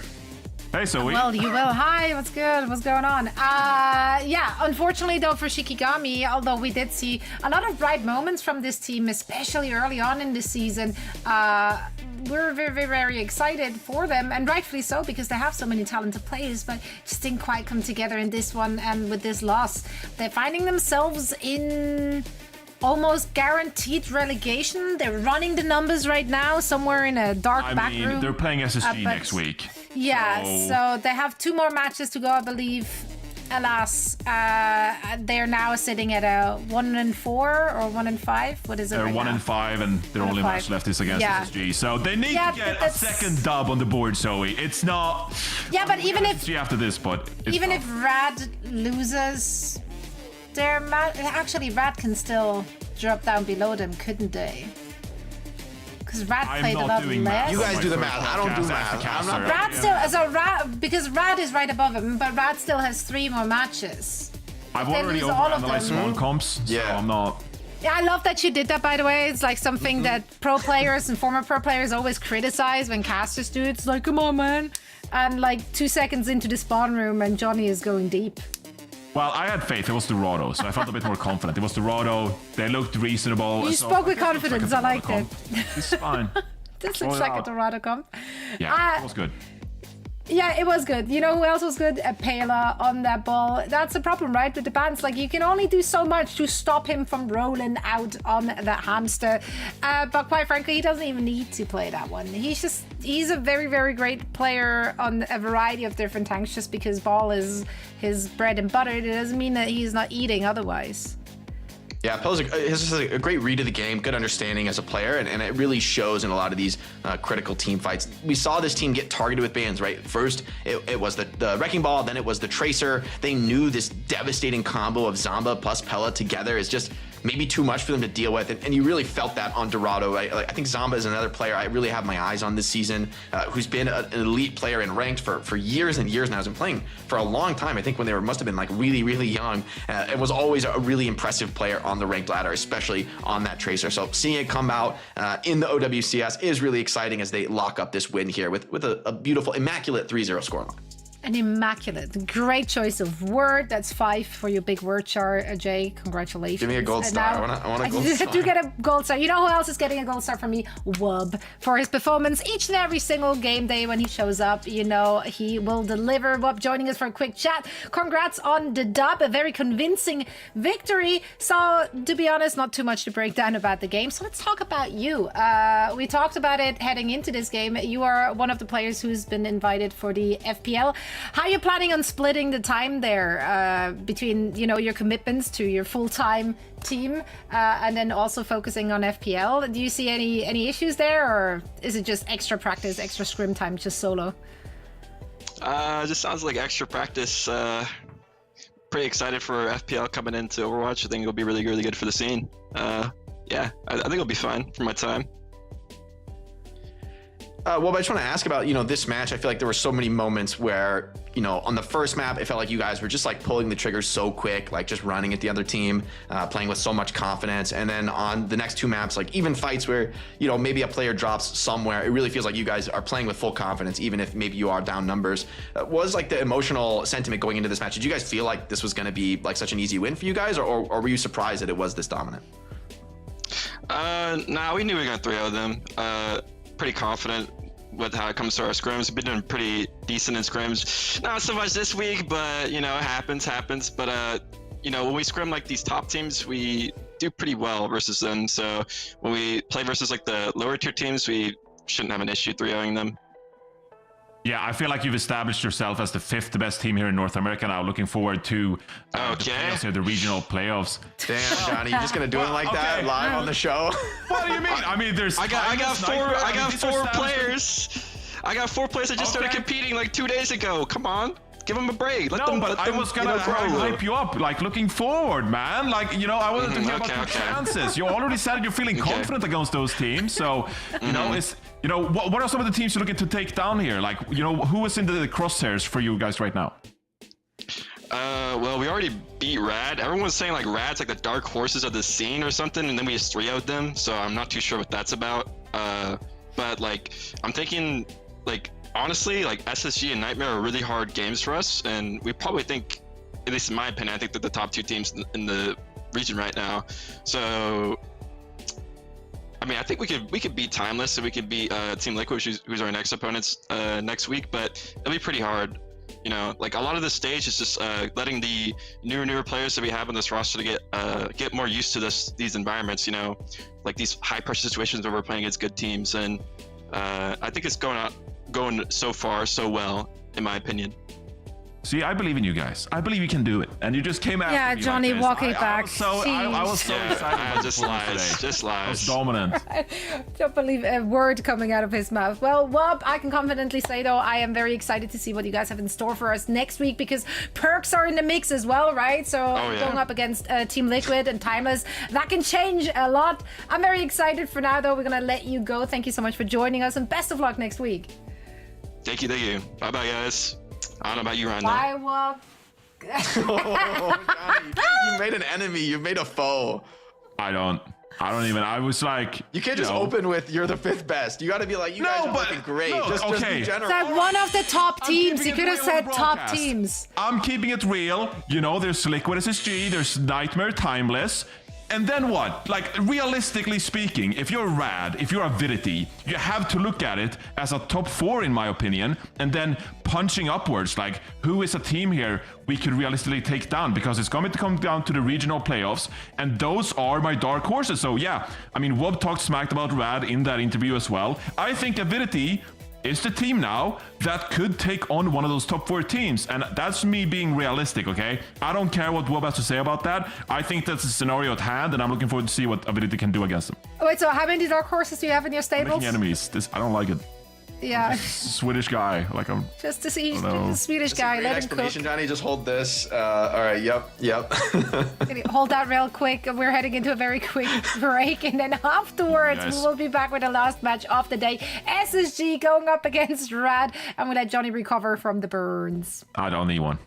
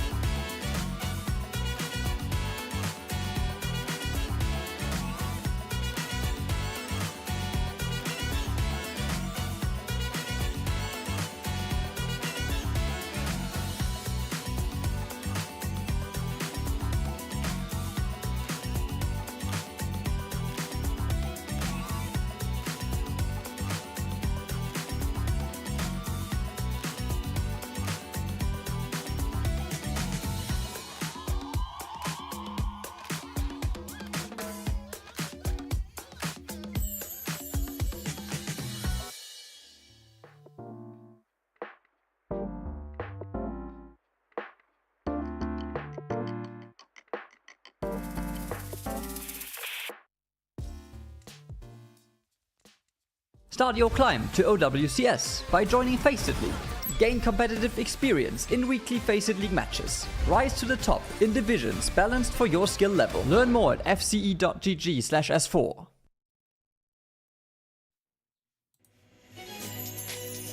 Welcome back, everyone. Just before we heading into all the action, I want to give a quick shout out to our ops team, specifically Ops Sojourn. That's right. Hearts, guys. Hearts. That was a cue. Thank you. Oh, I thought we were getting a variety, but Johnny just copies my homework. That's okay. But yeah, Ops Sojourn, she's always sending us awesome highlights. There's the new... All right, at this point, Johnny's catching unfair strays, all right? Like, I feel like I gotta stand up. Are you for my serious? boys This right is now. literally the new thing. Anyway, I'm trying to give a shout out. Sorry, I'm not trying to stay up to date on the hard TikTok trends. My bad. Ops Sojourn's moment, not yours, Johnny. Okay? I didn't try to make it one, but you... But now it is. Anyway, many hearts and all the things. Mom and Dad, stop fighting. Sojourn, you're the goal. For you, Ops Sojourn is one of the talented people who are bringing us all those amazing highlights, such as the incredible Prophet Widowmaker montage we got to see at the start of EMEA. So if you want to check out full matches from the POV of the players and all those cool highlights, make sure to head on over to youtube.com/OpsSojourn for tons of awesome footage. There, got that one out of the way, even though Johnny tried his hardest to interrupt me. I'm just so... Guys, this is the wall of peace. This is the wall of peace, all right? We're just gonna... Jake I'm is building this. Switzerland. I'm building the wall of peace. What are you calling me out for? Sweden That's what I'm is saying. paying All for right, this all wall. right. Sweden is paying for that wall. Oh my God. Had to make it political. Move on. We can actually. I have a great game. I have a great game for you guys. Jake, Johnny, What's the name of the game? It's called Overfeud. Thank you for asking. Oh, Feud. Great. I love feuds. Feud that will... All right, Johnny, you're going down now. Perfect. See, that's the right spirit. Basically, we polled our Overwatch fans, our OWCS fans, on a variety of Overwatch-related prompts, and your job is to guess the 5 most popular answers chosen by the community. Now, who of you is more the community? Who is the people? That's what we want to find out. Me. Well, we find out, Johnny. I got my finger on the pulse. I got my finger on the pulse. Yeah, Jake doesn't read what chat writes. Like Jake doesn't. I feel it. I feel it. Like, how much is a banana? $20. That's a Jake. Oh my God. Well, let's take a look at our first prompt here. And it's coming up. We asked the community, name a hero that's annoying to play against. Now, keep in mind what our community plays, right? They're probably most likely like somewhere gold plat, perhaps. That's the upper end. What? This is such a good one. Audience short? There's like tons of diamond. There's Masters viewers. Is that the viewers are Johnny, you're pandering. You're pandering, Johnny. You're pandering. It's unbecoming of you. Amazing at this game. It's unbecoming of you, Johnny. Not a good look, Johnny.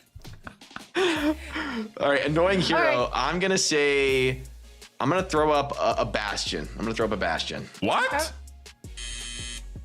Not today, huh? Wait, so are we just going in like Yeah, you go just order? back and forth. Go. You're up. You're well, up I'm next. going with Mauga. Okay, it's a good one. Yep. Ooh, People how about agree. Junkrat? You have 3 lives, by the way. And you are a team, so... Okay. Okay. Wait, we're a People team? love Junkrat. You're a team, technically. Oh, okay. Wait, I wasted 2 of our lives, Johnny. My bad. Okay, well, I know that Sombra got a rework, but I still think that emotionally, some people still think about Sombra like the old Sombra with permastealth. So I'm going with Sombra here. You are the people, my guy. Nice. Top Well answer. done, Johnny. Top answer. Great. I feel like my answer for this question is Widow, but I don't know if that's like accurate to community sentiment. Yeah, it's not the people. What do you think, Johnny? You down? You Indoor? I've lost you 2 can lives. sidebar. Okay. You asked me. I'm doing it. I did it too. It was too late. You couldn't stop me. I think that's a good call though, because people really dislike how Widowmaker can just sit far off and one-shot you. So yeah, that's a good read there. Okay, so what do we think here? I mean, I think these were the 3 that really came to mind. I'm kind of thinking here, Jake. I want to ask you before I submit the answer. But I'm kind of thinking like Torbsin, those can be annoying heroes. Are there any tanks like an Orisa that could maybe work itself into this category? Yeah, maybe Orisa. I like Orisa actually. But is she annoying to play against? Yes. Current in this current meta, Torb and Sim are good calls too. There's a lot of, what do people cope about Kiriko being annoying to play against? Maybe Kiriko. I don't know. Let's just say Orisa. I like Orisa. I think Orisa is a good guess. Okay, well, I'm sorry. That was your last life. Let's see. That's our 3rd life, right? So what did we miss? You've missed. Wrecking Ball. Okay, I see that actually. Oh, Hazard. Okay. Hazard is just super strong. That's fair. Okay. I think overall you guys did not bad. I think 3 out of 5. Jake, great job, buddy. Yeah. You got one right. You got 2, I got 1. All right, chill. You wasted our lives, brother. Oh, that sounds You wasted our lives. Okay. Yeah, no, I'm pretty satisfied with that. You know, it's probably better than whatever Matt and Mitch did. So. Wait, I feel like is we could it be mad. I actually, feel like we take Matt and Mitch. Yeah, maybe we should have kept scores. Or I just gonna pit you guys. I should pit the caster pairs against each other. That's it, man. That's the way. That is it. That's the way to do it. Again, free content.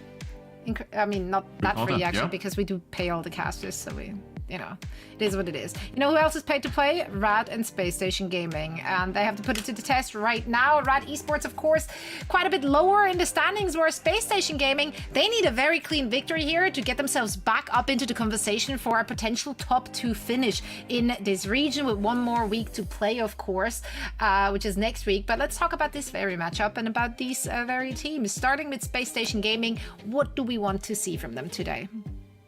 Give Braun the ball, man. By that, of course, I mean Sugar Free.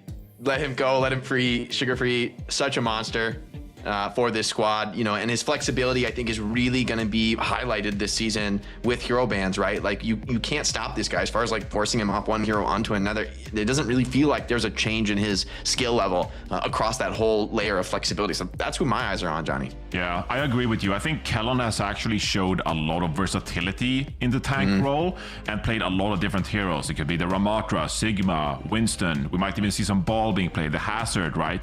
And besides Kellon, I think the rest of the team, they're just trying to play a pretty solid style. Put Sugar Free on his best heroes, whether it's the Tracer, the Genji, Seeker, playing the long-range hit scan for this team. For Space Station, I think they so clearly overpower most of these teams that they just want to play like the default kind of compositions, right? They don't want to get too crazy with it in these matches because flat out they don't have to. Yeah, and Rad, fielding Chronic and King, Painkiller, Lep, and Zed. I mean, this is a team that's definitely punching up right now. I think they've thrived on their team play so far. But like you said, Johnny, the real challenge is going to be standing up in some of these smaller number engagements, some of these like 1v1s on the flank. That's going to be the challenge for them. Lep, I think, likely potentially risking a target ban on the Lucio with how much he plays the Lucio, how much that's really the style here for this squad. We'll see if the swaps come in and they're able to deal with something like Sugar Free's flankers. That's going to be really the key for them. But like you said, this is an uphill battle for Rad. I think if they can even make this close and competitive, they're probably feeling pretty decent about this match. Yeah, and I feel like there might have been a small error there because I doubt Seb is actually going to be the support, probably Zed is going to be, both have Zeds in their name, but I think Zed is going to be the flex support there. Lep could be a potential main support that you could target ban if you want to get rid of the Lucio or one of those main support heroes, right? I think Painkiller could maybe try to throw a wrench in, you know, Space Station's tools here. Maybe come out with the Mauga on one of these maps, right? But I think there's going to be an uphill battle for Rad in this one. No doubt about that. SSG definitely considered a heavy favorite, but you know, it is a world of Overwatch and we have bans, and of course map picks and bans as well, so everything is possible. Last game of the day though, we're ready for map set and hero bans, so Jake, Johnny, please take it away. Happy to, Zoe. We're jumping into this match. We'll be opening here on Lijiang Tower. SSG opened with the Pharah ban, a hero that I think is often dominant here on this map. Kind of a quasi-protect for some of these Torb sim strats that have gained relevance recently. And the responsive Orisa ban, kind of interesting for Matt. I really haven't seen too much Orisa look too successful so far. So kind of a curious ban in my eyes. Maybe Rad have a read that I don't as far as where this series is going. Yeah, I mean, maybe you'll come out playing some kind of Mauga here. I think the Pharah ban makes sense as well. Like I said, I think if you're SSG, you just want to play straight up, right? And getting rid of this aerial threat on stages like Garden, for example, or Night Market, that is just going to mean that you're playing more of a straight up game. And that is when Sugar Free and Seeker, they can just do their thing, excel. And you can kind of win just by the nature of how good your roster is, right? So it's going to be an interesting matchup. We're starting off here on Garden though, Jake. Seeker hovering the Torb. Johnny, call it right now. Is he playing Torb? Low key could work. No, it could work, but you know, let's just get Seeker on like the Sojourner or something and let Seeker cook. You asked me to make a call, so yeah. That's a good call. That's the honest call. It's like probably true. I'm just hopeful. I'm just baited, but I'm down to be baited. To be honest, because I know you would love to be the Sojourner, but it's. Oh yeah, baby. Yeah, it does. Well, it's the meta, right? What can I say? See what Seeker can work on this Torb. Challenging the off angle. Turret already down. Chronic finds one instantly. Beautiful pick off for Rad. And Space Station going to be trying to fight this back, down numbers, but losing the Juno. I mean, that's about as bad as it gets for an opening pick. So Chronic securing this mid fight for his team, putting some wind in their sails. They'll need a strong start to take down a juggernaut like SSG, and Chronic was able to deliver. Yeah, I mean, you lose a Juno, that is so much healing that you're not going to win an extended fight, but you don't really have one of these heroes that could find an immediate pick, either a counter pick to kind of keep you in the fight. So, quick reset, and Seeker swaps over to the Sojourn. Who would have thought? Who would have seen this coming? Yeah, on the retake, I think Torb is pretty weak, pretty difficult to walk up. Right now, Kellen trying to force something, trying to take some space as he moves into this off angle. Chronic with a rail charge, though, threatening some opportunity here. Seeker takes a risk walking up, takes a rail, getting totally pressured, but the support is really coming in, and Painkiller has overstepped here. Beautiful backup from Space Station Gaming. They do lose one, but the trades are coming in. An over-aggressive dive from Rad Esports is punished, cleaned up, and a very late death for Chronic. Sugar Free not even forcing the kill. It's going to be a nice stagger, point flip for Space Station, and that's really the most difficult fight of the map, Johnny, is retaking with no ultimate advantage, and yet Space Station are able to get it done with a masterful kite. Yeah, Rad just fully commits there. I mean, Lep was just in turn with the speed as well, helping out Painkiller to get over there, but I think that is one of those scenarios where maybe you're scared that you're committing the Nemesis mode early on, and then Space Station can work around that, the fact that that cooldown is down, but it's an overcommit from Rad, and now Space Station, they have point control, and they're building towards this Sun Barrier from Bliss. Yeah, see if Rad are able to get anything done. Sugar Free and Bliss fighting together on the flank, taking this 2v2 can be critical as far as cracking open these defensive holds. Now the push comes in across the bridge. Overclock available for Chronic. See if he elects to pop it here. Bliss with a very early sound barrier responds to that orbital ray, but still able to somehow kill through the orbital ray. Rad are committing heavily though into the backline, and these ults maybe are just enough to get it done. It's only Kellen and Sugar Free left to hold down the point. Almost assuredly not going to be enough here. And Rad gets it done, but it was pretty expensive, right? In the end, that's 3 ults for 1. That beautiful pick off onto Zed, I think, was critical in forcing Rad to commit with more ultimates. Well done by them, and that's still going to put SSG in a decent spot economy-wise, get deeper into this map. It is. I feel like if you're Rad, you just have to double down on the aggression at this point. You know CJ is going to sit on this orbital ray. You just want to go early with the Sun Barrier, but instead, here comes Space Station taking some control. Yeah, instant burst through CJ with the sound barrier. Sugar Free responding with a blade of his own. Going to catch Chronic, no dash left. Now Sugar Free back to the fight. Kellen all in committing. This is going to be likely for SSG's round, but it seems to be enough with the assistance. Oh, King, hold on, does win that duel against Sugar Free. Possibility for King to try and get in and stall this point. He really wants to do that. Able to hold on to the objective for a few seconds longer. Not sure the support is going to be there. And in the end, SSG get it done, get the flip. But that late death onto Sugar Free is buying a bit of a tempo lead for Rad as they charge right back into the map. Seeker tries to stifle it with an overclock. Forces deflect out of Genji. Connects onto Chronic. And now it's a kill zone here in the small room. Health is so low for Rad Esports. Space Station cleaning them up. Well done, bending back, but Seeker's overcharged, just too much here. Yeah, Rad maybe finding a moment there, they think they could push up, but the overclock, it's just so much damage output that it forces out rotation. Callum collides, put down the Ravenous Vortex, and that is going to get some picks there from Space Station Gaming onto Rad, securing the fight. So 80% and ticking here, no ults from either side actually. Going to be a bit of a neutral fight heading into this, one of these last fights in the round potentially. Yeah, this is what you want for Space Station. Almost assuredly going to be able to get up to that 99%. Rad has to be patient, has to fight it out, but looks like a very aggressive dive from Bliss and the rest of Space Station. They're not interested in playing it slow, not forcing the point. They're diving in, looking to get the cleanup. A kill on this Juno would be critical, but she's just barely dancing away, and now Kellen is caught in a very awkward spot as the flip starts to come in. Kellen, though, fighting both supports. Not necessarily easy to clean up this Ramatra in a small room, hoping to just draw enough attention that his team's able to win elsewhere. Painkiller trying to hold the point, has to be forcing the ultimate to stay alive here. Bliss is cleaned up. Now Space Station on kind of the wrong side of the map here. Could be in trouble. Kellen looking to die super late here, and the round is starting to look really scary. Kellen trying to stay alive, but I think he's dead to rights here to Rad as they start to potentially force what could be the final fight here. They still have an ultimate online. Space Station have to regroup, have to play for this overtime stall. Got 4 big ultimates coming in online, so Rad needs to find pickoffs very quickly in this engagement. You should go early here. You should just try to put some pressure onto SSG. Sugar Free is going to get the touch. We have support elements coming up from both sides here. Overclock goes out from Chronic, and they find a pick on the Sugar Free. Yeah, and that may just be enough. The second on to Seeker. No DPS available. Space Station trying to fight out, but they're not able to touch the point. Oh, that's painful. And the ultimates were just percentage points off for Space Station, but you called it, Johnny. Rad found that window to get aggressive, to force things to happen. King with the cleanup. King winning a couple of critical 1v1s there against Sugar Free. I think going into this match, you would have said Sugar Free the stronger player on the Genji, but King really coming up big and winning important duels for his squad here. Yeah, we know King can be really effective on the Genji as well. It's such a great Genji player, but I feel like when we go back to that previous round, we have to address that spawn push by SSG. Obviously, coming up on closing out the round themselves, they acknowledge we can push and put pressure onto Rad, make it difficult for them to touch.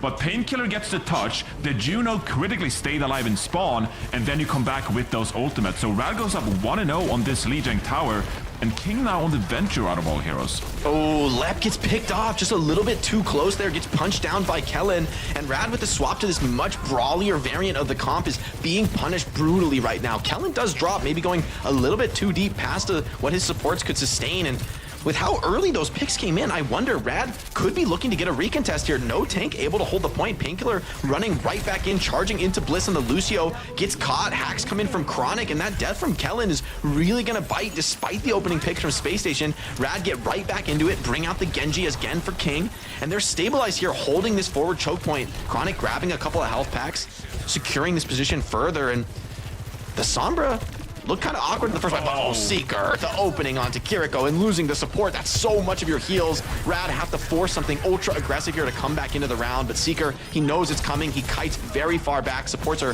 very ready for this, and while they're cleaning up the forced push from Rad, they're capping the point. Space Station, well executed off the back of that pickoff from Seeker. Yeah, that just can't happen. That just can't happen, and that's why Seeker gets paid the big bucks, finds an early pick with a railgun headshot onto Zed. And in a man advantage like that, like you said, Jake, in those scenarios, you just kind of have to push in. You have to find a counter pick. Rad not able to find it, and now they're on the back foot once again. They're building towards this Kitsune Rush, but CJ building toward an orbital ray himself. Yeah, and Sugar Free close to that blade. The early DPS swaps from Rad are costing them in the economy game right now. They're trying to bait some kind of aggression, but Space Station are happy just to hold it down, heal up. Zed, let's see if he looks to go for the Kitsune Rush. Almost dies, but looks like baiting that attention is going to pay off as maybe an overextension from SSG as they're trying to stay alive. Chronic, oh, what's going on there? In trouble, gets maybe DC'd. Oh, the pause. Yeah, that's unfortunate. That's tough as well. You use the Kitsune Rush, you get so much control onto that, like, White Room kind of side, right? And it was a great timing as well because you're able to get that Kitsune Rush out before the support timings from SSG. And then Chronic, we can only assume disconnects from that fight. Oh, that would have been such a critical fight for Rad there, I feel like, on Control Center. And especially because you're already up 1-0 in this first control map. Yeah, the round is looking pretty scary right now with that Kitsune Rush. It feels like, you know, that initial burst of tempo was there, but like you said, you know, without the burst from a Sojourn Rail that could have come in, they weren't able to find that instant pick. And, you know, I think their players are standing on top of Chronic's head right now, staring at him. So, yeah, not a great place to reconnect back into. Oh, yeah, they definitely snuffed Chronic out. And even if Chronic gets back into the lobby here, right? I mean, Chronic is going to go back to spawn, select a new hero, and it's probably going to be a Rad from SSG in that fight scenario. So that is a tough thing for Rad. I mean, you hate to see it. Really, what else is there to say? Yeah, the economy game is looking good for SSG. They backed away from that. Kitsune Rush going to repush with a few strong ultimates. But in the end, you know, Rad are up 1-0. So in the end, Control Center can be playing with a bit of house cash. With, you know, they tried to bring out that tricky Venture Sombra strat, which didn't really work out, despite, you know, them ending up getting the flip and controlling mid. They have switched back to the Sojourn Genji, taking that bread and butter mirror duel. Curious to see if they're going to be able to bring this round back. Hopefully Chronic's able to get back into the action soon. But I mean, for Rad, opening the series with a round win is big for them, right? This is a team that is the heavy underdog, with a lot of teams calling SSG one of the best teams in the region right now. You know, to even open with a round win, even if you do lose Control Center, I think you know that this is possible, that this can be done, that this series is winnable. Yeah, absolutely. I think we have to give some credit to Painkiller for the Ramatra play. I think the rest of the team has followed up quite nicely on Painkiller's Ramatra play, getting the Nemesis form out and then we're able to speed in, secure some of these early frags. That has been the recipe for success here for Rad, of course, and then, you know, like we said, the support timing as well. They've been winning some of these early fights, both rounds, in fact. They established point control early, and that has gained them some additional fruit, you know, later on in the map there as well. So it's been some good early signs from Rad here in a matchup where they are the underdog against SSG. Yeah, King and Chronic, I think, are also a big element of that. King able to win some duels. We're getting back into the action. Chronic is DC'd, and so this fight looks really good for Space Station Gaming. The flip coming in for Rad, though, it's going to be nice. They're going to be able to make some objective progress here as they look to back off, wait for Chronic to get back into the team fight. Space Station have almost all of their ultimates coming to bear right now. They're going to pop just the Orbital Ray, want to clean this up with only the one. Painkiller, though, recommits, doubles down with that Annihilation. Could be enough, forces the responsive ult from Kellen, and now it's the big ult dump. Everybody is popping everything. Seems like it will be enough with Rad split, forced into corners. In the end, economy-wise, though, a decent fight for Rad. They're able to get a little bit of point charge. They're able to force a lot of ultimates, and the retake looks possible for them. It's going to be Blade Beat versus Blade Beat. Yeah, it's a great fight for Rad. They're considering the circumstances of Chronic being back in spawn, of course. You're able to get 3 big ultimates out in the Orbit Clock, the Annihilation, and the Orbital Ray. So like you said, wouldn't be surprised to see an early Blade Beat here from SSG when they find some decent positioning. Yeah, at the same time, it's hard to go first in this mirror duel because that beat can kind of defend both ultimates. Seeker pops Blade, forces the beat. Bliss looking to have a much stronger counter sound barrier. Now Rad swinging back, trying to stay alive, but the perfect time beat from Bliss is going to just overwhelm them. The fact that they're able to kill Lep as well means it's difficult to retreat, difficult to fully reset. 90% and Seeker here. finds another.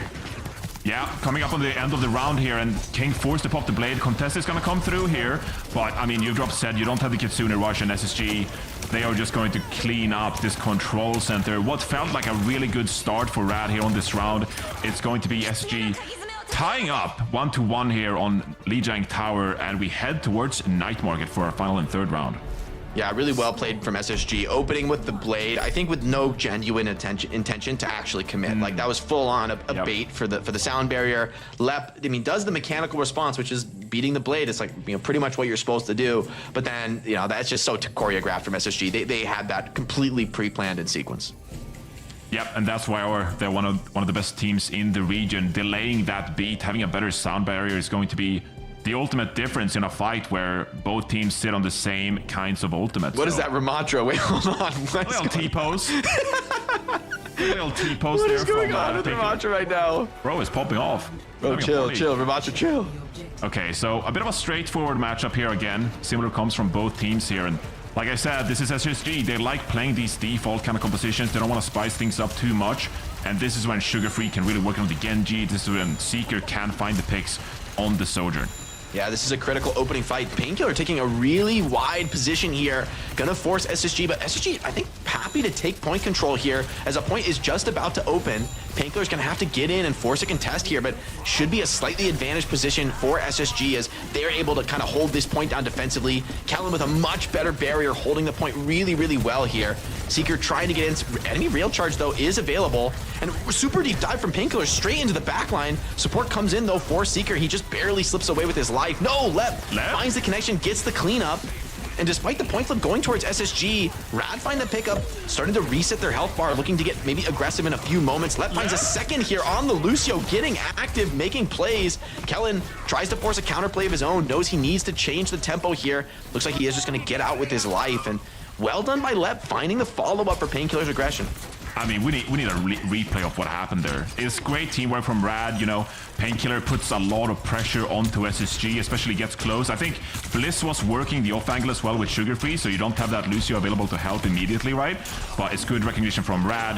Now SSG trying to go for a bit of a retake here. Ravenous Vortex comes out, pushes Sugar Free back, drops kind of low here, but can't quite find the frag. We're getting close to these support ultimates for Rad here if we can just survive a little bit longer. Yeah, repush from Bliss and Sugar Free. They win the 2v2 on the flank. It was closely contested, but the help from CJ pushes them over the top.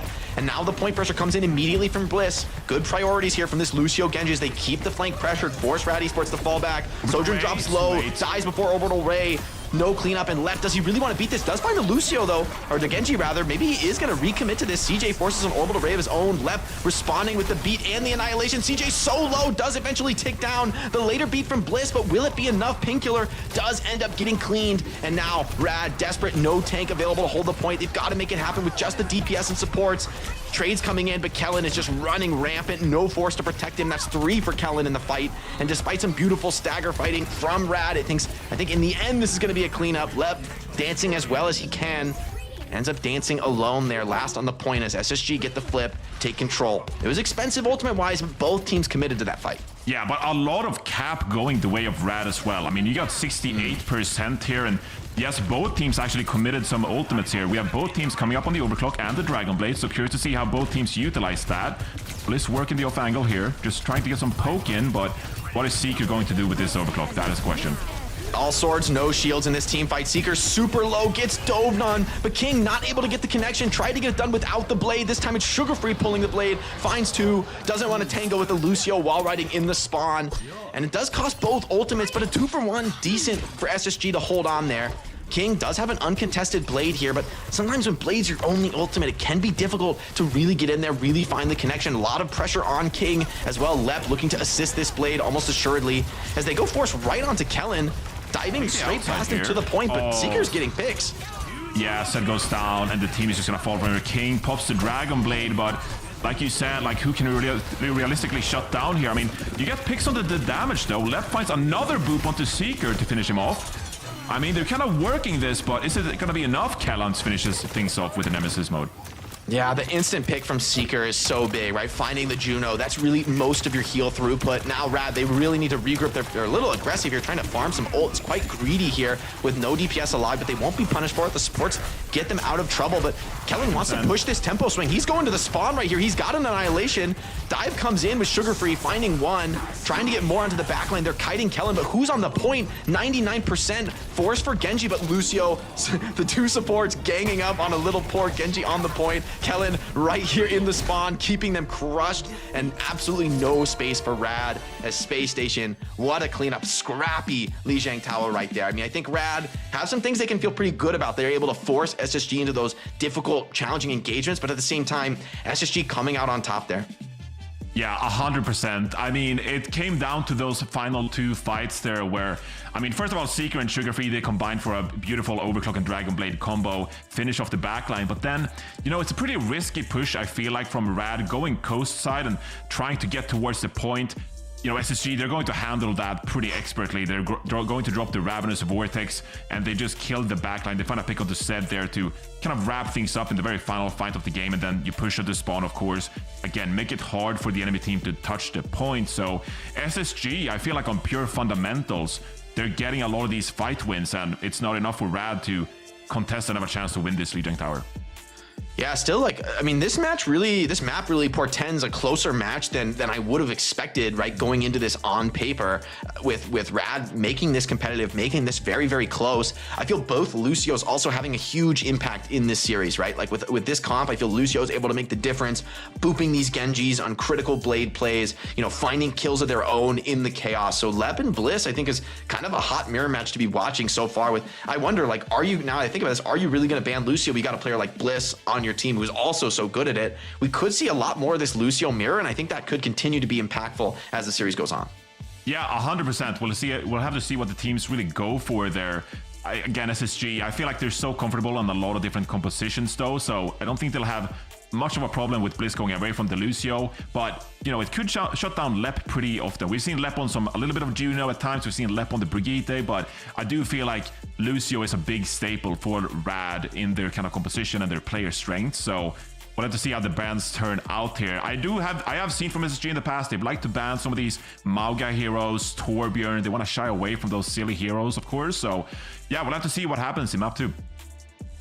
Yeah, curious. I think the bans are really an interesting way to see how the teams reacted to that map 1. I mean, honestly, if I'm Rad coming out of map 1, I feel like you got to stay confident. Like, you got to feel like that map really could have gone our way. This came down to a few small moments, a few close team fights. You think about that disconnect from Chronic. I mean, I think you can kind of feel like, let's just run it back. Like, we can win this. This is, you know, winnable for us as they look to pick the next map. kind of curious where you, I think if you want to force just like, you know, the same thing again, we could see maybe like a Suravasa. I feel like a Flashpoint could be a decent look for, you know, once again running this Lucio brawl style. If you feel like, as I do, that Rad really could win that mirror match. Yeah, we have seen a pretty unique defense from them on Havana, where King actually opts for the Pharah on defense as well. So, you know, maybe that is something they could cook up with. We've seen a few more different looks from them. I don't think that Rad has a big issue with playing the Torb either. So a map that could favor the Torbjorn is going to be quite interesting what we're going to see from them in this upcoming map selection. Yeah, I do think you kind of want to stay away from maybe like the super dive heavy maps. I feel like that's maybe your strongest suit for SSG. If we could get like Kellen on the Winston, Sugar Free on the Tracer, you know, that's the map where I'm going to be feeling strongest for SSG. And I think if you do win a map for Rad, you're going to have to face that down. So maybe you look to pick something like Escort. They go with Esperanza though. So maybe this is another map where I think this like Lucio brawling style, Lucio Genji, very, very viable. Curious to see if SSG want to target those for bans and maybe force like a Wrecking Ball style here that I think they'll be much more comfortable on average across the squad. Yeah, Painkiller likes to play these brawl heroes. We've seen Painkiller on the Ramatra, of course, early on, but also, you know, the Hazard, the Mauga as well. These are picks we've seen them come out with. So maybe we'll shy away from the dive tanks, like you said, a little bit there, but maybe an opportunity for SSG to punish the tank of Rad going into this second map. So bans are gonna come out. We're gonna see Rad ban Wrecking Ball, and SSG, they're going to ban that Torbjorn. Like, this is something they've done before earlier in the stage as well. Yeah, I think banning the Torb does block this like really strong bunkering style that we've seen counter the Hazard, where, you know, this Torb sim just don't care about Hazard blocking. They just keep shooting him and they don't die. And that tends to work really well. The ban on the Wrecking Ball, I think, is really smart from Rad. I think very likely SSG would have gone that direction if the ball wasn't banned. Potentially a Hazard mirror on the cards here. That'd be my expectation. Maybe these teams have different looks, but with those bans, could be Ramatra, could be Hazard, and maybe like that slower pace style, just a run back from map 1, still very available. I mean, honestly, all this talking, Jake, and we might just see them run it back in terms of compositions. You know, I wouldn't be too surprised to see Painkiller on either the Hazard, like you said, but also just, you know, back on the ramp perhaps. It is a comfort that suits both teams here.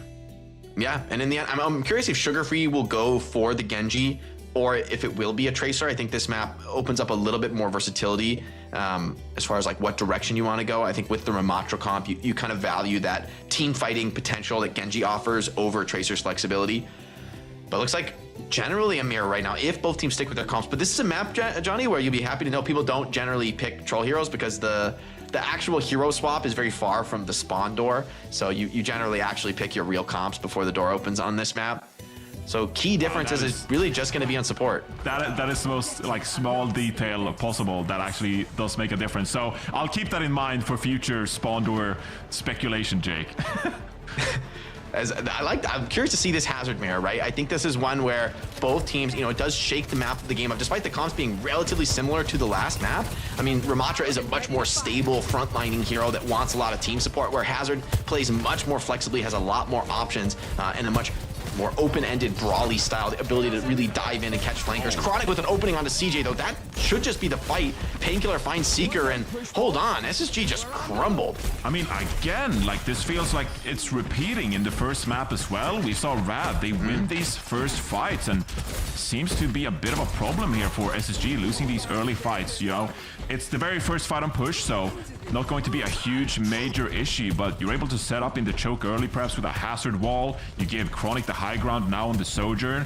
This gives Rad the positioning they want here to maybe set up for a pretty good second fight. Yeah, I will say Chronic has been really sharp. He's here on the high ground. Kellen knows he's got to deal with this Sojourn, pushing him back into the corner. Hold on, wait, tons of pressure here. Kellen, this is a beautiful opening to the fight. He looks to catch and dive in yet deeper, but going a little bit too deep there. Yeah, overextending, and Chronic on his back. But all those resources into the Sojourn, and that allows SSG to win the fight elsewhere. Painkiller just trying to get out, trying to stay alive, get to the help of his Kiriko. Looks like this corner is going to be just safe enough for him. And without Kellen, it's hard for SSG to make much more progress. Yeah, I mean, you don't have a Hazard here. The Hazard is so pivotal to these fights that without that frontline pressure, Rad are just going to win the remnants of that fight by default. And now they have a Kitsune Rush to put some more momentum on here. Yeah, and Kellen just trying to stay alive. The Kitsune, too much to fight through. King barely staying alive with the help of the Kitsune rush. Oh, just barely too late. Bliss gets the cleanup before that Suzu's able to land, and now Painkiller just trying to hold the bot down. Beautiful wall, though, by Kellen. Cuts off the heal, and now bot looks to be stolen for SSG. They're pulling this fight away. Rad gonna reset through that stairwell. We're gonna see probably another refight on this midpoint. Both teams licking their wounds. Yeah, a bit of a timing here where CJ doesn't have this orbital ray, but I think they're going to be quite satisfied just sitting back, build this flex support ultimate. It's going to be a big swing when it comes to momentum in this next fight. Rad pushes earlier. Painkiller takes a lot of damage, actually. Dedicates so hard to this fight. Yeah, they dove in, tried to catch that timing. Missile comes in, but King just barely gets around the wall, and it's a 2-for-1. Blade comes out from King, wants to clean this up, forces onto Sugar Free, does get the cleanups. Now CJ as well in the crosshairs, will be finished off, so well done from Rad. This unbridled aggression has looked really solid on the back of the Kiriko comp. And CJ, these orbital rays, I mean, kind of time and time again, Rad have had the focus fire to burn targets down through the orbital ray. Yeah, I mean, they forced the issue from CJ because, you know, you go early with the dive there and CJ isn't ready to drop the orbital ray fast enough, and they find the pick before it even starts healing the rest of the team, right? So, I mean, they're going for it again. They're just pushing. And it's paying off. Chronic finds one before he gets shut down, but that may just be enough here as Rad looking very strong on the cart. Painkiller pushing ahead, denying this strong high ground position to his opponents. And SSG reset once again, even with an overclock committed that fight. They find absolutely nothing. Rad don't even necessarily have to force too much here. They've made a lot of progress. They could have liked to fall back and defend. It looks like they will play for that choke point. Looks like they should have a really solid position here. SSG trying to push in before the setup is really stabilized.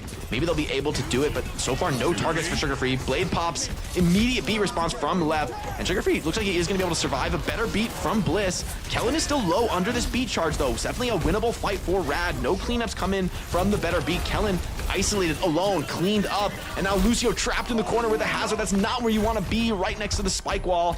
And once again, Rad battle back and just crush them in the deathmatch engagement. I mean, I'm loving the way Rad are playing this. They fall back, they survive some of these ultimates, they wait out the Sound Barrier, they wait out the Dragon Blade, they kite successfully. Rad are playing beautifully right now, and they got a Kitsune rush. 100 meters already for Rad, and they can fall back, set themselves up with good positioning, and drop the Kitsune rush when they feel like they can really go for the backline. Yeah, Space Station really would love to get that Kitsune out and just kite away. They want to be careful overcommitting. Dash Force from Sugar Free has to back to his team. On top of the Kitsune, though, they are speeding out. Looks like they will get out of this, so it's a nice kite away from the Kitsune. It's not really getting any value. Space Station don't lose any meaningful objective progress there, so really well done on this engagement. They try to catch one in the Sojourn, force them away on the spike wall. That's going to kind of destabilize this front line, though. A lack of support here. Targeting down now Painkiller for Kellen as he knows he's created a bit of an advantage here on the front line. Wall as well, blocking Chronic's attention. Trying to get out of there is Painkiller, regroups to the team. Now both teams relatively stabilized. Orbital Ray forced. Is this going to be enough to keep these targets alive? No, not quite. Chronic finds one, but a triple catch from Kellen. Finds 3 on this ultimate, and that should be enough for the massive cleanup to come through. Just Seeker goes down in the engagement, and that's the way you need to fight for SSG. Sure, these aggressive dives are going to come in. Sure, you're going to find picks for Rad Esports, but you've got to be able to win out in the longer fight. Yeah, and at that time as well, Rad, they obviously backed off and they had the superior positioning, having the high ground, but they didn't quite have that initiation tool. They didn't have any ultimate available, and so SSG, they take their time and secures that fight. Now here though, Rad, they have a Dragon Blade available if they want to pop it. Space Station coming up on damage support, damage ultimates of their own. So a bit of a poke battle going on. King dashes in quite deep here, setting something up. Oh, early Blade. I'm not sure he's going to be able to find much here. CJ a little bit alone, but too much pressure onto King. He can't find the commitment there. Sugar Free, though, tried to find a Blade of his own and got instantly bursted down by Chronic. Seeker tries to pour good pressure on here, but is this good money after bad? Just enough damage to burn down the hazard before the beat comes through, but Rad look to still clean this up without the help of their tank. Lep getting in the mix once again, surrounding this hazard with the help of the Genji. And SSG just... Yes, they pop ultimates, but it seems so desperate with Sugar Free getting bursted by Chronic before the fight has really begun. Yeah, Lep with a ton of value there from the Sound Barrier, wins that fight successfully. And I mean, pressure is on SSG here. You're down 102 meters to 44 with 3.5 minutes remaining. You got a bit of a neutral fight here, but you have no flexible element. There's no orbital ray available. How are you going to set up and win some of these fights? Rad are pretty comfortable with the downpour, the Kitsune rush, and the overclock at their disposal. And Chronic has been really sharp today, Johnny, and with Overclock here, he's looking for his window, trying to find something. In the end, though, Rad, they don't necessarily have to force aggression here. They might suspect that Bliss already has the sound barrier. They might just want to play this one slow. So far, that's what they're going for. Painkiller, though, finds Seeker, traded by Lep, or onto Lep, I should say. Kitsune rush on the cart. Sound barrier counters for SSG as they try to redouble down onto this engagement, but Chronic still has that overclock. Doesn't even necessarily feel that he needs it in this engagement. Comms coming in from the team that they are getting a lead here even without the ultimate. Painkiller behind the spike wall, has to block, just trying to stay alive and regroup.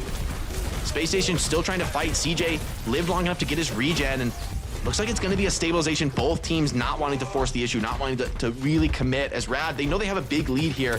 They don't want to take too big of a risk. Yeah, really taking their time here. Painkiller has this downpour. Could be crucial for Orbital Ray here, but a lot of pressure early. King goes down, and before Rad even has an opportunity to really try to go for some kind of engage, CJ is going to drop the Orbital Ray, clean up the rest of this fight, and finally I feel like SSG, they kind of stabilize here, just winning one fight with only the Orbital Ray being used. This could now set them up for getting some more value with Sugar Free's Dragon Blade coming up. Callan has a downpour of his own and establishing this forward positioning. If you're SSG, you need to start racking up some back-to-back fight wins here if you really want to contest Rad's pretty impressive length so far.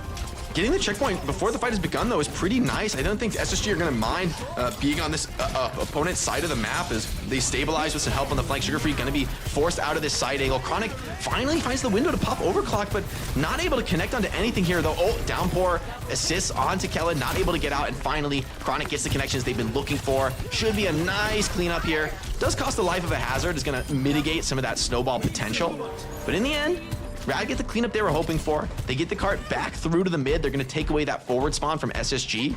But SSG, I think, can feel pretty okay about this. In the end, they did get that capture. They did get a meaningful amount of objective progress. They're going to have to weather a very difficult storm, though. Double support ultimate plus Blade is an incredibly potent combo in the Hazard comp.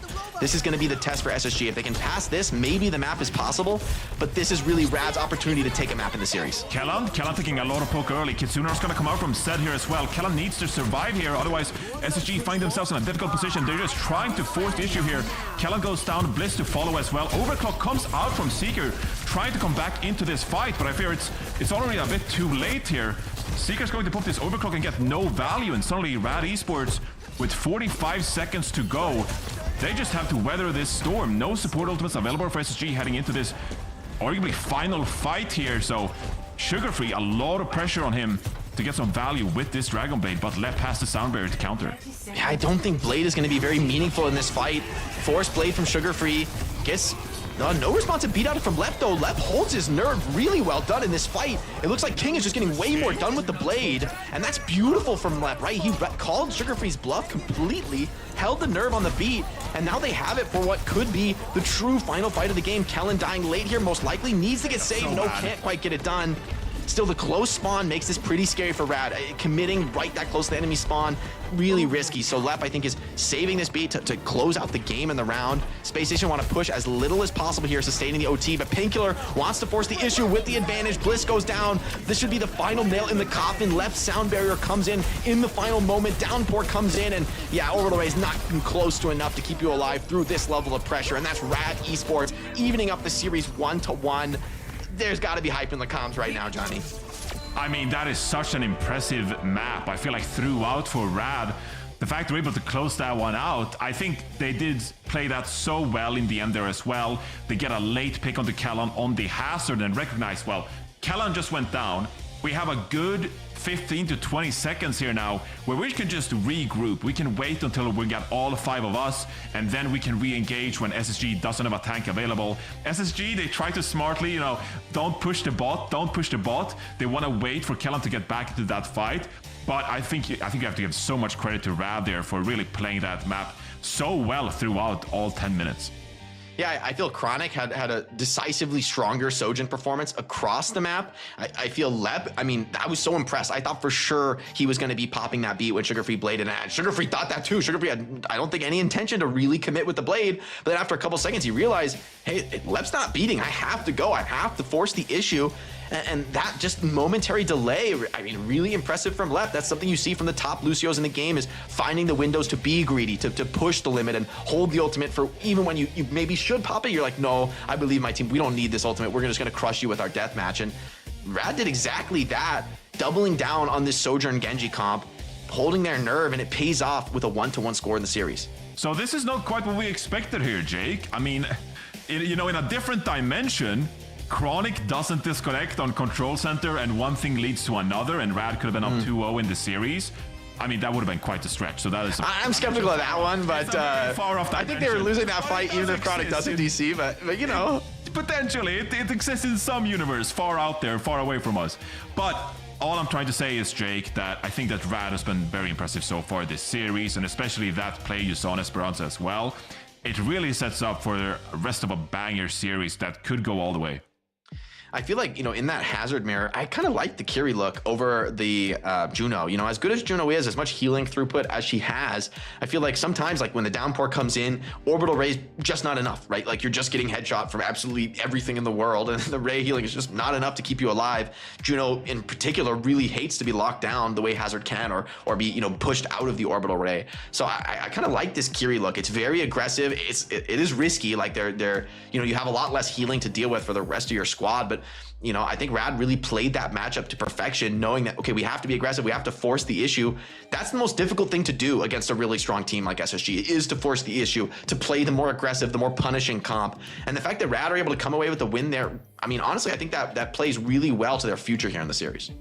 Yeah, absolutely. We have seen a lot of Juno from CJ throughout this entire stage. So is that going to be a hero pick that they maybe try to go with for the rest of the series? I quite agree with you. I really like this Kiriko look from Zed as well in this kind of composition. We're going to see Numbani get picked here, and after the map change, obviously, first point is a lot easier to cap here for the attackers, but it's going to be an interesting one. Bans come out as well. SSG immediately say, we don't want to take part in this Hazard duel anymore. We want to shy away from that and put Kellan on something else. And Rad, in turn, they're going to block the Ana as their second ban. Yeah, I think Nimbani is just a classic map with so many of these devastating high grounds to be playing a dive strat on. So yeah, maybe the Ana takes away some of that, deadly threat that Bionade offers, protects a rush heavy style for Rad, because typically that's the issue for rush. You get dove on by something like a Wrecking Ball or a Winston, and it's the nade that really kills you, right? The Winston gets the job done, but the nade is what makes that possible in the face of these heavy throughput healing comps. So I think Rad signaling they want to keep playing these death ball strategies, which a lot more viable on Nimbani post map rework, right? With this ability on first point to climb the stairs, get to the high ground, even without vertical mobility. I think this map is the old Nimbani, I would have been a lot more scared for Rad, but new Nimbani, I kind of feel like they have good options here as far as staying within their wheelhouse on the hero picks. Yeah, I think I like Nimbani more than your average player out there. I think there's a lot of players out there, Jake. I don't know if I'm just projecting here now, but I feel like there's a lot of players who are they have nightmares about Nimbani first, and now I'm like, it's reworked. It's fine. The map is a lot better now. We like Numbani more. So I'm quite excited to get into things and see what compositions we're going to see here. Perhaps Kellan, maybe could play some Winston, but you block the Ana. There's no nano boost for the Winston to sometimes help out and push that momentum right. I feel like for Rad, like I said earlier, Painkiller likes these kind of brawly kind of tanks, right? So maybe we see more of the Ramatra, but doesn't really favor some of those high grounds, right? If SSG has high ground positioning. So there's I got some questions going into this one. I'm going to be curious to see what compositions we eventually see from both teams. Yeah, well, the series is tied up 1-1 here. Rad playing impressively well despite being heavy underdogs, or we would have thought so in this series. We'll have to see how the series finishes up right after this break.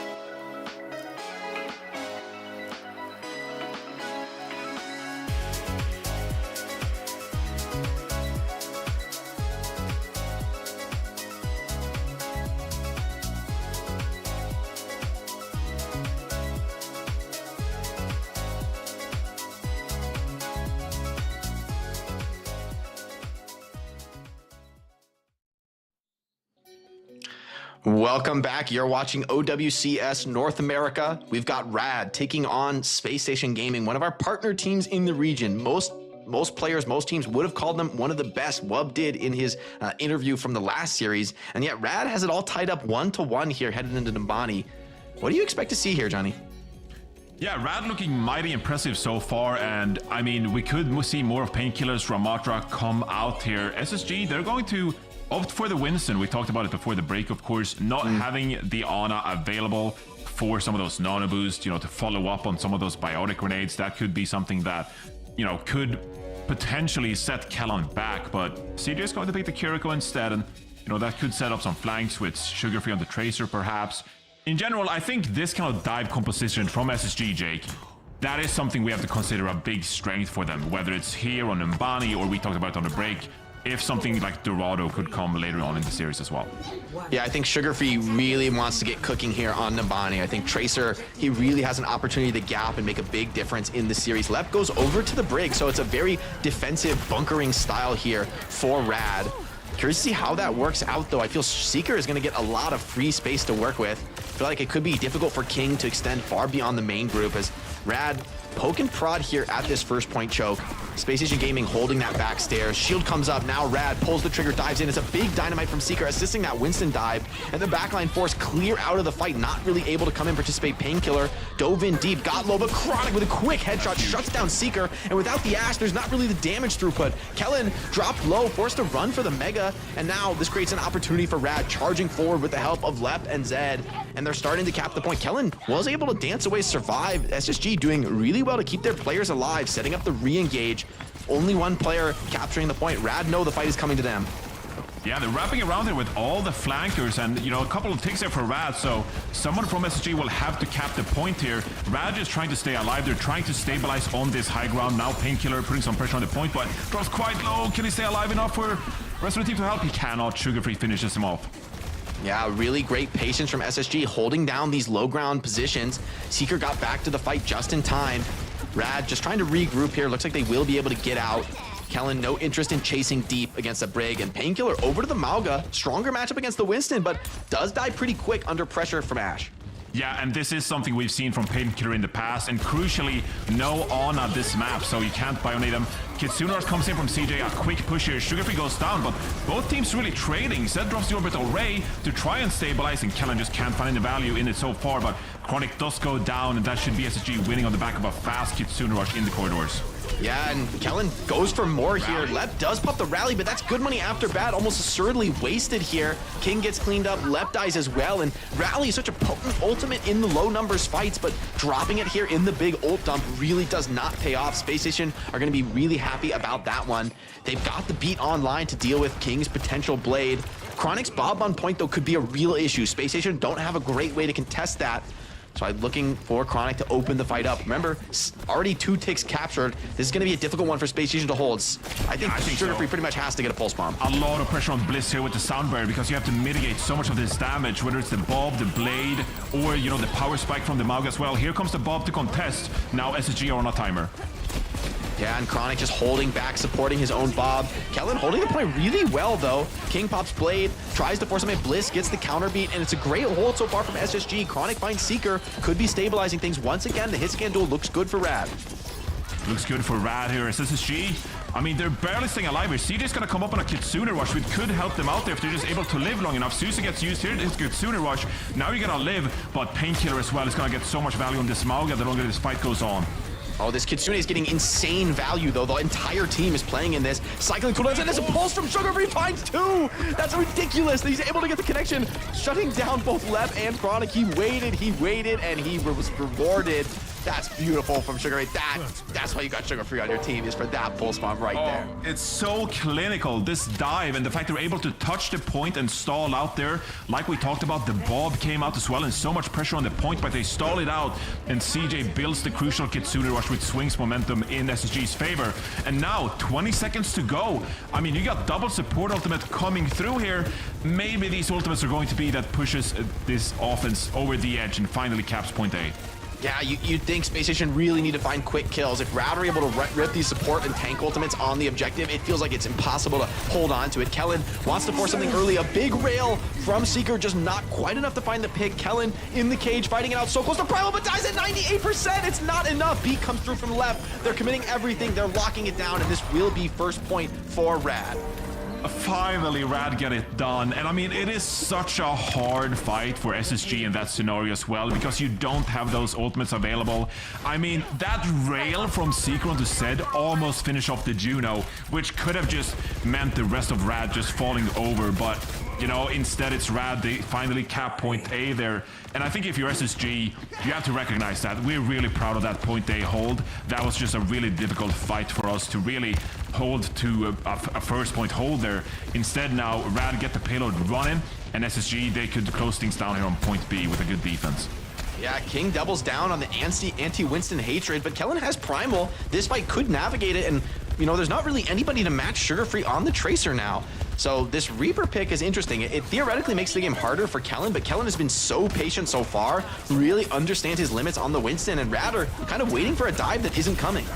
Go time. Overclock gets popped by Seeker here, and it's so much damage. Zed goes down, Orbital Ray not popped at all, and I feel like this first fight is just going to be SSG cleaning things up here. Kellen posted Primal Rage as well, so Painkiller having a bit of issue on the Mauga gets finished off there as well, but again, this is SSG, double support ultimate still available for them, and they're in a really good spot here. Kellen on the Winston, he's so good on this hero, and with so many high grounds available around the spawn as well, you can manipulate these timings, right? You can wait out the Mauga, you can wait out the Reaper, and then re-engage. I feel like there's so much mobility available for SSG here that they can kind of pick when they want to engage. Yeah, the spawn hold I think is no longer that viable on this map though with the high ground exit, and it's a little bit of an overextension for SSG. Beat only onto 2. Seeker was already dead, and that looks terrible right now for Bliss. It's gonna be just a wipe on the payload for Space Station Gaming. I think looks like they are gonna try and stay alive behind. This is a bit of a risky decision, but if they stay alive, it's gonna pay off. It's gonna help them on this re-engage. At this point, too late to stop the car, but Chronic finds Sugar Free. That is devastating. Such a critical pickoff. Yeah, especially with the payload this close to cap as well, and things are just gonna fall apart here. Seeker finds a pick of the Zed, but even that, I'm not sure that's enough. Chronic returns fire on the Seeker as well. Painkiller drops quite low here, left past a sound barrier. It's going to be committed, 15 seconds to go. This is the last fight. Kellen is dancing really, really well. Despite that pickup on a Sugar Free, he's still applying that pressure from the back line. They're trying to get the late pickoffs, but Chronic just gets kill after kill with this Sojourn. He's unstoppable right now. Man, if this guy was not firing on all cylinders, that fight almost assuredly goes the way of Space Station Gaming. They're feeling the heat from Chronic's Railgun.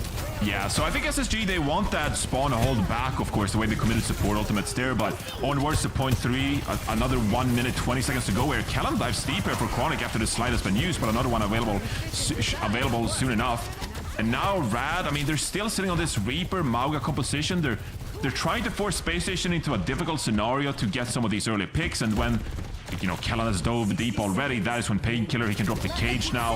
Here comes the early Kitsune Rush. Yeah, over the top and an instant pick onto Chronic. They shut down the biggest threat that's been so far such difficult for them. But King with the Death Blossom finds 3 still, though. Kellen fighting it out in the rush. Isn't going to pop the Primal. Is going to elect to take the reset. Maybe wise here in the face of something like the Reaper. Pretty impossible to burn down with the Primal. And King, with the help of the Mauga cage, pretty devastating combo for the Reaper. It really does pay off here. But coming into what should be the final fight of the map, it's only going to be the Orbital Ray up against Primal Rage. So difficult to stay in that Ray in the face of Kellen. Seeker pops Overclock, already finding some connections, forces a lot of big counter skills out. Ray comes in, stabilizing the rest of the squad, but Seeker gets bursted down. Kellen not able to get him with the Primal. Needs to stabilize, need to find something here, but Rad are fighting together, and they're fighting so strong. Chronic, close to an overclock of his own, flips the map with his own jump, back to the back line. So far, Juno isolated, but not able to be caught. Zed dashing out of the way. Chronic with OC looking for connections. It's Bliss, though, who was able to clean up Zed. The beat from left. This is the last chance for Rad to finish out the map, but Bliss has a beat of his own, just gets it out in time. It's a 5-man beat. That's going to be the cleanup for Space Station Gaming, almost assuredly. Painkiller, though, does shut down the Reaper. That helps pretty well, but Seeker doesn't need him even. Sugar Free, just getting this cleanup, watching it happen on the Tracer, and despite some great holds on first point from Space Station Gaming, some big aggressive dives, you still nearly get a full cap for Rad Esports. Yeah, I think you have to be really happy with that push if you're Rad Esports there as well. Some credit as well, I think, to Seeker popping that overclock early. That forced the orbital rate to be used from Rad while they were still pushing the payload. But that just means that it's more difficult for Rad to close things out and cap the payload. So Sugar-Free with some contest while Kellan was primal raging. I think that early overclock, that means that Rad, they're just not able to find those picks to close out the map itself. But in general, I feel like SSG, you know, they were close at some points to hold both point A. They could have held point B had they gotten more value out of their support ultimates in that spawn hold. Probably didn't even have to go for the spawn hold in the first place, like you said. So SSG, you know, you can't be too unhappy when you have the opportunity to close things out here without going to overtime. But still, I think they could have got some more value out of that defense. Yeah, I am a little bit worried for Rad, though. In the end, as much as they got to feel good about, you know, after how that first hold went, that you did get it so close to the end of the map, in the end, it's still a brutal first hold. And Nambani first is not what it once was. I think this is much more even for attackers, like much more winnable for them. And honestly, a full Winston mirror, I don't know if you want this smoke. Like, as good as Rad has been, I don't think you want this smoke. We're talking about Kellan right now. Kellan has been dancing on you on the Winston. He's been looking really, really clean with his moves, even against something like a Malga Reaper. Now you're going into a comp where this is where Winston really gets to shine, really gets to take the lobby over. I wonder. I wouldn't be surprised if, you know, we play the Winston on this first point because of the two high grounds and maybe trying to protect our backline with the Winston bubble as well. If CJ goes for some, follows up Kellan with some aggressive dive here, you might need that Winston bubble, but I wouldn't be too surprised to see Painkiller swap this off after the first point. It's going to be Kellan first, diving onto the point here, trying to grab some space. Painkiller cuts them off. I feel like this is a lot of momentum though for SSG here. With the bubble committed from Painkiller, that is going to mean that, I mean, Errata on their back foot now with no defensive cooldown. Yeah, position taken. Kellan did drop low though, was forced out of the fight. Now Rad pushing with their own bubble tempo though. Kellan dives right back in, bubble onto the point. It's gonna be difficult for Rad to fight through this.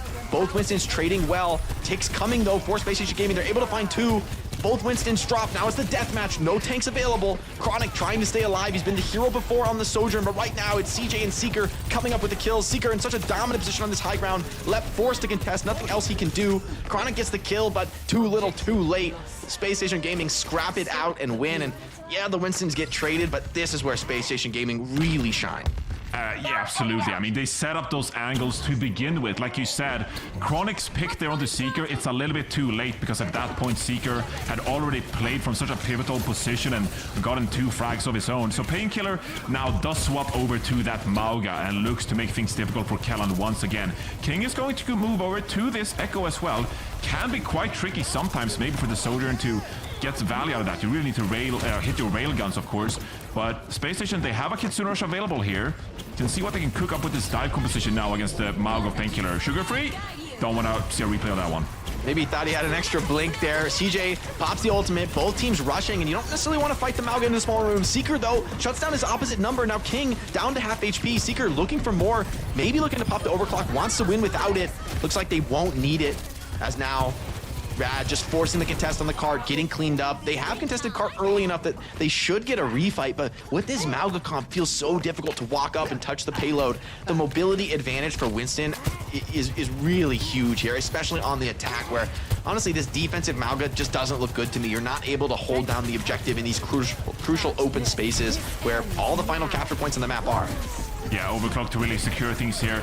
No beat on Painkiller. Going to come in from left actually, and they do contest, but Painkiller dies, and I mean that is just going to be the rest of Rad really crumbling. Space Station, they do get the cap and look towards point C now, but I agree with you. The fact that it's Numbani as well, there are so many high grounds to use, so even though, you know, maybe the Mauga is in a pretty good position to get some value, but then Kellan can quickly disengage, CJ can follow up with the teleport and just evade all these big power spikes from the Mauga. So SSG, this is them playing their comfort, and Rad, it's so hard to get value out of this Mauga, and the Echo as well. King is going to swap over to the Tracer and recognizing that the Echo just wasn't the great pick. Yeah, maybe King can win it a little bit better than Duel. Sugar-Free has a pulse bomb, looking to find a connection, forcing Suzu first if he can. Overclock comes in from Chronic with the aggressive rush forward. Now, Rad, looks like it's just enough to force the reset. CJ tried to stay alive. No, King does find the cleanup though. And Space Station gonna take the reset for the first time in the map. The snowball stops. A little bit of breathing room for Rad Esports. But what is it worth? I mean, they have nothing left for this next team fight. This could be the map right here, right now, Johnny. 4 minutes and 30 seconds. That's all you gotta hold SSG here on point C of Numbani. You have a Kitsune Rush available for SSG, and Kellan with the Primal Rage as well, going for a bit of a wraparound like we've seen them do so often. Overrun from Painkiller triggered, fought backs a little bit, and SSG just trying to set up these angles and get in a position to succeed while Sugarfree takes the duel on the King. The map control is just so dominant from SSG. Kellan rips the Primal, opens up. Looks like the rush comes in, but not able to find much connection. Kellan looking to get right back in, force people in too deep, deeper than they want to be. He is trapped by the cage, though. Painkiller finding enough. They're trying to keep Kellan alive, but they're not able to. Fighting into the cage is a dangerous game against the Mauga, who's fighting incredibly well at this low HP. Still, Sugarfree tries to ball it out. It's just Sugarfree and CJ. I don't think this is going to be enough for the cleanup. Support still alive. Desperation pulse bomb from Sugarfree. I wonder if he wants to go for a swap. Curious. I think Tracer is still pretty decent pick here. Kellan gonna get off the Winston. Maybe feels like mobility is no longer worth so much up against the Mauga on this third point. A little bit more congested here. Yeah, and it makes sense, right? There's no real high ground to operate with here, and even if you take some wide flank angles, like what can you really do with that? So opting for a more straight up approach. CJ swaps over to Juno as well. Full spawn from King onto Sugarfree. Beautiful, actually. And that's going to push SSG back just a little bit longer. We're down to 3 minutes, but you know, this is a pretty decent look from Rad now. Painkiller swaps over to the Orisa himself, and suddenly, you know, maybe this could be the defense that, you know, could be the difference here. Still a lot of time in the bank, though, Johnny. There is SSG moving forward. Lep has beat, but you really don't want to beat aggressively in this situation. You really want to hold it down for a defensive usage, which means ultimately it's slight advantage in economy, I think, for SSG. If Seeker is able to get something done with this overclock. Chronic super low, needs to get back, needs to get healed. Oh, solo again! Seeker needs a connection, can't quite get it! Beat comes in, oh, Ajax! Forced out, Bliss got nothing, boys. Is that a double Ajax? Oh, double Ajax! No way. Looks like they're winning the fight, though, in the deathmatch. Kellan falling back. I don't think I've ever seen a double Ajax reinforce. What a game. This is cinema. Did my eyes deceive me? There's no way that was a double Ajax, right? Surely we just missed one of them. I think that was a double Ajax. Am I crazy? I'm pretty sure. I feel like I'm losing my mind. I've never seen that. That's beautiful right there. Seeker over to the Cassidy. Wants a little bit of a stronger answer for King with Sugarfree on the Genji. Now Orbital Ray is going to be available for Kellan, pushing into the front line, and fighting inside the Ray is going to be a very potent combo here for SSG.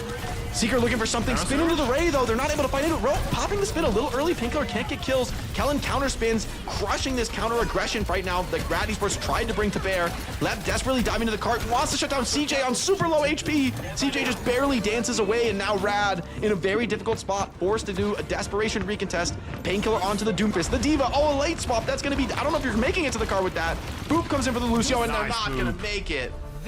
Oh my god, what a chaotic round that ended up being, but it's the Double better Ajax. Terra Surge. The double Ajax. We need to see a Double replay of that. Ajax. That's so beautiful. Never have I seen something so beautiful. But, I mean, honestly, it's a better Terra Surge from Kellan there as well, and a good beat from SSG that gets them over the edge there. And realistically, a 4.5 minute point C defense, that like never happened. Still though, Rad, they hung in there for a little while, but it's going to be SSG coming out on top on the back of Kellan's Winston play, which was the dominant hero, I feel like, throughout that map.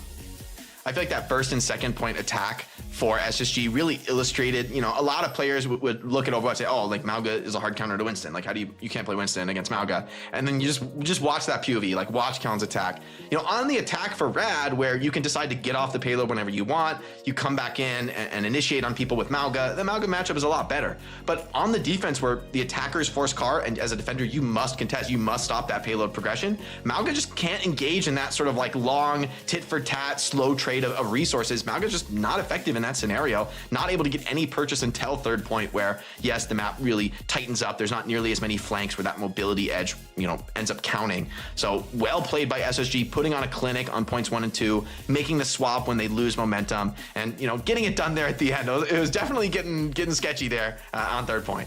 It was for a little bit there, and as we take a look at the highlights, we'll eventually get to the double Ajax, if it was one. I just sure hope it was. I still can't believe it. I'm a little bit in this. Yeah, I'm like, did I? I saw one Ajax, and I was like, wait a minute, where's the other beat? I just like, there was no beat. Like, there was no beat. I feel like if you look at Rad, what they've done as well so far this series, it has been the straight up linear aggression, right? They go early, they get on top of SSG, but Numbani, you know, the nature of this map, there's so many high grounds available, there's so many flanks available for SSG that they're kind of able to dodge that. Wait, here we go. Is this it? One Ajax from Lep, and Bliss. Yeah, Bliss got stunned out. Yes, babe, dude. I have never in all my years, Johnny. You know, there's always more to see. There's always more to see, babies. This is the beautiful game. The double Ajax. At the same time. I can't believe it. It's a work of art. It's cinema. No way. I've never seen that happen in all years of Overwatch. That's insane. A double Ajax? Dare to dream, Johnny. Boldly go. Boldly go where no man has gone before. The double Ajax. What will they think of next? The scriptwriters are doing a number on me right now. That is beautiful. And what was especially beautiful with that double Ajax is you can probably fit both Lucios into the same frame. So, you know, Sojourn, get on that. Somebody get me like the angle of both Lucios Ajaxing. Michelangelo's like reaching to touch God. Two Lucios coming to touch hands while they die with the beat. Oh my God. Okay, we're heading to Route. It says push, but I promise you that Route 66 is an escort map. Indeed here for Rad. And so yeah, going back to things, I feel like this straightforward. There's still a match going on. I forgot. There's a match going on. And you know, the hazard ban is out of the way now for SSG. So if you kind of want to return to that hazard matchup, if that is something you like doing, then Rad has the opportunity to do so here on Route 66. Now, there are some long sight lines. Maybe we could see some Torbjorn being picked, for example, to create an off angle and put some more pressure onto the hazard. Earlier today in EMEA, I'm pretty sure we saw some BAP Sen being played or stuff like that on these longer range escorts. So there are a few options here for SSG if they don't want to opt into that hazard duel. But certainly this could be a map where Rad gets back on track. I am calling it, Johnny. I have no idea. Actually, I'm not looking at Discord or anything. I'm betting that there's a Lucio ban coming down for SSG. I think that's the Giga Brain play is banning Lucio right now. Because I think you're right, the hazard ban can come out. There you go. I'm a genius. You're a genius. So lock in, baby. And the Tor ban is great. Tor ban is great because I think this is like Rad's like, we're gonna go play hazard. Like we're playing this is a great escort map for hazard. It's vertical, but not too vertical. It's like hazard vertical, you know, just the little wall climbs here and there gets the job done for verticality. It's not a Dorado where you're really climbing high. But at the same time, it's a map where you can play a very high pace on escort. You can play the Lucio style. So SSG shuts that down, and this could be like a very divey engagement, especially with the Tor ban. Curious to see if there's like Winston's, Wrecking Balls, Widowmakers type heroes could come out. We saw that clip from a previous match where Lep was playing the Zen, who could like that BAP Zen Sig you mentioned. I think both teams are going to have to kind of go for a strategy they weren't exactly planning for, right? I think that's the beauty of hero bans in a map like this is both teams are going to have to make a game time adaptation and won't necessarily have practiced what they end up bringing to the match here. I kind of like SSG in that scenario because I think they are slightly more flexible overall. As you mentioned previously, I think Rad really likes that, you know, Lucio-centric style, whether Lucio's coming to the flank and assisting a Genji or they're just deathballing as a unit. That's where they look the strongest. So SSG, take away that comfort zone, look to close out the series here on Route 66.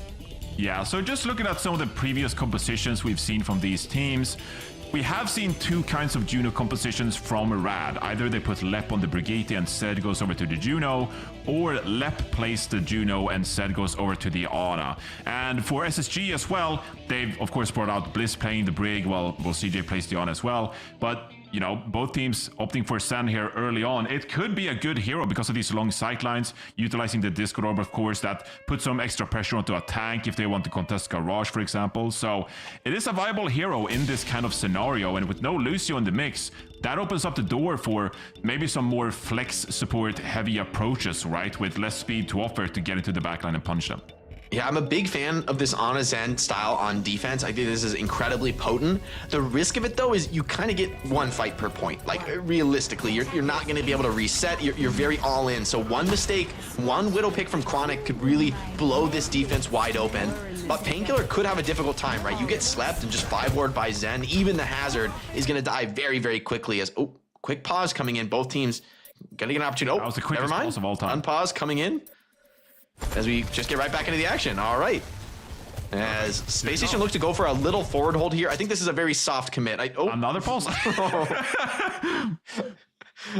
So slight mistake, slight error. They said Johnny Jacobs, this is your guys' first cast of the season. We're gonna be throwing some crazy ones at you. Get the double Ajax. We got a pause into a pause. What's next? I don't know. Is this match scripted? There's no way. There's no way. I do think that this is going to be quite interesting what we see here, because SSG, of course, when they play the Tracer and the Wrecking Ball, that could pair up with quite a lethal dive and a lot of pressure onto Rad's backline with the BAP and Sen to stay alive in those kind of scenarios. You know, you have a bit of a window you can survive with the Lamp, of course, the drone. But besides that, I mean, if you're playing Sen in this scenario, there's going to be so much pressure on top of you. So I'm really excited for this map. I think just stylistically, the compositions being played, it's going to be quite interesting from an Overwatch analysis perspective. Yeah, I think, you know, while BAP can drone some of these dives, Wrecking Ball just has such a nice matchup against BAP. You know, yes, the pile driver, you can drone it, but you can also get pile drived. If you're like a little bit in the air, you get pile drived out of that drone protection radius and get like popped by a Sojourn or a Zen. You get booped away, you know, when you're trying to jump on BAP, and you could get really caught in a bad scenario. King really wants to connect to this backline and shut down Ana Zen, but he's not going to have so much help in doing it. Interesting. They swap off immediately. Okay, yeah, I like this. I like this. The Diva and Lep over to the Kiriko and set on the Ana. So yeah, I agree with you. This makes a lot of sense from Rad. You just can't afford to be sitting ducks against Ana Zen Ball. It's not possible. There's no comp in the game that survives just the storm of damage coming in from all sides. Kellen up on this high ground, looking to set up an initial dive. Looks like he's going for it now. Gonna get a big slam straight into the back line. Follow up, not quite there. No kills coming in. Kellen a little awkward on the roll here. That's gonna cost him a lot of HP, yeah. Rad weathering the storm really nicely. They don't have the strongest punchback though. It's a very defensive comp, very focused on just pushing the cart little by little. So Space Station gonna just get a few more attempts here diving in. Looks like no connections here so far. Kellen happy to just slow the game down. Sugar Free holding the cart with the help of that Zen Orb when he needs it. And Rad are just being very patient, very cautious as they need to be. Painkiller though, super low. Has to fall back, has to group with the supports. Nade comes in for CJ, just defensive. Gets Kellen back up to speed on the HP. So far, a very hotly contested first engagement. Sleeps come in on the Kellen, but the players are so low in both backlines. This time, King gets the first connection onto Bliss. Sugar Free falls again, and now Rad finally has weathered the storm enough. The pushback comes through, and they're able to get the cleanup, able to roll this cart forward. Bliss over to the Brig, wants to be just a little bit more defensive and stable. I like this against the Diva. Good response, but do Space Station have a decent contest here? Yeah, they are already contesting the high ground here, but they have no ultimates really available just yet. They are going to get this Nano available. Kellen is going to put some pressure on the backline, and I mean, Zed is left to dry here, pretty much alone in the backline. Hits a nice sleep on the Kellen here, actually. Kitsune Rush comes out, trying to play the objective as best they can, but Sugar Free trying to play the stall game. Mines on cart, that's going to buy some time for SSG to get back into this fight. Yeah, it's gonna stabilize and get people out onto the map. Sugar Free looking for something with this pulse bomb. Drops super low. Overclock from Seeker, fighting in the mines. Very difficult to pressure him. Beautiful disruptor shot. Gets the cleanup on the hiding Ana, and now Seeker charges forward. More connections on the OC.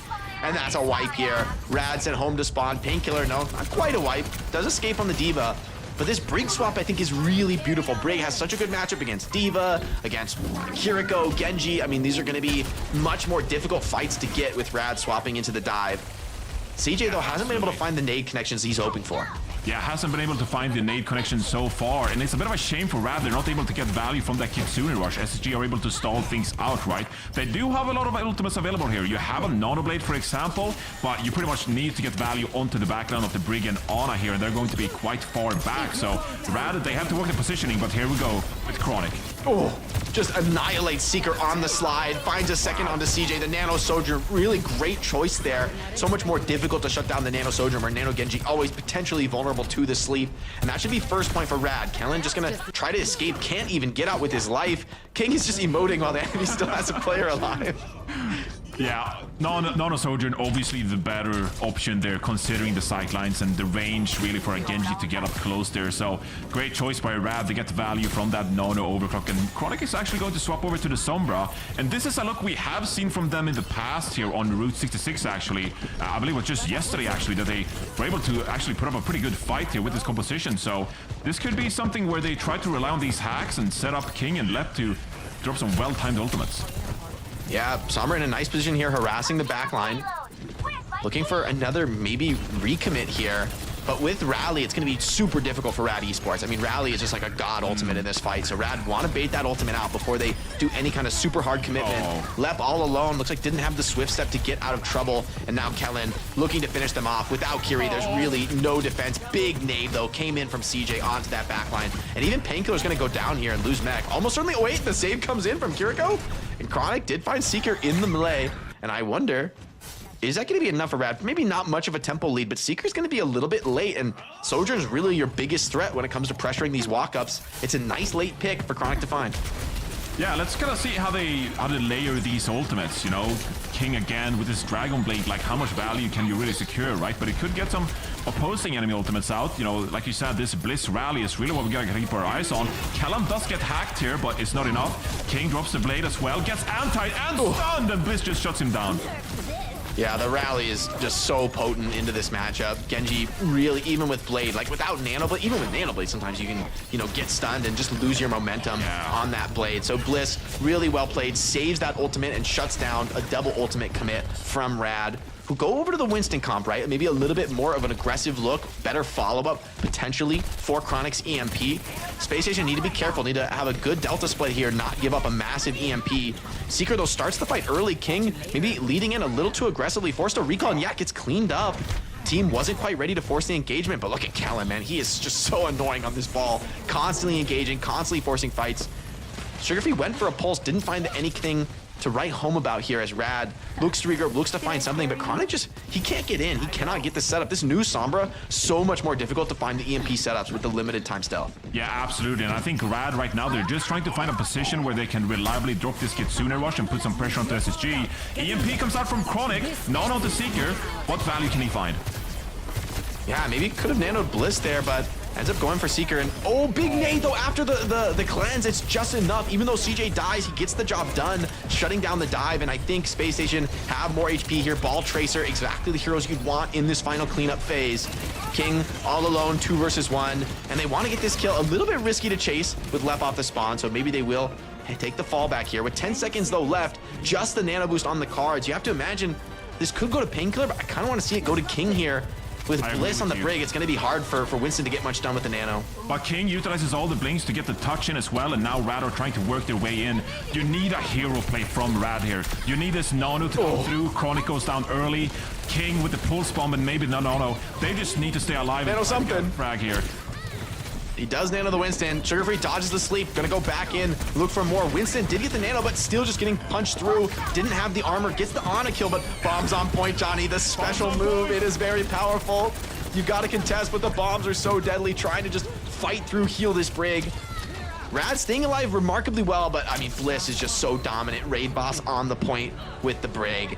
And it's a beautiful hold from Space Station Gaming. As good as Rad have been on the Lucio, on the Genji, here in this conventional dive mirror, we are seeing the raw strength of Space Station Gaming. Yeah, just not able to get into these conditions where they can get a good fight going. Early picks from SSG, and you know, the Wrecking Ball is such a menace when you walk up and you think that maybe we can drop the Kitsune Rush here, we can take some positioning and push the momentum, try to get some frags. Then Kellen swings in, drops the pile driver. Sugarfree, I mean, we know how good Sugarfree is on these tracer flanks as well, so I mean, this is SSG just playing what they do best, really, and showing why they were the favorites going into this series.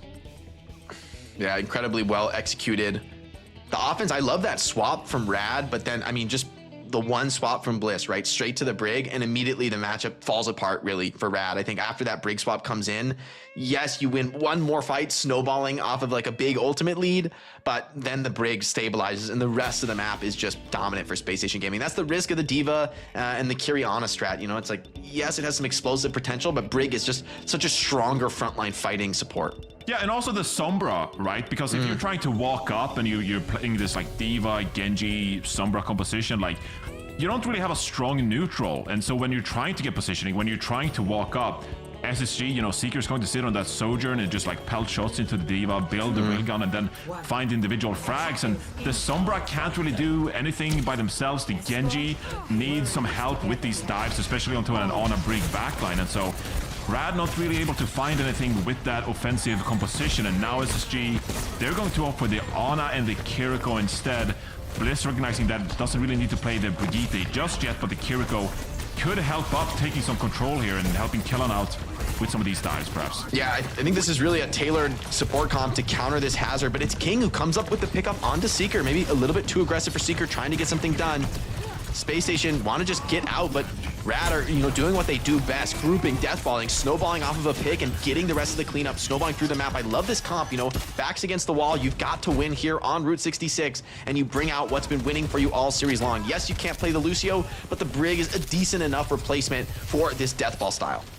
Yeah, so taking a look at Rad here now, of course, Painkiller going to be pivotal with this spike wall and really try to find picks. Go for a bit of a swipe onto Sugar Free, but doesn't get on low. I mean, the dive is coming through from Callan here, and then Seeker with the supplementary fire. Rad are just under so much pressure throughout and can't get anything going. Yeah, Kellen's really dancing with them on the high ground, and the card is rolling forward bit by bit here. Nade misses, though, for CJ. Well dodged by Painkiller, who gets back to the rest of his squad. Not able to push the card too much more. King is super deep, very alone in the backline. What if they elect to turn and clean up this Genji? Looks like they will go for that. And Kellen stayed alive in the meantime. Sugar Free, though, a little bit too aggressive. Painkiller trades it right back.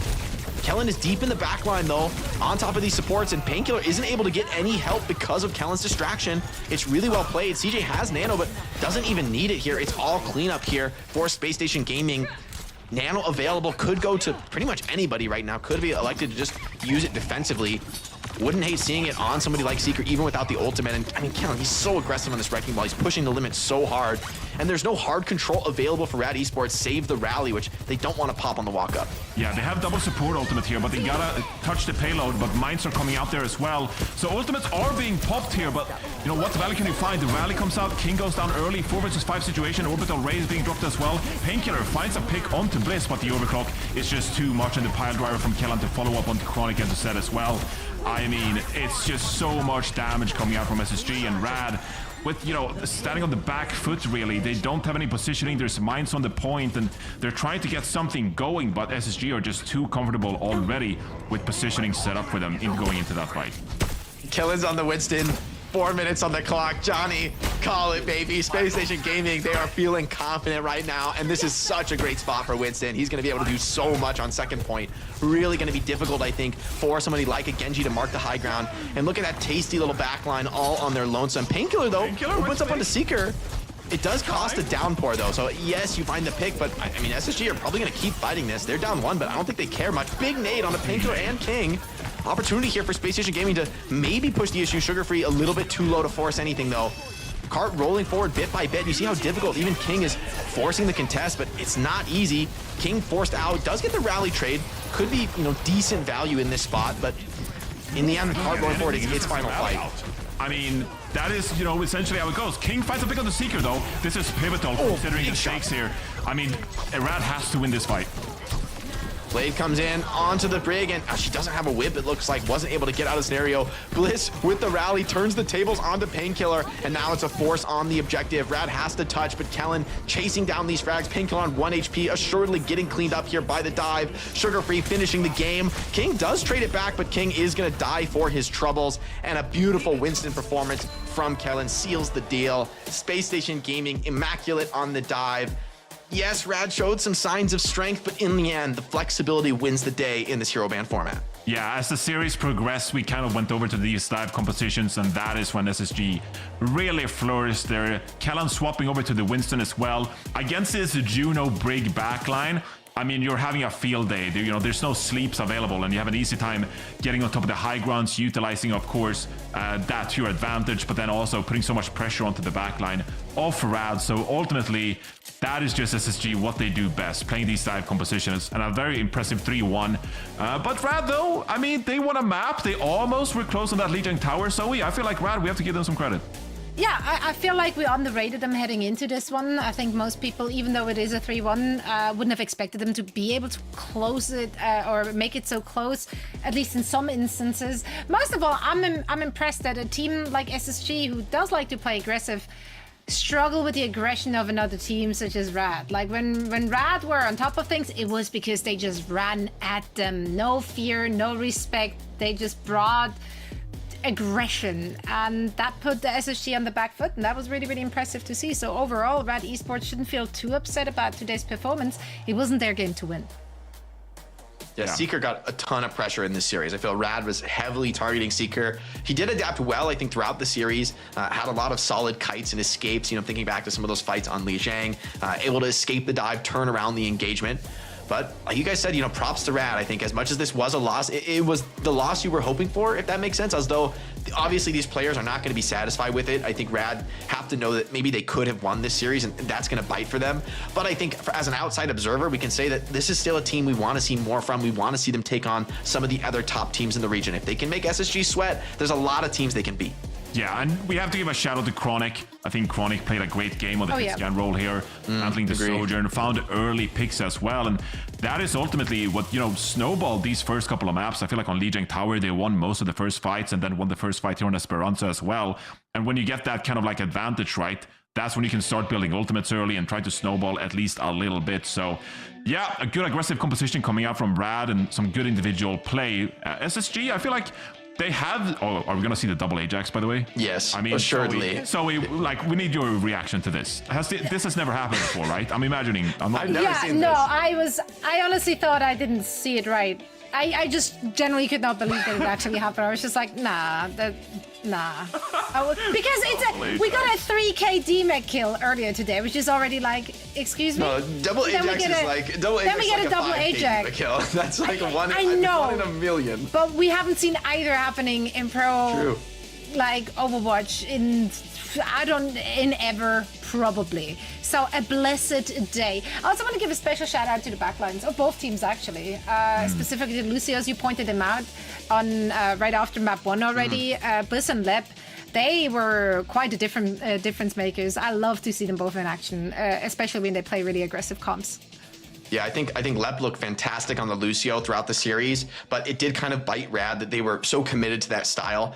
Going into Route 66, Bliss on the Brig was a huge difference maker. I mean, really, really clean moves on the Brig, winning a lot of team fights with perfect play, perfect positioning, and just stifling Rad. Like, Rad had no opportunities on second point, Route 66, to even get into the fight. They're forcing with early ultimates. It's never what you want to do in Overwatch, right? So that's really, I think, a lot of credit to Bliss and Kellen for how effectively they play that Winston Brig setup. Absolutely. Yeah. Let's take a look at our player of the match. And it is going to be CJ. CJ had a great game. We didn't highlight him enough, honestly, but he did have a really solid game. I mean, a lot of times he's the unsung hero playing Juno, just like pumping heals. Curious to see the stats, because I did see some of those maps, like on the full team stat, we saw that, big heals came in from the side of SSG, and a lot of that is going to be CJ. This Ana as well was forced into some. I think that Ana was really where he had his big moments, right? Finding these big nades, finding the dive setups, clutching out in some of these like really difficult low numbers engagements. Ana is arguably the most difficult hero to play in the Winston comp, where you need to both find aggressive nades, get big dives, you need to sleep the enemy flankers, you need to stay alive with no mobility, and so navigating that well. CJ is a player that has been in the scene for a while, like climbing in the tier 2 scene, but now is undeniably one of the best support players in North America. Yeah, 100%. Absolutely. Backline look good, frontline look good, everything in between look good. You know what? You're a very supportive character. I love that. Let's bring in the main character. How about that? CJ is joining us for a quick chat. CJ, first of all, of course, congratulations on the W. Another one in the bag, and a few more to come, hopefully. Let's talk about this match, though, because I think a lot of us were very surprised to see how well Red Esports was able to keep up with your guys' pace. They were coming in really aggressive, and that kind of seemed to put you guys on a back foot. Were there any changes or adjustments that you guys had to do in your playstyle in order to regain control and close out the win? Not really. I think we were just playing bad, especially the first 2 maps. But I think after we lost Esperanza, I think we realized that we just gotta stop being nervous and we're just the better players. So really just do whatever we want and we win, and we did. So. Do whatever we want, we win. Well, you guys clearly wanted to play a lot of Winston. I feel like Kellen looks insanely good on the Winston. You guys really play well around that style. I was really impressed on Nambani. You guys kind of just dismantled the Malga comp, at least on first and second point for the most part. I thought that execution was really clean. Is the Winston comp something you guys focus on a lot compared to like other teams in the region, or do you think a lot of teams are going to be following your lead and using that Winston a little bit more? I just think we're good generically at dive, because I think we have like all the players for it. Kellen's really good at Winston, Lenny's really good at Tracer, and then Bliss is really good at Brig. So I feel like all the pieces just come together. And I mean, we just play dive and the maps that are good. So like Nubani, Dorado, Route 66 sometimes. So I think it just fits our strengths very well. Yeah, CJ, I'm curious to hear more about your experience playing for this SSG team this year so far. SSG being a partner team, of course. What's your experience been like, you know, playing with some of these players like Callan, for example, but also Sugarfree and Seeker, who's, you know, an amazing damage duo. What has stage 1 been for you like so far? I mean, stage 1's been kind of fun, but I think going into it, I was a little nervous because I feel like out of all the other players on the team, I was the only one that had to prove myself, I guess, in a way. But I've been playing with Seeker for, I think it's like the 3rd year I've been playing with him. I played with him last year in Nightmare and then the year before that in Valiant. So playing with him is like basically the same, but yeah, I really like playing with Lenny. He's like really good and he's actually like really chill and just a cool guy. So, I mean, the vibes are up always and I'm just good, we're doing well. Yeah, looking at the next week ahead of you, obviously you're one of the top teams we have. Do you feel like there's any big shakeups given that Perks are going to be in the mix? Do you think there's a team that might get hurt by this? Perhaps a lack of flexibility? I don't think like this is going to shake up the standings that much. I think all the teams that are good are going to stay good, but I think perks are a very interesting addition because, for example, like the perks, like the Ana perk, there's like the headshot one or the self nano one.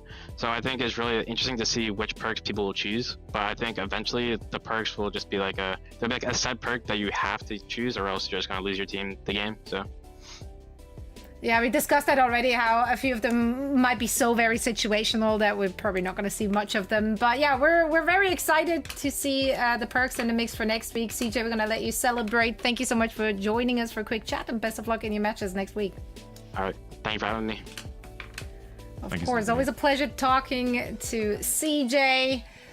A very interesting insight there. I like to hear that he felt nervous about it, felt like he had something to prove. Obviously, he has played on a top level before, but not on teams that have found a lot of success. So I can see how the pressure is on even more when you're then also in a partnership team. Yeah. I mean, look, SSG, they want to be #1 in North America, right? Like that is the goal, and that's why you make these big additions like Seeker and Sugarfree, right? And so you have to play up to a certain level, play up to a standard to be the #1 team. And so CJ, I think he's done a spectacular job so far of fitting into that and obviously contributing in his role. And, you know, looking at the standing so far, it's pretty even at the top with our 4-1s across the board there, especially after that first week that saw so many upsets. I mean, what's our first tiebreaker? It's going to be map differential, I assume. Oh, I'm so glad. Yeah, but it's still important matches to come. I'm not worried about the tiebreaker. Yeah, these teams got to. I mean, like these teams are not all going to be 4-1, right? Like there's a couple key matches coming up next week that are really going to shake the standings up and going to really determine who is comfortably qualifying, who is in a great spot. Yeah, funny enough, all those key matchups are technically on the very last day. Look, a reason. Who would have thought? The region is competitive right now. There's a lot of strong players who've kind of come out of NA after years of this tier 2 scene, right? And historically for Overwatch League, this tier 2 scene developed and developed and developed. And that's why players like CJ are here on a team like SSG right now. Like CJ said, he feels like he's a player who's got to prove himself. And I understand that because, you know, he's probably the only player on the team who hasn't played for a team with a lot of resources, a lot of support, and a lot of expectations previously. But he has been a strong player. We talked about like teams like Nightmare. He's been around in the scene for a long time. There's a reason they took a chance on this guy. As much as, you know, he knows, yeah, he's got to prove himself. He's got to do well. The team knows that he can actually do that. He can deliver. That's why they took a chance on him. And so it's an exciting time for the NA region with those, I think those seeds planted over many years really fruiting now and growing into what could be a super competitive playoff. Yeah. He's still sounding like you're discrediting his time on LA Valiant. Well, I mean. Anyway, let's move on to our season. They beat the Gladiators, remember that? And, that was, match of all time. I mean, that was they had a great leading tower with a great Lucio performance from a certain individual in that matchup as well. So, you know, Valiant, they had some moments that season. It was one of the Valiant teams of all time. Yeah, it was on which color Valiant was which shade of blue. Either way, let's not dwell in the past. Actually, let's just do that because literally our next segment. The short-term past. Things we've seen. What a day! I mean, how do you mentally recover? You don't. Like, you go home. You just don't. You go home. This is unrecoverable. Serion FD God soon. Listen, that's when the bullies get bullied. I love the storyline here. We They talked tried about to this- stagger him. They tried to stagger him. We and talked about this, that's me what and you Jake get. going into it, Zoe. But the question is like, Vestola, was he so surprised to get this that he just didn't know what to do with himself and just... Because I think he lives here if he just Low-key. flies out. Because he killed 3. Like, if he just flies out, I think he's gonna live. Like, it's, I don't know, it's a crazy... I must feel like a lucid dream as a but Diva yeah, I mean, player. in You the probably end, just go like, Diva remake kills 3. Surely we cap. Like, the Diva stall is not that important that you're like, let's just stack around the Diva. But it's also What's the crazy worst because gonna this is like Tracer. You just blink, bro. Like, you just blink. They must have just been so sure that he didn't have the mech charge yet. But he's meleeing 3 players. He's farming so fast. Like, it's so bad of them to be stacked on him like that. Just kill him. Look at the 25. I mean, look at that ult charge. Bro is just nailing the headshots on the being. No, he's meleeing. He's meleeing 3 players at once. He's dealing 20% in one go. Yeah, because he deals for 3 players. It's a 120 damage melee. I mean, that's a lot of ult farm. That's for the Baby problem Diva. is people in groups are just too confident. That's it. Anyway, that's a memorable moment. I love that we had that the same day as a double Ajax. I cannot believe this. It happened within the same second. Within like I was a little In the scared to same call it, Johnny, frame. because I was like, wait, I'm pretty sure they double Ajax, and I was like, you know what? I'm calling them as I see them, baby. Like, it's so close to each other. It's They're like at the absurd. same time. It's like, oh. I think technically Bliss Ajax first, right? Because Painkiller stuns Bliss with a spear. Yeah, so with he's the not a javelin. death Ajax. Yeah, Yeah, so but it's like literally within seconds of each other. yeah, for Lep to be. That is it's so cinema. funny. That is absolute cinema. I mean, I think- it doesn't get better than that. I think that Lep would didn't never even have happen again. time to consider what happened to Bliss before it happened to him. No, there's no way. Like No, there this was was just no meant to way be. they knew. Yeah. This was part of the simulation, and we were here for it. In fairness, the Orisa is like the king of Ajaxing, right? Like the spear for Ajax, and then it's Kellen spinning Lep into the air so he can't connect the beat to the ground, buying time for, Seeker to get that finishing connection. A little optimistic from Bliss, maybe. It's like, oh, Perhaps, it's like a maybe. corner against an Orisa. What's Yeah, the worst that Orisa could happen? swung the corner on him, and I mean, if she doesn't have spear, I think he lives and gets it off. It's just the spear stun gets it done. But Scary moment. But we can agree this was a beautiful. blessed day, right? We'll be remembering Was it a this, blessed right? Like day? this is a moment. We got to take. This is a significant moment. tell in the this to my history of kids. Overwatch. You know what the cherry on top was for me What? on this blessed day? What? Now I'm heavily relying on production to hit my cue here. Oh. Here we go. The two of you back with me. I'm back on the mic. Oh, And you guys cast it. I was like, And it was what's gonna such a happen in great the clip? cast. And so he's just being so sweet. Thank you, Zoe. Are you guys just waiting for me to say something mean? Because it's about the two of you. Oh, thank you, Zoe. Yeah. I'm happy to be back with you two. It feels good, guys. The 3 of us back together here on the cast. Just like old Try times. cast next Jake, week. you did such a Yo. good job today. Thank you, Johnny. I think you did. It was super fun. This is our first time. Well, actually, you were saying we did cast like one map together last half year a when there map. was like an internet And it was DC. a full-time hold. Or There was a full full-time hold. chaos situation. But it was really fun, Johnny, getting onto the cast with you. I had a great time. I'm looking forward to coming back for more. We'll be And back. now Johnny is labeled as caster on Wikipedia. Dreams do come true. I was shooketh. I was. I mean, look, it's fun. It's fun. Johnny, I see a bright future together. This is the beginning of a beautiful friendship. the beginning of, well, let's not say friendship, but let's say of the beginning of a great Again, collaboration. even when he's not an analyst, even as a caster, he's denying your friendship, Jake. No, because I'm. We were co-workers, and now it's yeah, it's true. We've been friends. That's not what he This said, is the though. next stage of a beautiful I don't know. friendship. I don't want to We're steer some growing. drama. We're growing together, but- Zoe.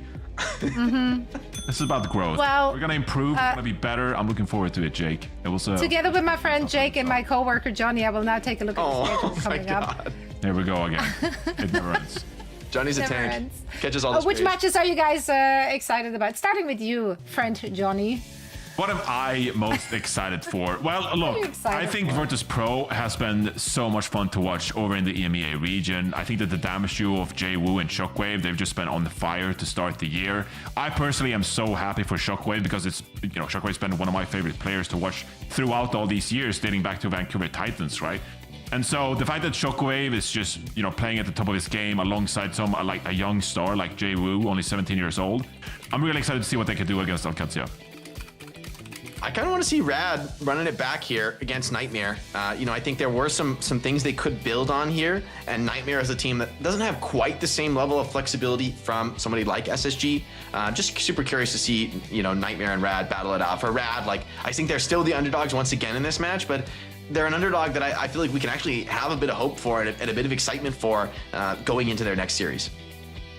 Couldn't agree more. Well, gentlemen, thank you so much for calling the action. We are done for the day. That was our last match. So thank you everyone for watching as well. But buckle up to raid Avril, who has been streaming straight for 2 days at this point. So send him some energy. He's a machine. He definitely needs it. He's just built different, that man. We will be back for the final week of the regular season here in stage 1. So goodbye for now. And thank you so much for tuning in. Zoe? Yes? Was that the sign-off? Are we leaving? We're leaving. Goodbye. Okay. I just wanted to say that was the last match without perks. So, big moment in Oh, good point, Johnny. Yeah. And what a match it was. It was. This wouldn't happen with perks. No, never mind. I mean, there's gonna be Ana self-nano boosting and everything. Anyway, production, I'm sorry. I just had to. You derailed the sign-off. That's incredible. Derailed the sign-off. Sorry, Admiral. Patiently waiting to get rated. Sorry, production. I just had to take 10 seconds to commemorate the last Overwatch Esports match without perks. There you go. Yep. Man of history.